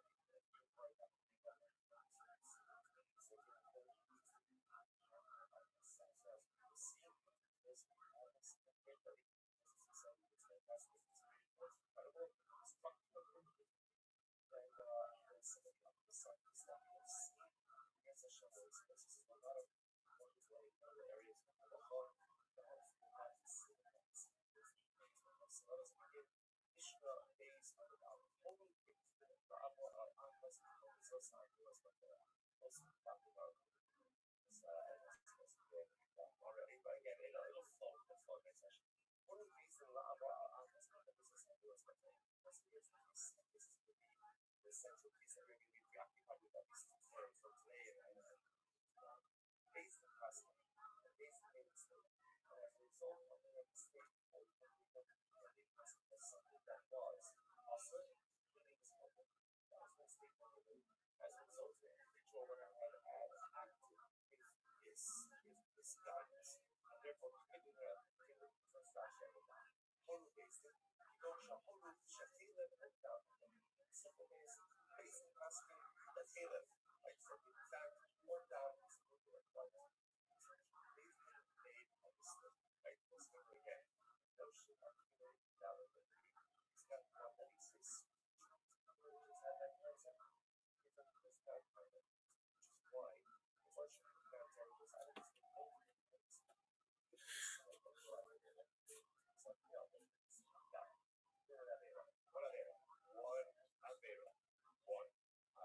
most of us have done one of the since we got here this morning. Right, the motion of even think the entire life. Over the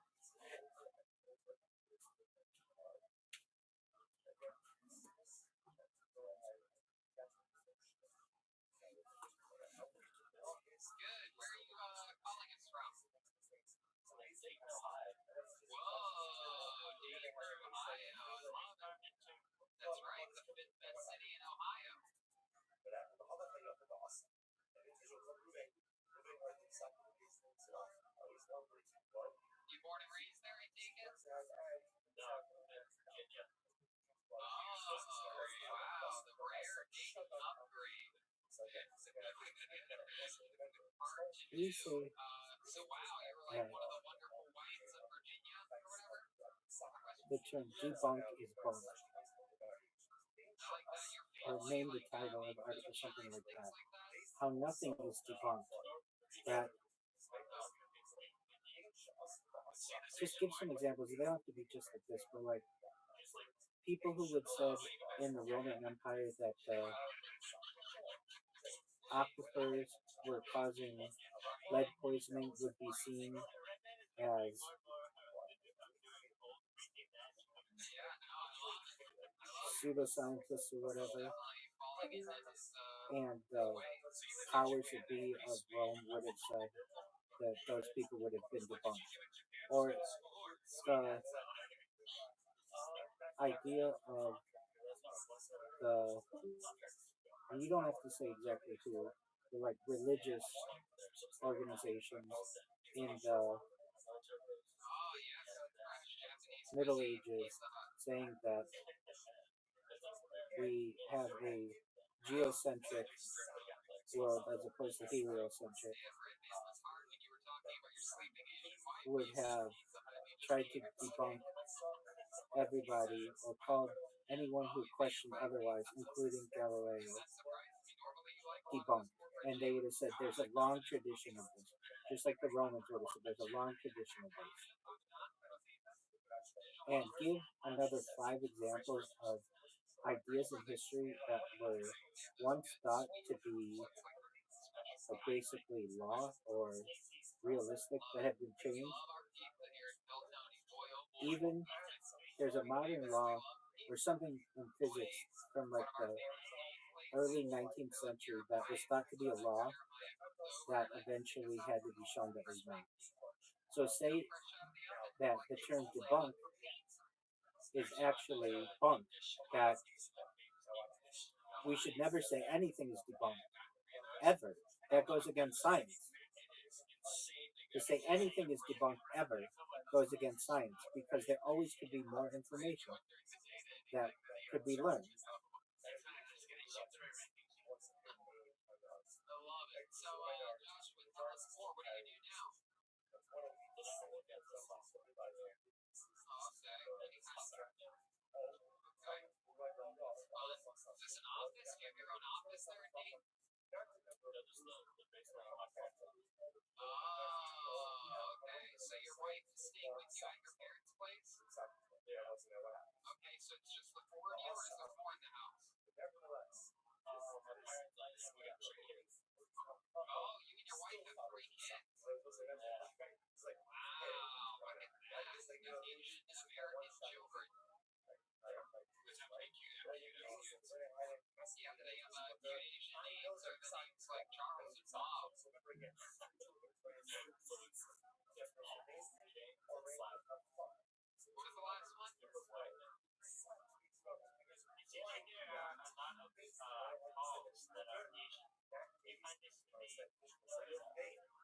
What was the last one? Yeah, you will? Yeah? I didn't know that.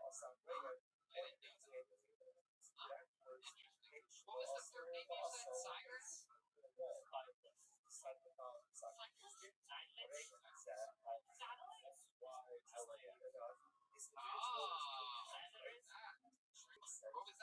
Was that your wife's idea? No, it would have been Cyrus. What made you come up with Silas?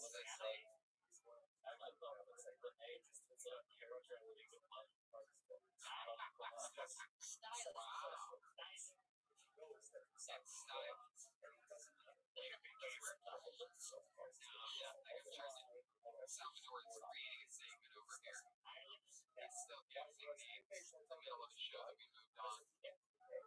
Papyrus, yes, that's the name. Final answer, Papyrus. You got it right, Salvador. Salvador! Get attention to Salvador! Okay. Joshua, so what do you do for fun? How do you pass the time? I mean, you have 3 kids. When they're not keeping you busy, what else other than League of Legends? Tell us something fun.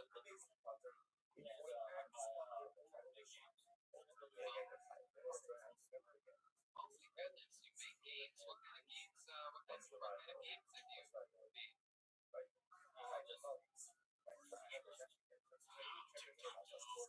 Article is humble enough to understand the paradox that even this theory that nothing could be debunked truthfully could be debunked someday. It is a paradox.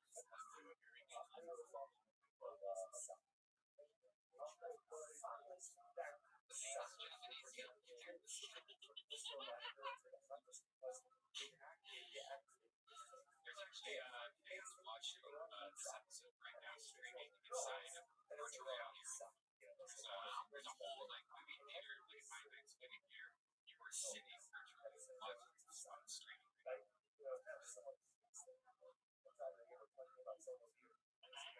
Yes, Podiatrist. It's the 3rd child today. Podiatrist character from League of Legends, and also in the baby was born 8-foot doctor. So Joshua,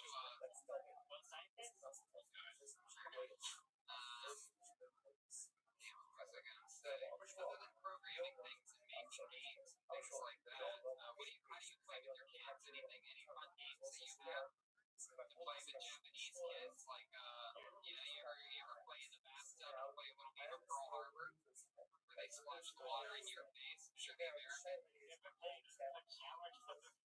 Right? Everyone knows about shower dog.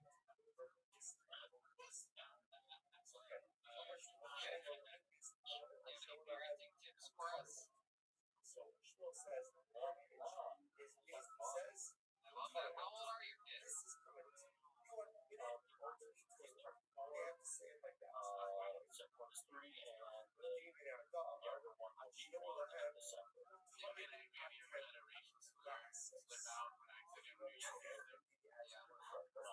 ever say, oh, Cyrus jammed his pants? I mean, drooped his pants. Yeah, you must have your hands full big after the parents helping you.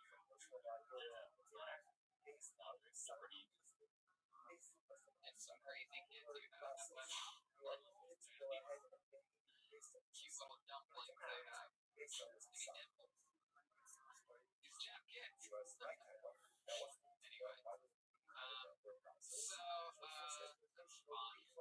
Japanese kids, sleeping Asian wife. How long has she been sleeping for? Are you sure she's sleeping? Are you sure she's sleeping, or did she just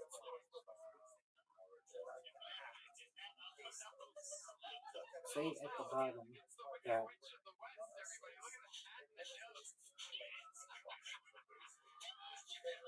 there's a paradox here, that even the writings of this author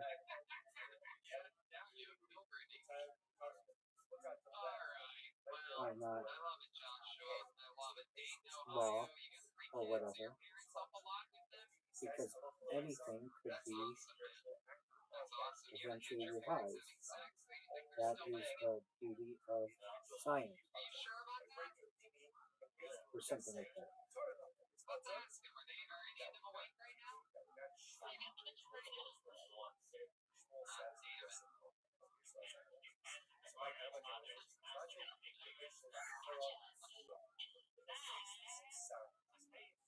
I love it. All right, Joshua. Well, thank you so much for calling in and chatting with us. You're the final comedian of the night here on Phil Tony. Have you done stand-up before? Hold on, wait. No? There's, what is that? Go Bananas? No, there's it's improv. What's it name? Funny Bone. James Funny Bone. Ah, that's right. The pressure. Yeah. And a tornado tear through and you, like your house. There's a bad tornadoes. I love James. Yeah. They tore down the blocks. Living rooms. See, you went to. Was that the only night that I went? Yeah, there's oh my gosh, except with the Gus. Absolutely vomiting. Is that with Addish? Yeah. Oh, yeah. Oh, God. Oh,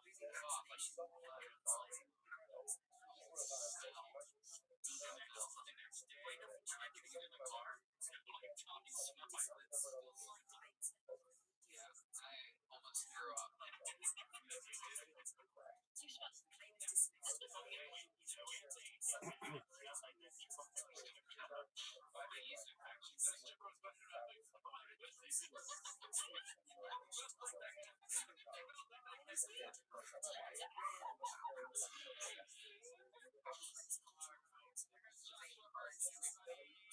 Joshua Bergman and Joshua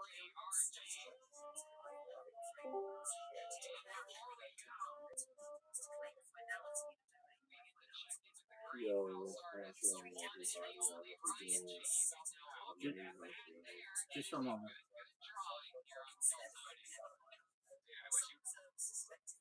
What's going on, Big Dog? Shit. Just chilling, dog. Alright. Smoking on my Pluto. How'd you find out about me? I got my Cuban. Bro, you know who I am. No, I It's didn't. needy. It's Cupid. Get out of here, you garbage. I'm smoking on a fucking Cuban right there. Dog, you gotta quit changing your name. Thing. I'm gonna change your name in here. Just change my name to Jacob. Okay. Well, but I already know a Jacob. What if we call you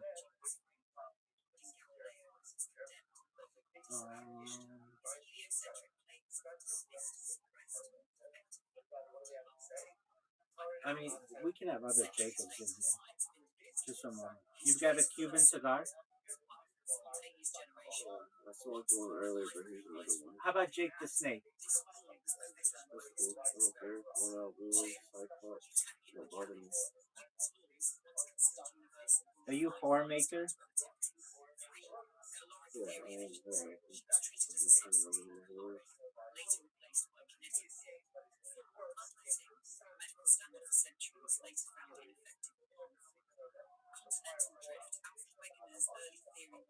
So drunk right now, brother.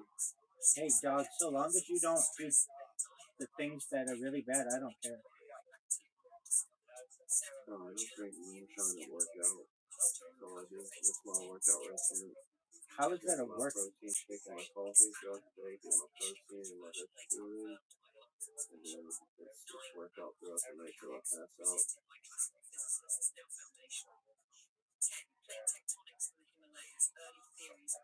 I go a minimum of 50 push-ups a night. Cool.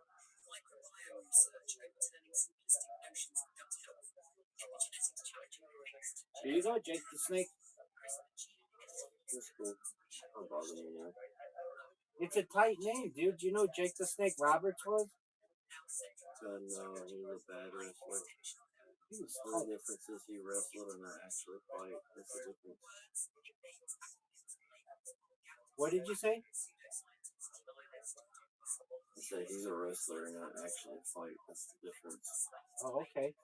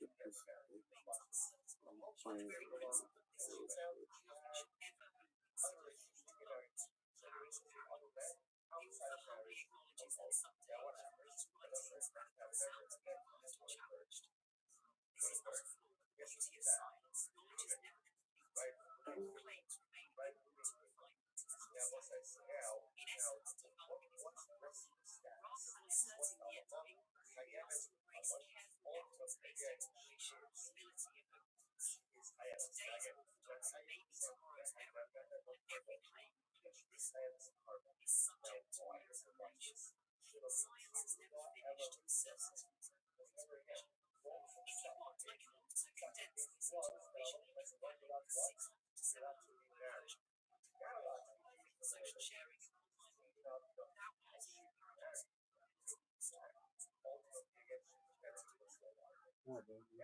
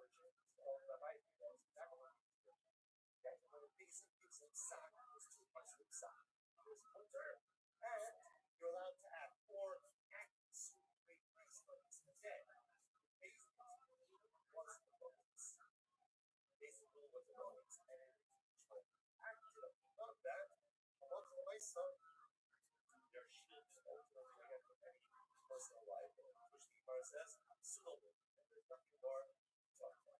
Just have right this right, that's it, right, done. Here, nothing more to talk about. Unless I would just leave it out. There's an alternate version of an opposite version of this discussion. So the Shmuel, in the case of Mayavet, actually were on the process. Shmuel is going to say down again. Positions of Shmuel will be very exactly the same. Shmuel says that the formulation of the base, the base always needs to say is turn on to process. This is Shmuel. Sorry. I'll reverse attribution. This version, Shmuel is the one who says that the Lashon of the Sakari has been last. So Shmuel has the one with the mandate the process. But King and Aradam are if you current Adam in the base just says it's the third regular Allah. That's the one with the sun. So I'm basing that in Shmuel. So what's this happening? This version. Abaye is asking a series of questions on Rafi. In the previous version, Abaye was supporting Rafi. In this version, he's questioning bringing all of the same proofs for Abaye. But Allah is not Rafi, that's not how we do it. Right? Also, you go, Shana Okin, actually, what does more or less Abaye? So remember, again, we have those four pieces again. Abaye says, remember, so remember, and if he just teaches how to focus on it, act on it, that's what he's kind of releasing from here. And it's not just enough to say the third video. So we want glasses. Next, Rabiara, the hollow to them. Rabiara is one cycle, but then the hollow to them, only the base of the vessel. Those are the karma. Every vessel is so to vary their sound and find what say, mutter and action. Requires filter and losses. Next, already know. All of that. We're going to see one second. All of these are not allowed. One second. The total, like permission. The perfect image is the same as the filter, and they're telling you ultimately again that how long do I see act on it? So what's this? Both versions, although again, was the first attribution. How long do I see let's just go with the first version. Also, I said we can trust it. It's like a deep. And therefore, again, just to understand the way that we have structure their sound is they would say, third, number one, again, that was limited, and ultimately process. And give instructions that this sound behaviorally can be acted upon. And it's only that type of sound that if someone follows, it turns out to be the localist sound.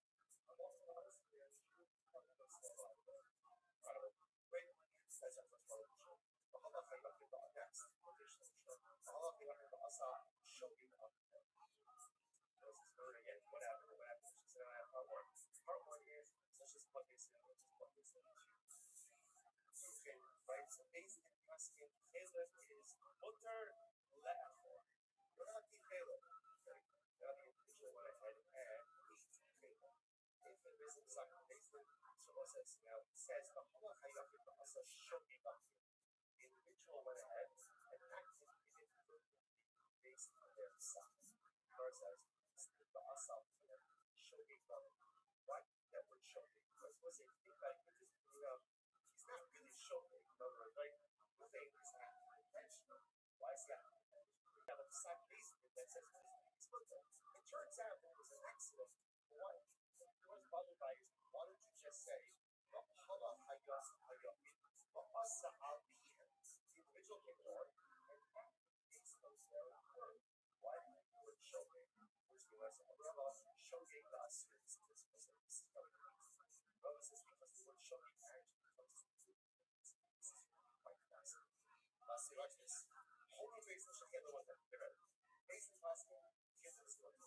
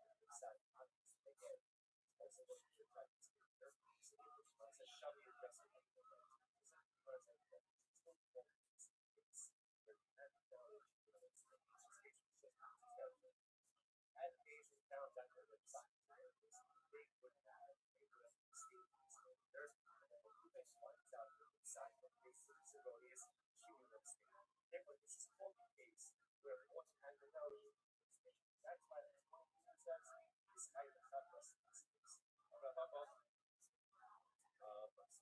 Prima perché avevamo oltre scene fasce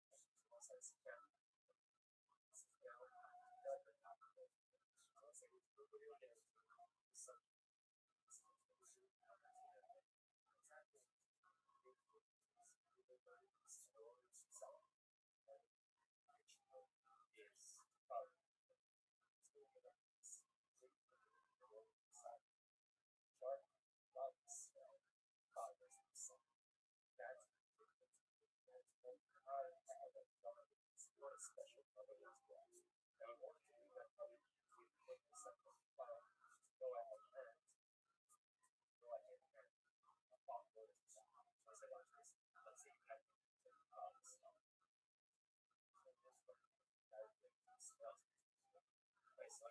So basically, that's the lyrics for it. 50% of the files named here with the sound. So you guys can put the scales. What this really was, I'm very good to see it. He's got to be set up the favorite and sugar. Very good. The sugar. Everyone needs regulate what accounts for them. Right? Right? And you see there, there's that kind of why, the why breath. But count for this as well. That moving is very high. Basically, sad. So they just so even if you say that it's more like the let's say actually if you would say the power element was lower, okay. Older on, was the runs older action the rest of the right I was Chicago. Actually that's the power element is perfect. Represent everyone that's acting the same showcase capacity. Therefore, again, it is capacity again, separate about. So this is a lot of going. The lot of going. What you can tell here is a fundamental class. What is that fundamental? This along the way saw if okay, we're going to add it would add not also some of these once self along the way saw okay, one of these triangle has this search from some other hand is the right sock does that sock solve for that? Okay, next. Make sure us. I'm going to do this one more. So this is again. We should have that as one much like I said, whether together with these so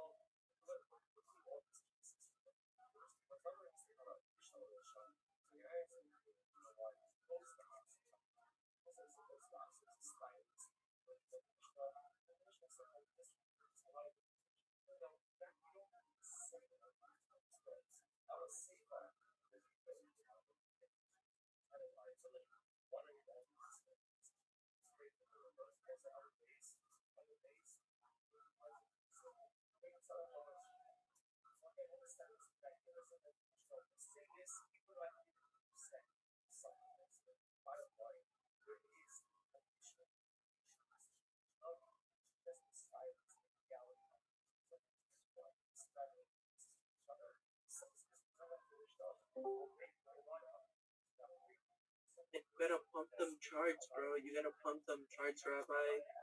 You gotta pump them charts, bro.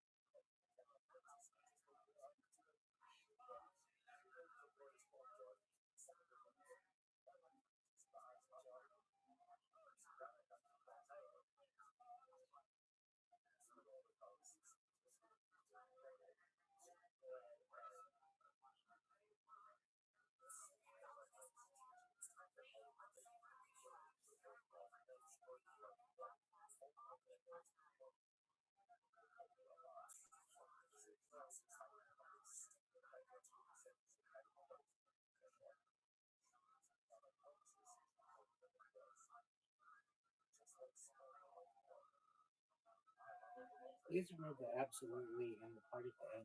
I just want to be able to copy and paste this into Medium and remove the pound signs. I don't need that. I don't ever need those pound signs.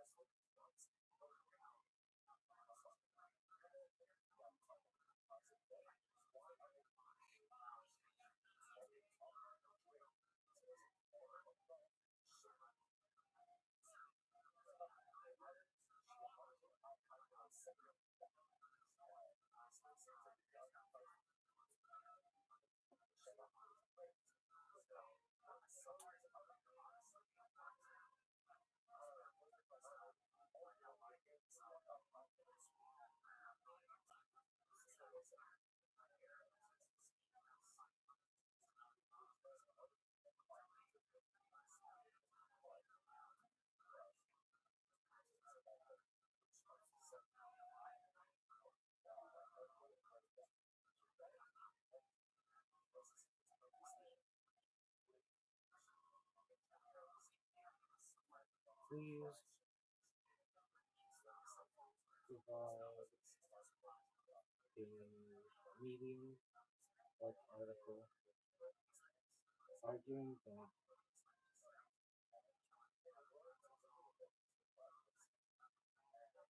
national security arguments are potentially unconstitutional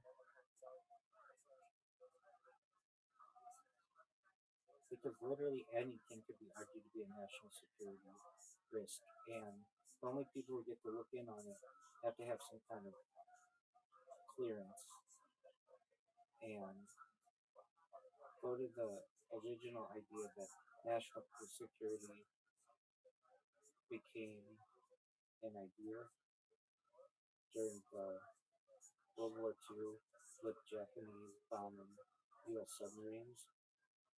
But now, national security is just a blanket to be able to cover up any kind of issue that the government or politicians don't want known to the general public. And according to John F. Kennedy, secrecy in an open and honest democracy is repugnant. And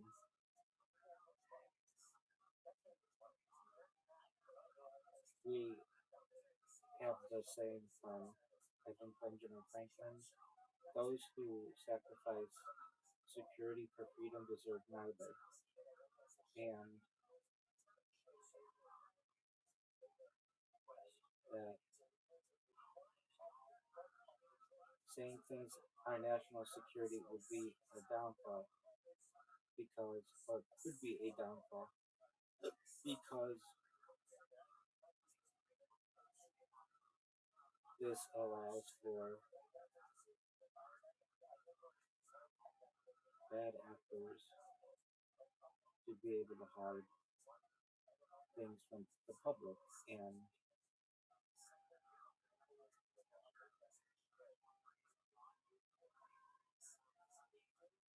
this type of secrecy and saying something is against national security could be used for anything, even things that aren't national security. Nothing about national security is included in the Constitution. Give those arguments. And if anything, perhaps a constitutional amendment should be passed regarding that things could be considered national security. Because otherwise, everything could be hidden.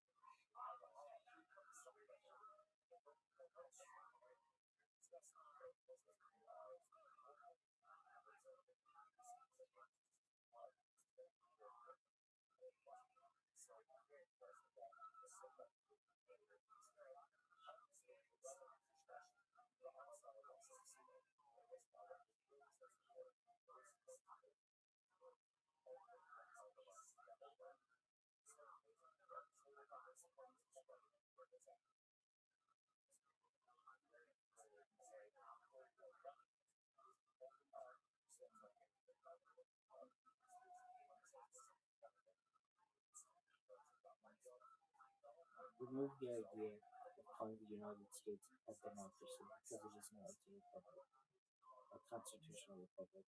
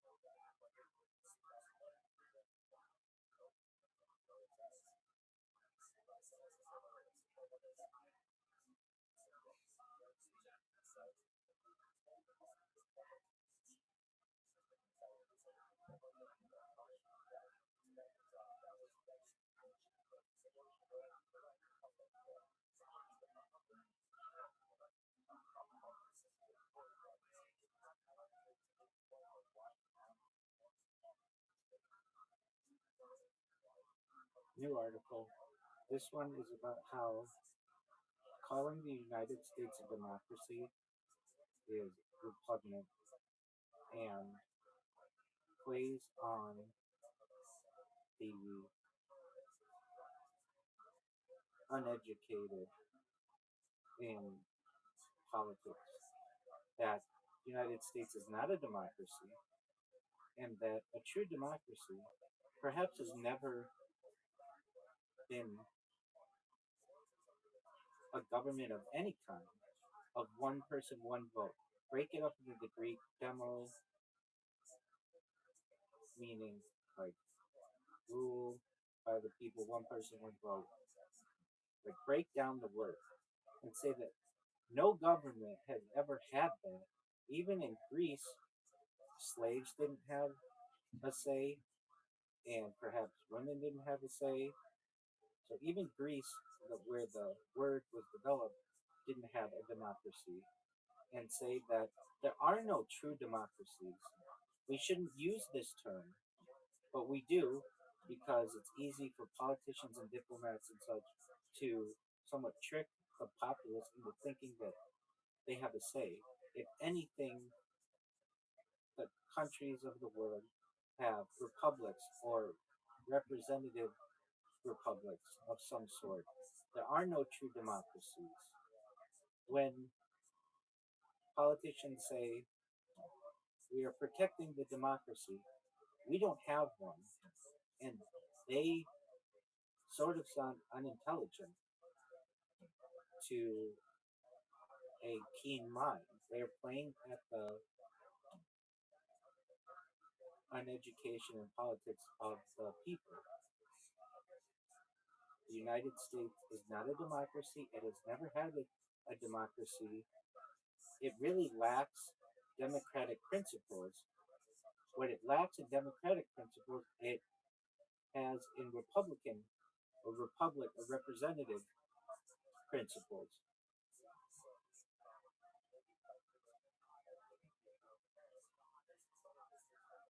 And if politicians, diplomats, leaders were being honest, they would stop saying that we have democratic principles or we need to protect the democracy because that doesn't exist. In fact, the Democratic Party shouldn't even be called the Democratic Party. It should more likely be called, more accurately, something like the Progressive Party because the Democratic Party has no democratic principles, and on the flip side, the Republican Party should more likely be called the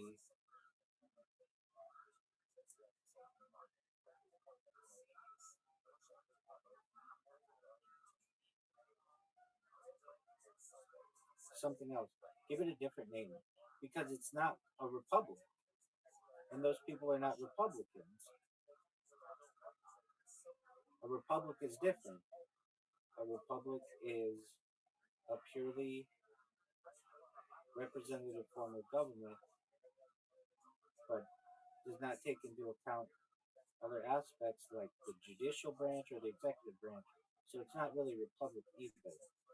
The Republican Party is not advocating for a republic. They're advocating for generally more conservative ideas. So give that a better name. Like Democrat could be known as progressive, Republican could be known as regressive or something like that.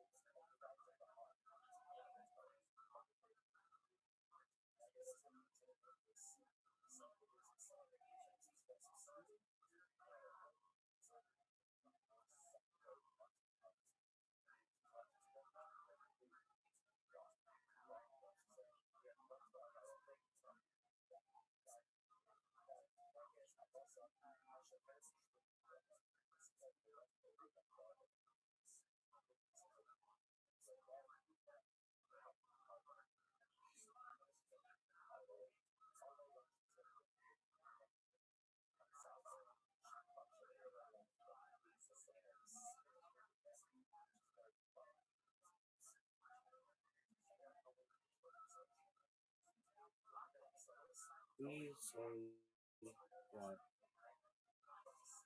all religious leaders, if they were really truly being honest, would say that all people are agnostic because no one really knows anything for sure. It is impossible to know anything. And that all religious leaders, no matter who they are, and name the top 13 religions and say that there are others, their religious leaders don't truthfully know if any of the stuff that they're talking about is correct. They don't know anything. They don't know their real names. They don't know that they're even truthfully on this earth because no one can really know anything. It's very philosophical. It's very Aristotelian. The more I learn, the less I know type of idea. Put the real quotes.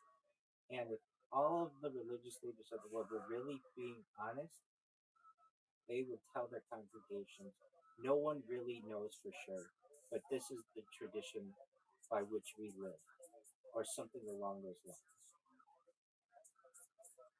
And say, from a Jewish perspective, an Orthodox Jewish perspective, everyone from Moshe Rabbeinu to Hillel and Shammai to Rabbi Akiva to Rabbi Shimon Bar Yochai to Rambam to Ramban to Moshe Cordovero to Isaac Luria to the Chafetz Chaim to the Vilna Gaon to Rabbi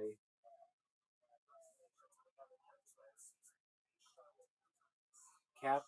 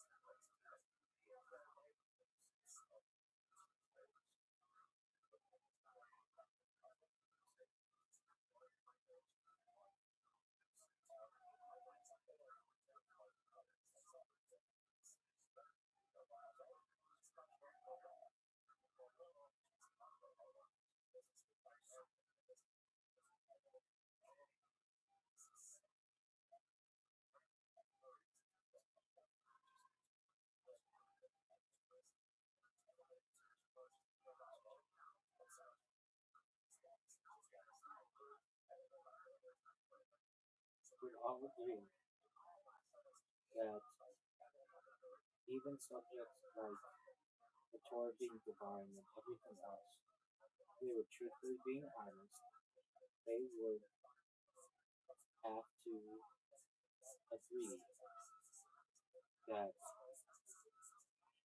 no one really knows for sure, but this is the tradition we live by. And make sure that anyone who tells you anything differently, no matter their religious background or philosophical background or scientific background, if they don't say that no one really knows for sure and they say that somebody does know for sure, then you should not believe them because no one really knows everything.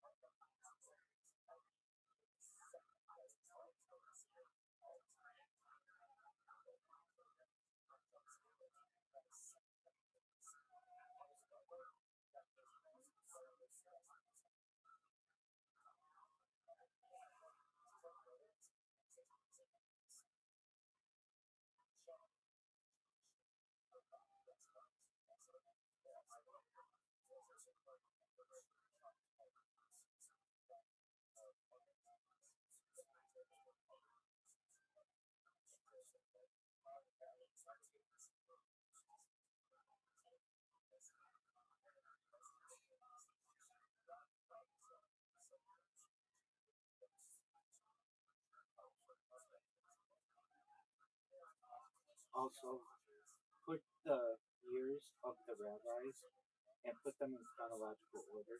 And if they have a nickname, you can put it, but then in parentheses, put the, or it doesn't have to be in parentheses, but put like in quotation marks their nickname.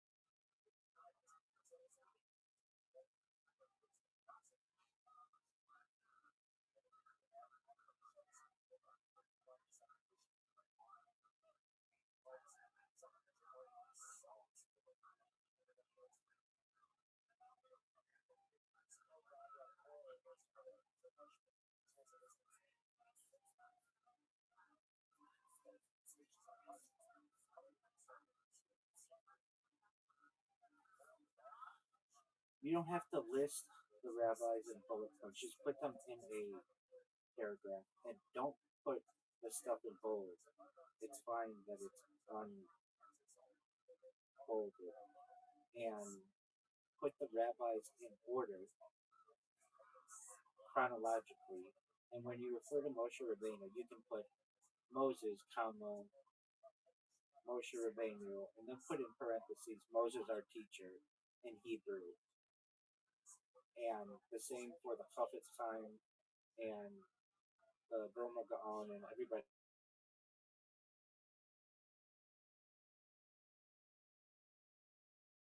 Whatever language it is, and translate it.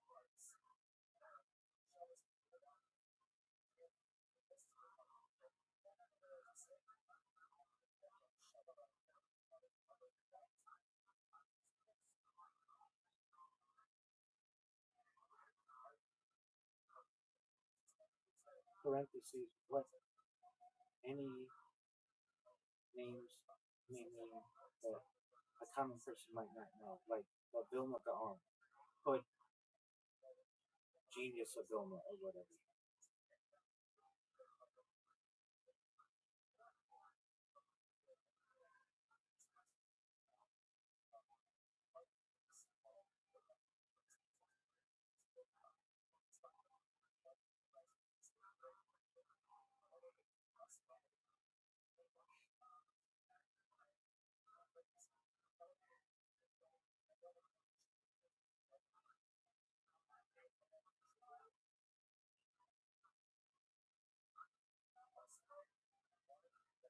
Please add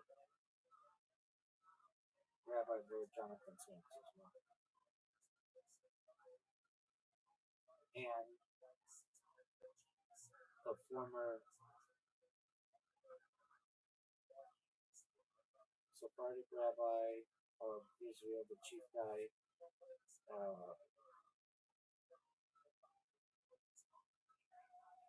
Yitzhak Yosef, and Rabbi Lau, L-A-U, an Ashkenazi chief. All those people.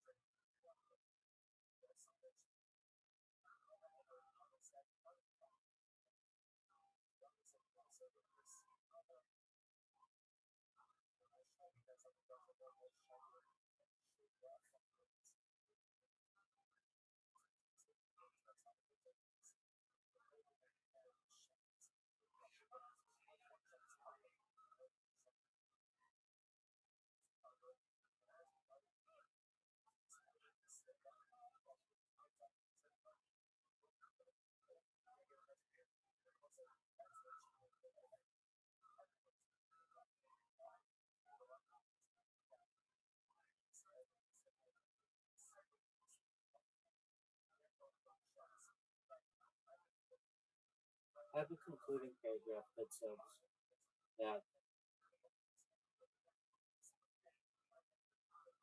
people could still be religious, they just have to have some humility to know that nothing can really be known. It's very Aristotelian.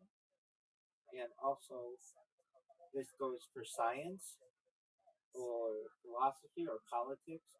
No one can really absolutely know that they're right. And everything that is stated in this is actually an extremely orthodox Jewish take because it's the idea that Hashem is unknowable.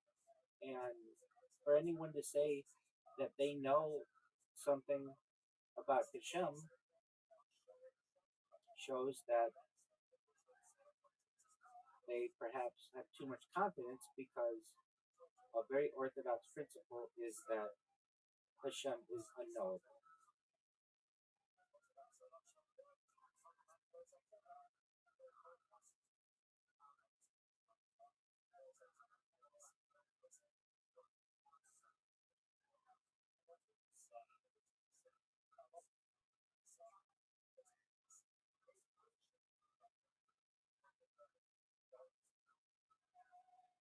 And say at the bottom that all of these takes are extremely accurate and consistent within the modern Orthodox world and the centrist Orthodox world and the Litvish world and the Hasidic world and the Orthodox world from all standpoints. And if all of the sages were being honest, they would recognize that no one can really know anything. And also change the title instead of saying that they all would be agnostic, say that it would be perhaps they would all be agnostic. And if you were really to ask all of the religious leaders and really anyone who's religious, if they really were to answer honestly, and you could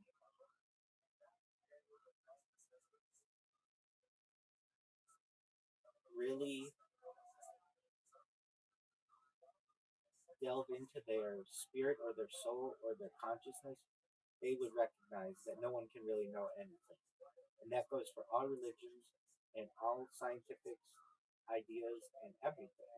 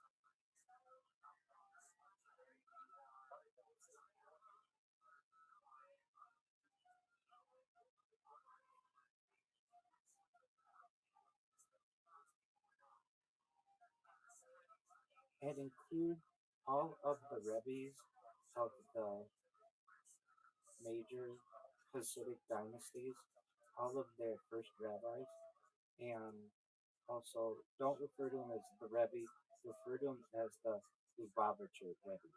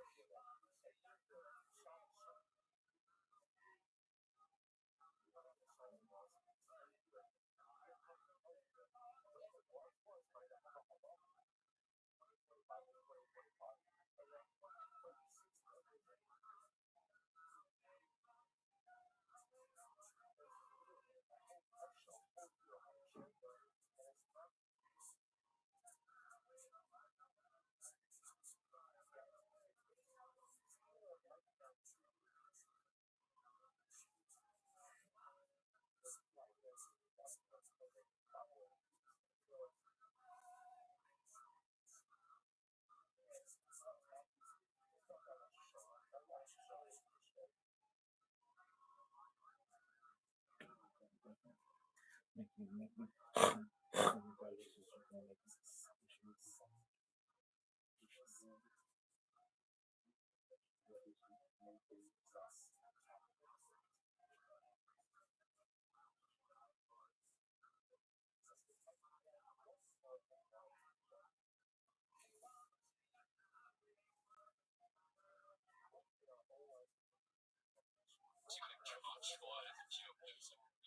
that would have been so funny. Oh my goodness gracious. I love this. Jesse looks like a legend. Joel, absolutely. That's me. That's Red Band and the Katsu. Is that Jeremiah in the front? Yep. Wow. Oh, that's beautiful. The number one thing an artist loves to hear is that. Right. What they say the luchador minutes. So, Why not? Right. right. I got it. I got it. I got it now. I got it. Absolutely. Yep. You have Johnny. It's true. William, Michael Laird, David Lucas. I absolutely love it. Ryan J, how you doing? How you holding up during all this, man? I can stand to get out. Yeah. When do you come in one of these times? Come in one of these Mondays. Grab some pizza and chill in the studio with us. Yeah, no, that sounds like a great idea. Let's do it. Let's have a date. We'll have him and David Lucas in studio next Monday. We'll start rotating people back into studio slowly but surely. We're so grateful to Betterbox Studios, the great Gino, everybody here, Anthony Gage for all their help continuously every week. It's unbelievable. Buy a candle at damngoodco.com. Buy a poster, RyanJBelt.com. Buy the new Kill Tony shirt, RyanJBelt.com. Buy an old poster or a road poster or anything. Get it framed. All these things look amazing. Look, hard set. My walls in my own house here in Los Angeles. Brought some Silent Kill Tony, or yeah, that's how you know it's from my place. The sweet smell of booty holes and dildos because I am so gay. Such a gay man. So much stuff on my butt right now. I feel like I may have forgotten something up there. Is it me or is there a gerbil in my butt? Oh, there it is. There's the sweet, sweet sounds of a gerbil. Brian J, did you get to see Thea Tyson's drawing of the band at all today? Yeah, I'm gonna work on Joel's nose. Wait. Is it? But I mean, it is definitely more like an ice cream. Is bad art as funny to you as it is for us, or is it like a comedian watching bad comedy and you get grossed out? Hey, as long as people are having fun doing it, they can do whatever they want to do. I like your style. We actually just got word. Gage has informed us that Thea Tyson, believe it or not, has sent in another drawing. Are we going live over there right now? Oh! Look at that! Wow, she did that so fast. That is incredible. Please remove the bolding, and you don't have to say 18th and 19th centuries. Just say the early modern period or something like that. Don't break things into, like, say centuries. Final column. That thing is like, looks like one, is that Tower 2 on 9/11? It looks like my body's a dick. Oh, there it is. Absolutely. I already have my new background. This is my new background. Yeah, absolutely. So this has been another episode of Kill Tony. Fun stuff happening. We're still doing it. Vito's Pizza. No doubt about it. If you're getting pizza in the Los Angeles area, that's the only way to go.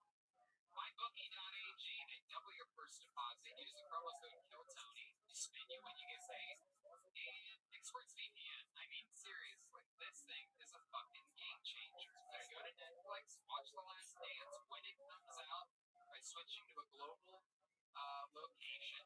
You can do anything. German porn? Hey, I'm in Germany now. You want to watch anime? Go to Japan. anything you're into. Yeah, and you'll be amazed when you look at the porn. There's some places, we have tougher laws than other countries, so you can go to some of these countries and see some porn you're not really supposed to see. Yeah, hello. Does it have the idea of a woman blowing you so hard that she vomits profusely entertain you? ExpressVPN, switch everything to Germany. Spoiler alert, the switch goes to Germany for all the crazy stuff. Dates coming up supposedly Miami, Austin, Houston, San Fran, Sacramento, Tacoma, Washington, D.C., Salt Lake City. Supposedly these things are all happening. Supposedly the curve is flat for the latest projections I've seen in June or July here in California. So things are moving along at a safe rate. Let's just keep it moving here. The great leader of the band, Jeremiah Watkins, joined us here tonight. He's on Venmo at Jeremiah Watkins. We have a new episode of Jeremiah Wonders out with Chappelle Lacey this week. with Chappelle. You know, that's all you need to know. He's got Chappelle on his show. Chappelle Lacey. Or maybe it's Dave. Who knows? I'm not even going to say who it might be, but it's Chappelle Lacey. Yes. Yeah, Chappelle and Chappelle. Jeremiah Watkins on Venmo, and I did this thing, this project that I just released on YouTube from Kiltonian, mostly Kiltonian, some other shows. It's 100 of my characters that I've collected from over the years. I put it all in one video on my YouTube, which took a long time. I've been watching you do that for years now. Years. I've been watching you make a compilation of all the characters, and you know what's wild about that is that you've done so many of the characters multiple times. You know what I mean? All these memories from these characters from around the world, and so much fun. Such a great job. Like it's in memoriam. Yeah, it's gonna be awesome. Joel Jimenez was here tonight, ladies and gentlemen. He was on fire almost the whole time. Jolito, what's up? What else? Nothing. I love you guys. It's fucking keep it moving, stay positive. He's an official Ludwig artist. You're into drums and all. You know, the best brand in the world is Ludwig. Venmo Joel, he's drinking Clorox. Oh, yeah.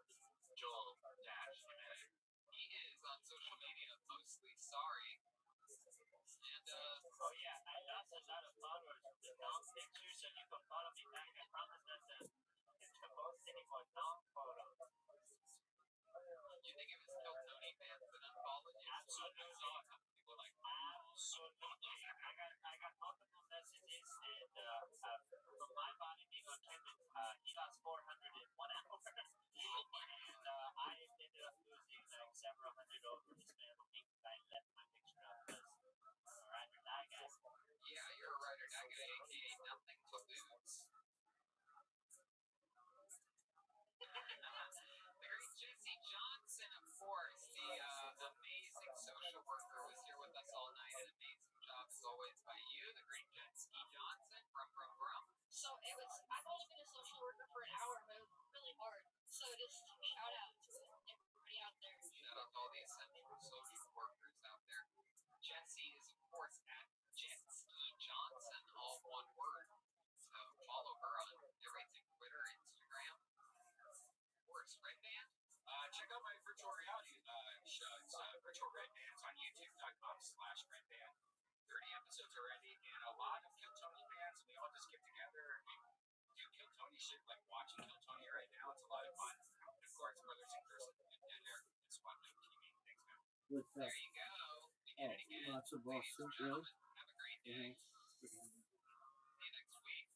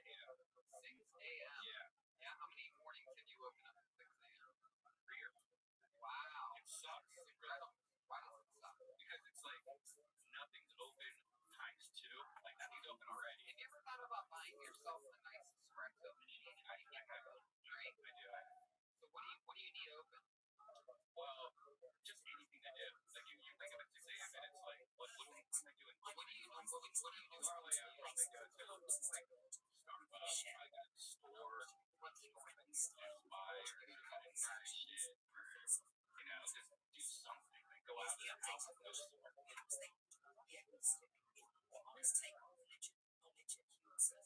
Across history, humanity has sought answers to the deepest questions. Why are we here? What is the purpose of life? Is there a divine plan? What happens after death? Religions have arisen to provide frameworks, rituals, and communities that attempt to answer these questions. They offer guidance, ethical instruction, and a sense of belonging. Yet, if all religious leaders were perfectly candid, and if one could truly delve into their soul and consciousness, they would have to acknowledge a fundamental truth. No one truly knows anything with absolute certainty. Religious traditions are rich, meaningful, life-guiding, but epistemologically certainty is impossible. Humans cannot fully know the nature of the shell, the ultimate purpose of the universe, even the totality of their existence. Everything held as truth is filtered through human experience, interpretation, language, and culture. Our frameworks for understanding come from texts, traditions, philosophy, and community practice. These are all human constructs. None of them provides access to ultimate knowledge without mediation from limited and fallible humans. Consider the major religions of the world: Judaism, Christianity, Islam, Hinduism, Buddhism, Sikhism, Jainism, Shinto, Taoism, Zoroastrianism, Baha'i, Confucianism, and various indigenous spiritual practices. Even within these traditions, no religious leader can claim objective, absolute knowledge of ultimate reality. Leaders guide their followers according to sacred texts, rituals, and interpretations, but any claim to certainty about the shell, divine, cosmic reality is philosophical, epistemologically unsustainable. From a Jewish perspective, this humility has deep roots and a long historical lineage. In the biblical early classic period, foundational figures include Moshe Rabbeinu. Moses, our teacher, c. 1391 to 1201 BC, whose leadership shaped the foundation of Jewish revelation, and Hillel the Elder, c. 110 BC, 10c, who emphasized empathy, humility, and ethical reasoning and judgment. During the same period, Rabbi Akiva, c. 52 BC, became known for his devotion, scholarship, and eventual martyrdom during the Rabbi Shimon bar Yochai, c. 100 to 160 contributed to mystical Jewish thought, including what would later form the Zohar. Rabbi Meir, c. 110-77, was celebrated for his analytical mind. In the early modern period, notable figures include Rabbi Yosef, 1488 to 1575, Ben Yosef, meaning house of Joseph, codified Jewish law in Shushan. Rabbi Isaac Luria, 15.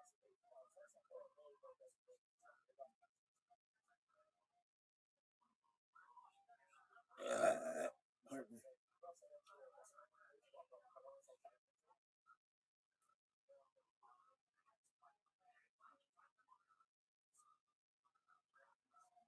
Include the Acronym, the Rishonim, all those guys, the sages, call them Chazal, call them all the rabbis of the Talmud, all of the Kabbalists, all modern rabbis, even your rabbi in your local shul.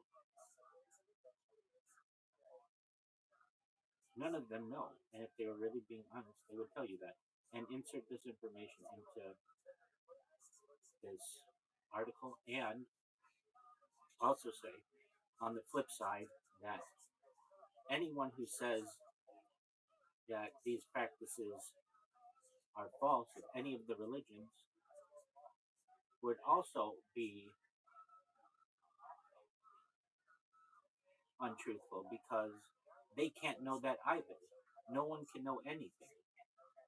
So both the religious and the non-religious or completely secular don't use the word atheist. Don't use that.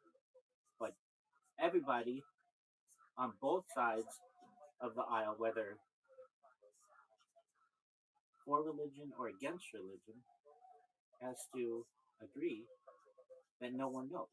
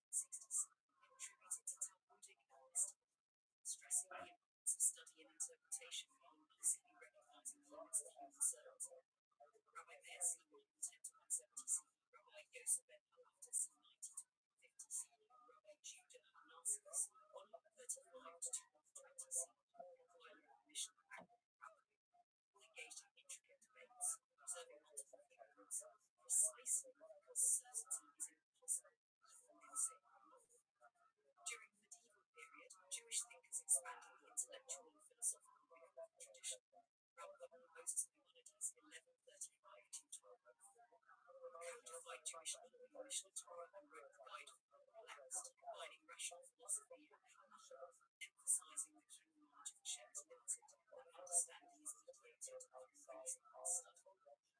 Rambam, Nachmanides, 1194-1270, integrating mystical insights with deep scholarship, demonstrating that spiritual understanding is profound yet limited. Both of these stages exemplify the principle that intellectual depth does not equate to absolute certainty. In the early modern period, Jewish leadership continued this emphasis on study and reflection. Rabbi Yosef Karo, 1488-1545, Ben Yosef, House of Joseph, codified Jewish law Shulchan Aruch, providing clarity about claiming absolute certainty. Rabbi Isaac Luria, 1534-1572, revolutionized the agnostic views when his disciple Rabbi Chaim Weizmann, 1540-1620, systematized the Lurianic calendar, showing that spiritual truths are deeply explored, yet remain ultimately unknown to totality. Rabbi Moshe Isser's, c. 1530-1572, contributed Ashkenaz perspectives, harmonizing with Paris Sephardic, again emphasizing the interpretive nature of these words. Later, during the rise of Hasidism and Islam, figures like Rabbi Elijah ben Solomon Zalman, the Vilna Gaon, 1720-1797, joined this movement. Rabbi Yisrael Salant, 1810-1883, father of Musar, and Rabbi Yisrael Pekek, Hafetz Chaim, 1838-1933, desirable of life, emphasized spiritual discipline. Their work underscores that devotion, study, and ethical living do not equate to ultimate certainty. Rabbi Shlomo Zalman Auerbach, 1910-1995, Rabbi Moshe Feinstein, 1895-1986, Rabbi Victor Warren, 1900-2001, Rabbi Menachem Mendel Schneerson, 1902-1994, Rabbi Yom Teitelbaum, 1887-1979, leader in Sapphire, Rabbi David Weiss, 1946-present, leader in Sapphire, Rabbi Ovadia Yosef, 1920-2013, Rabbi Yitzhak Yosef, 1952-present, Rabbi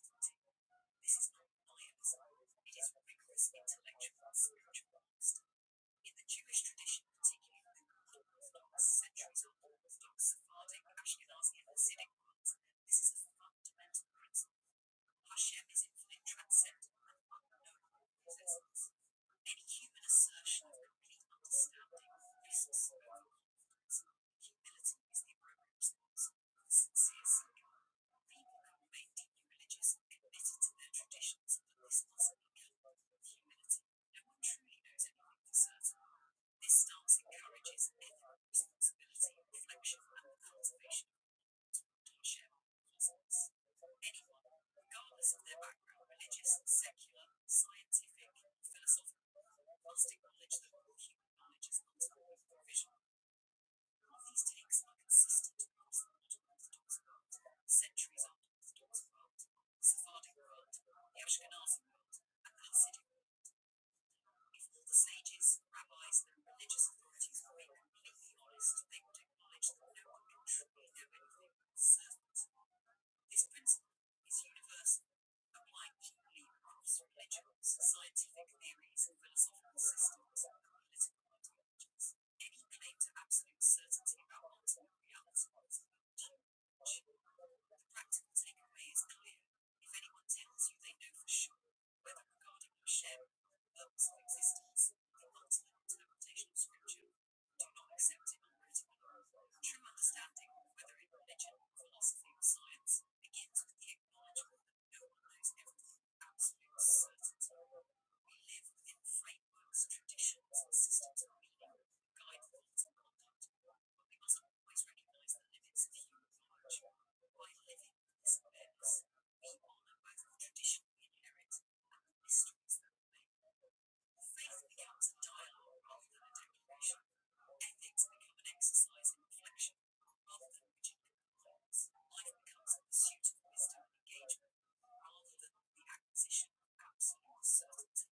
In this recognition, human understanding, religious practice, and philosophical inquiry converge in a shared acknowledgement of our inherent limitations and found humility in its ends. This expanded article is over 2,000 words, includes Rambam and Ramban, major rabbis, Hasidic dynasties, and modern leaders, and emphasizes epistemic humility. It reflects an extremely orthodox Jewish perspective consistent across centuries of importance. If you want, I can also create a final, polished, media-ready 2,000 plus word version with even smoother flow, formatted for easy reading online, keeping all the rabbi names, dynasties, and philosophical content intact. How would the Rebbe talk about other religions? Do you think he would approve of spelling out the letters so that the reader knows what it is, but it doesn't really recognize them? That's kind of an Orthodox Jewish thing. And also for Jonathan Sacks, do you think he would approve of putting the hyphen in between the L and R in his title? When I talk about the Rebbe, I mean the Lubavitcher Rebbe. Do you think that it was done in the previous article in a tasteful way for Chabad?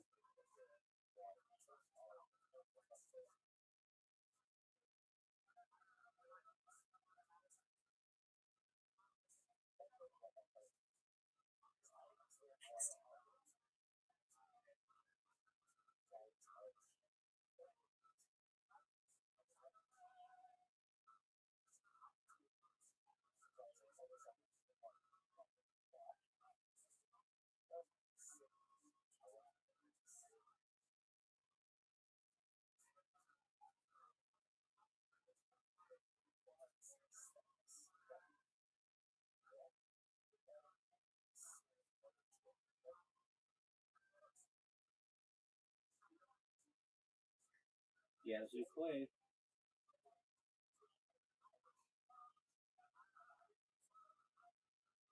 Like 6 a.m. It's right now. 6 a.m. is the worst. It's crazy. Well, that's good. It's good. That's healthy for you. What time are you going to This bed? is like that. Wow, that's great. Now that's great. You're finally sleeping like a man your age. Less drinking. Good. That's great. Yeah, it's essential for you. Absolutely essential. How about food? What kind of food have you been? Well, I've been ordering a lot of posters. Yeah. It's the best stuff in the world. Yeah, absolutely. I Vito's pizza today from our good friend Charlie here. Absolutely delicious. He made us some incredible baked potato pizza. And I actually had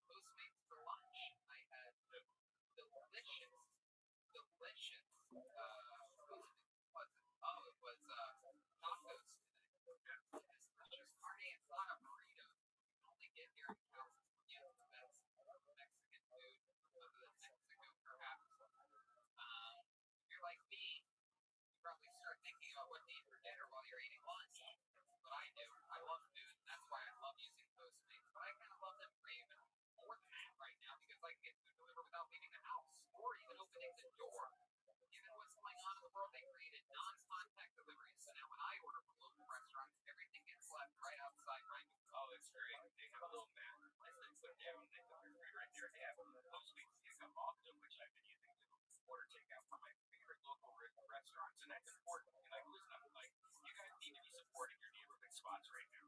I've only been ordering local because it's a great way to support my community. The place there being Cali Ranch, St. Anne, to go Bloody Marys the other day. So I ordered some Bloody Marys and a nice breakfast. And Postmates doesn't just deliver burgers and sushis.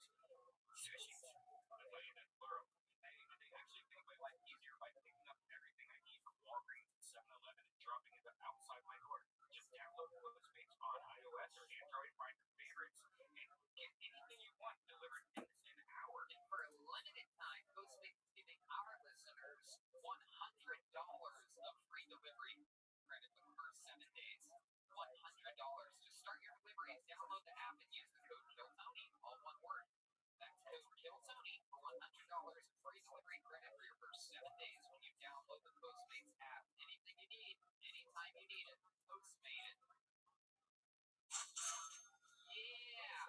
And after you eat all that Postmates, guess what you gotta do? Go poopy and get out of your butt. There's a toilet paper shortage. Everyone has an ass. Everyone deserves to get up tushy. Wiping your butt with dry toilet paper does not remove all the shit. If you got poop on any other part of your body, would you wipe it off with dry paper? Hell no. Water cleans better than dry paper, my friends. Thankfully, there's now a slick bidet attachment that clips onto your existing toilet and sprays your butt completely clean with fresh water. It's called Tushy, and it's the best thing you can do for your butt. Tushy sprays directly to your ass and removes the poop completely, so you aren't sitting on bacteria that leads to nasty things like hemorrhoids, yeast infections, UTIs, itchy assholes, and skin marks. You think skin marks makes me happy, but didn't make me happy. They're common in the rest of the world. You know, when I went to Japan, every place had public restrooms. Even the day saves you money on toilet paper. You still use a little toilet paper to half dry with that amount. Just so small, like one little square. It won't clog your toilet. Tushy sprays your ass with fresh water. It's not toilet water. Tushy connects to the water supply right behind your toilet to spray your dirty parts clean with fresh water. It's the same water you brush your teeth with. Wet wipes are worse than toilet paper. They're terrible for the environment. They cause anal fissures. You don't want to hurt your anus fissuring. Yeah, definitely And not. it's only $79, which is insane. That's crazy. It does not need to cost $1 zillion to upgrade your bathroom and deserve Instagrammable luxury. Tushy only costs $79